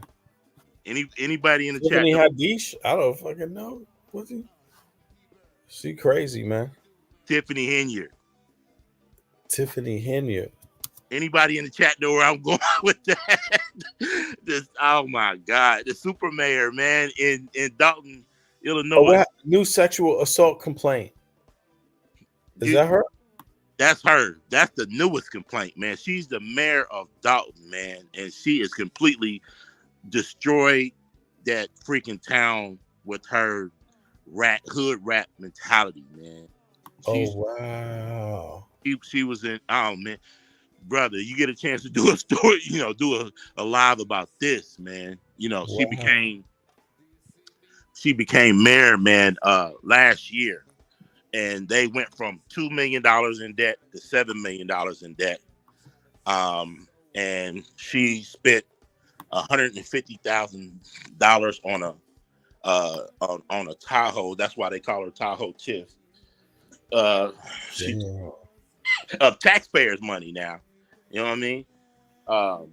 Took on the taxpayers' account, went on lavish trips to Las Vegas. She spent now this is documented, like a $1,200 on her weave.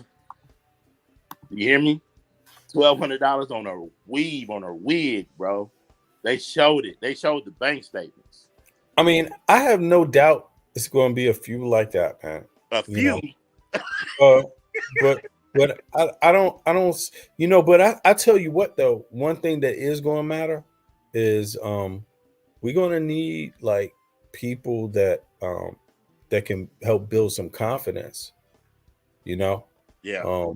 in our people, man. I tell you what I mean. Like, a couple years ago, I was in DC, right, and for a little bit of time, and just going around. I don't know how familiar you are with DC, but they got an east side called Anacostia, east of the river.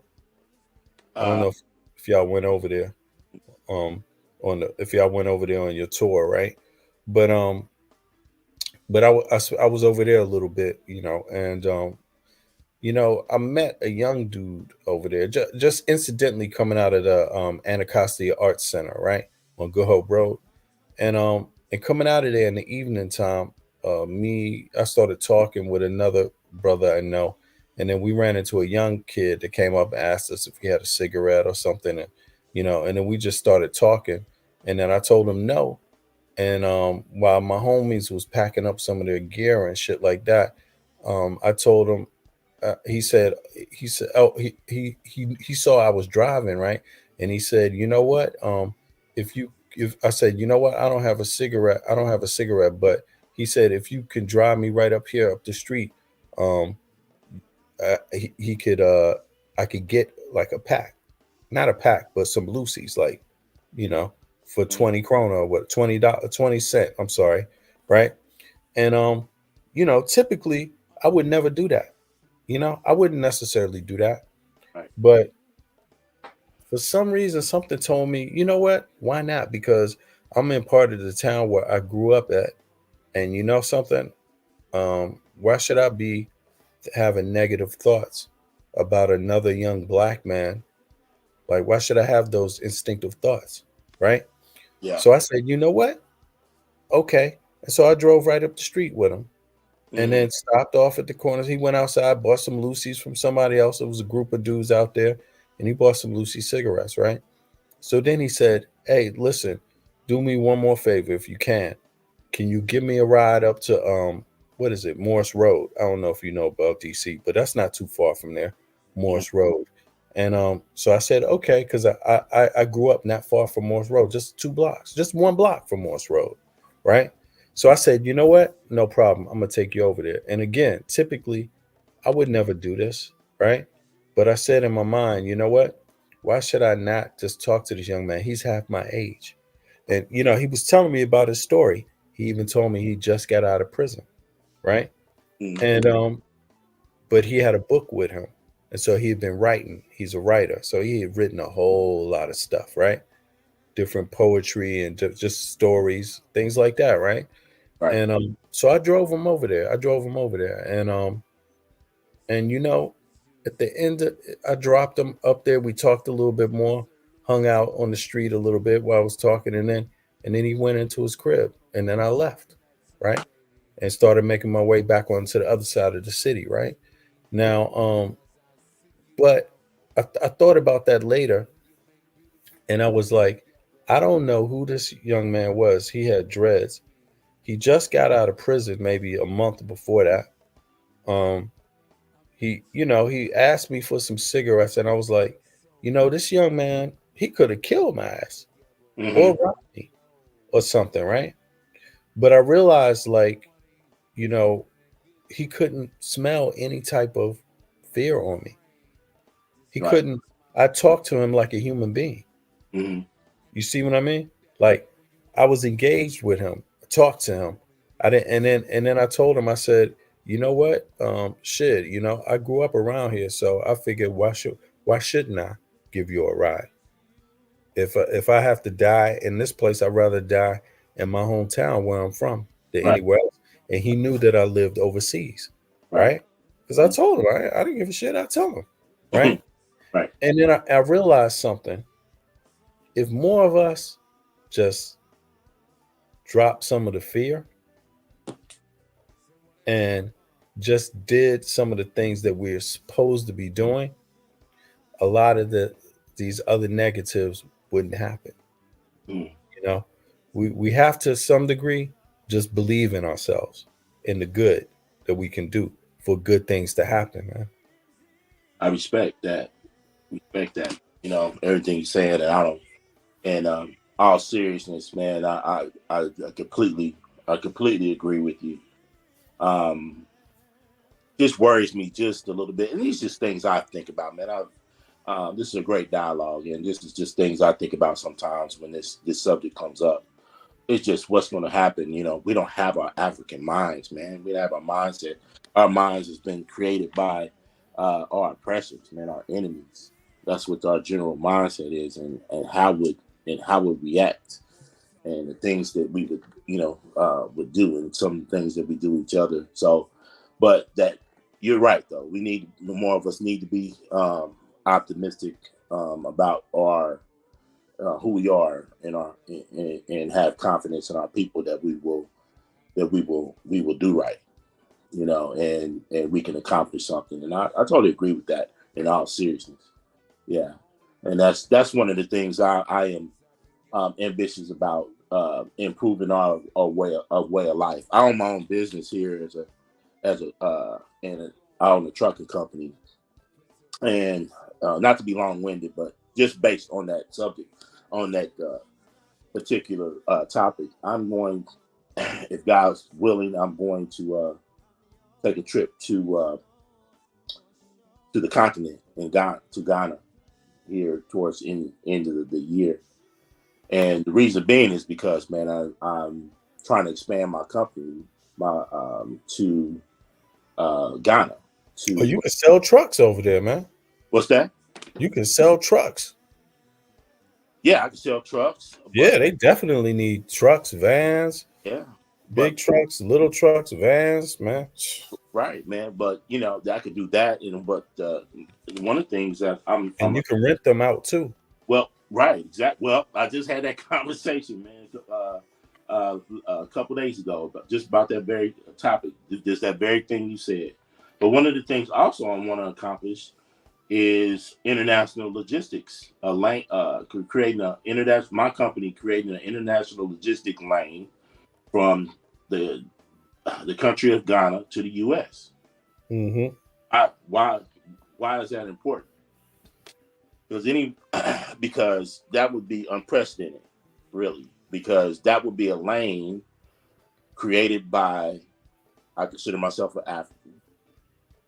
A lane created by an African that will be strictly for Africans. And what I mean by that, a lane for African people who look like me, that's also in the business, who also own their trucks over here. So if I create a lane, like for instance, one of the biggest commodities that Ghana exports is cocoa to the U.S. Mm-hmm. The other one is gold, and I think the other one is, oh man, I forgot the other one, but it's gold and cocoa. Mm-hmm. So if I create a shipping lane from the ports in Ghana, from the ports here in the U.S., strictly for Africans and for my African people to pick up and transport as other owner operators like myself who owns trucks, because I have confidence in my people that we could build something great. Mm-hmm. And why is that important? Because we're the only ones in this business. If any truckers is on listening, look at Andrea. What did she say? What did she say? She said, "I wouldn't say too much about your idea." Oh, yeah. Let me be quiet, huh? They might be coming, but yeah, I'll keep that quiet. But yeah, but there's a reason why I'm. Thank you, Queen Andrea. I appreciate that. I think you're right about that. But yeah, so there's a reason why I'm doing that, and it's for the benefit of our people here in the diaspora of the U.S. Mm-hmm. Something to be unprecedented. Cause I have confidence that, man, with a good game plan and good people, we can build something great, and we can do something great for each other. Hey, So, you know something? A few people that you can trust can build anything, man. If you got, I mean, because these, a lot of Africans are doing this every day. They have one family member in the U.S. and one in the continent. One is sending and one is receiving. Very simple, right? And that's how you got to do it, because people don't have a lot to lose, But especially in the beginning, and once you repeat that pattern a few times with success, you could take a little loss here and there afterwards, or you can build it up. But as long as you have the first things down right, trust, and just making sure, you have your partner is really your partner, and not just somebody that's going to, run off once they get what you sending or anything like that, then a reliable partner, man, you good, man. There's lots of opportunity like that. Oh yeah, definitely, man. Getting a good, can't build a championship organization without a championship minded team, right? Exactly, and everybody on one accord. So that's the mission. So you're absolutely right like that. I think enough of us over here, despite this the sexy reds, D. Williams, things like that. Right. Despite the sexy, we're gonna make it and figure this out and build this despite them. You're always gonna have them, people like, hey, Harriet Tubman said it best, man. If it was, what did she say? She said, I would have freed a lot more people if, if they knew that they were slaves, right? We're not going to take, that means what? We're not going to take everybody with us, man. Nah, and you can't wait. You can't wait for everybody. Sometimes some people got to lead the way, and That's right. do it by example. Some people, we're going to get this check. If we get this check, man, some people just not going to do right. That's it. They just not. Exactly. They gonna I'm like, okay, you get your check, you don't do right. I mean, you see that happen every day. Yeah. I see loads of people that blow money,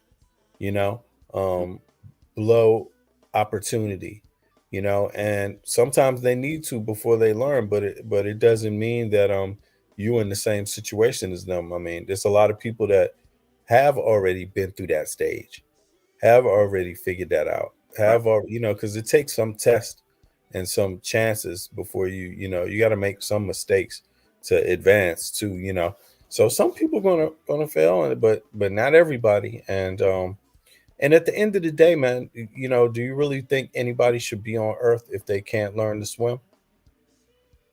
That's a good point. Because I mean, for me, it's like that's ultimately what it comes down to. Now, you could do that. You could also do that. Be diplomatic about how that happens, and with people, you can make sure there's people. Because think about this, man. When you lift up somebody, you're not lifting them up really for them all the time. Sometimes you're lifting them up for yourself too, because you can get something back when you need it. Right. That's how wise people think, in a world that has a little bit of ethics and a little bit of, people that know how to move like that do that all the time. Right. But, the people that don't put themselves in a corner, too much in a corner, they just have another thinking, man. And you get different results, brother, with a different kind of thinking, and, but I do agree with a lot of what you said, and ultimately these are some of the conversations are that we've been having as a people for for a century or so, trying to figure out what are the options. And it's nothing new that we discussed. It's the same dynamics. You know what I mean? The only question is that we just back at the table again, talking about it again, and just saying, okay, is there a little room to wiggle this time? Is there a little room to get things better this time? Or is it just another, situation where nothing's possible again? So a lot of times you can work hard, you could be doing the right things, but the timing's not right. Exactly. And then, but I think the time is right now. But I don't know, man, because myself and Queen Andrea, we didn't get an answer to our question from Mr. What's his Negro Ralph? Oh, how in the world do you have this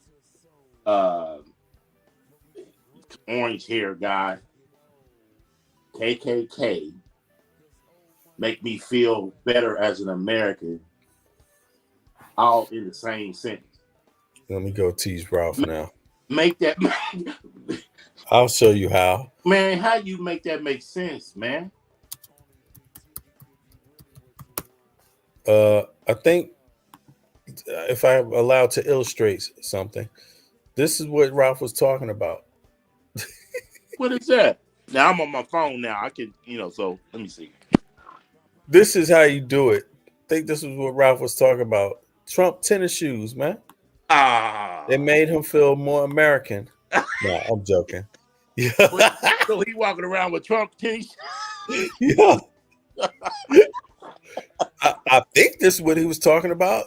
House of Negro and Trump is a cracker. So excuse me. No, I'm joking. He offered black people tennis shoes. That worked, right? The name of the shoe, Negro, Gold Negro. He made these shoes especially for Ralph. Here you go, Ralph. Yeah. I got your vote now. Oh my goodness! I'm joking, man. I know. That's just all in fun, Negro Ralph. Cut this shit off for Ralph Kilby, yo.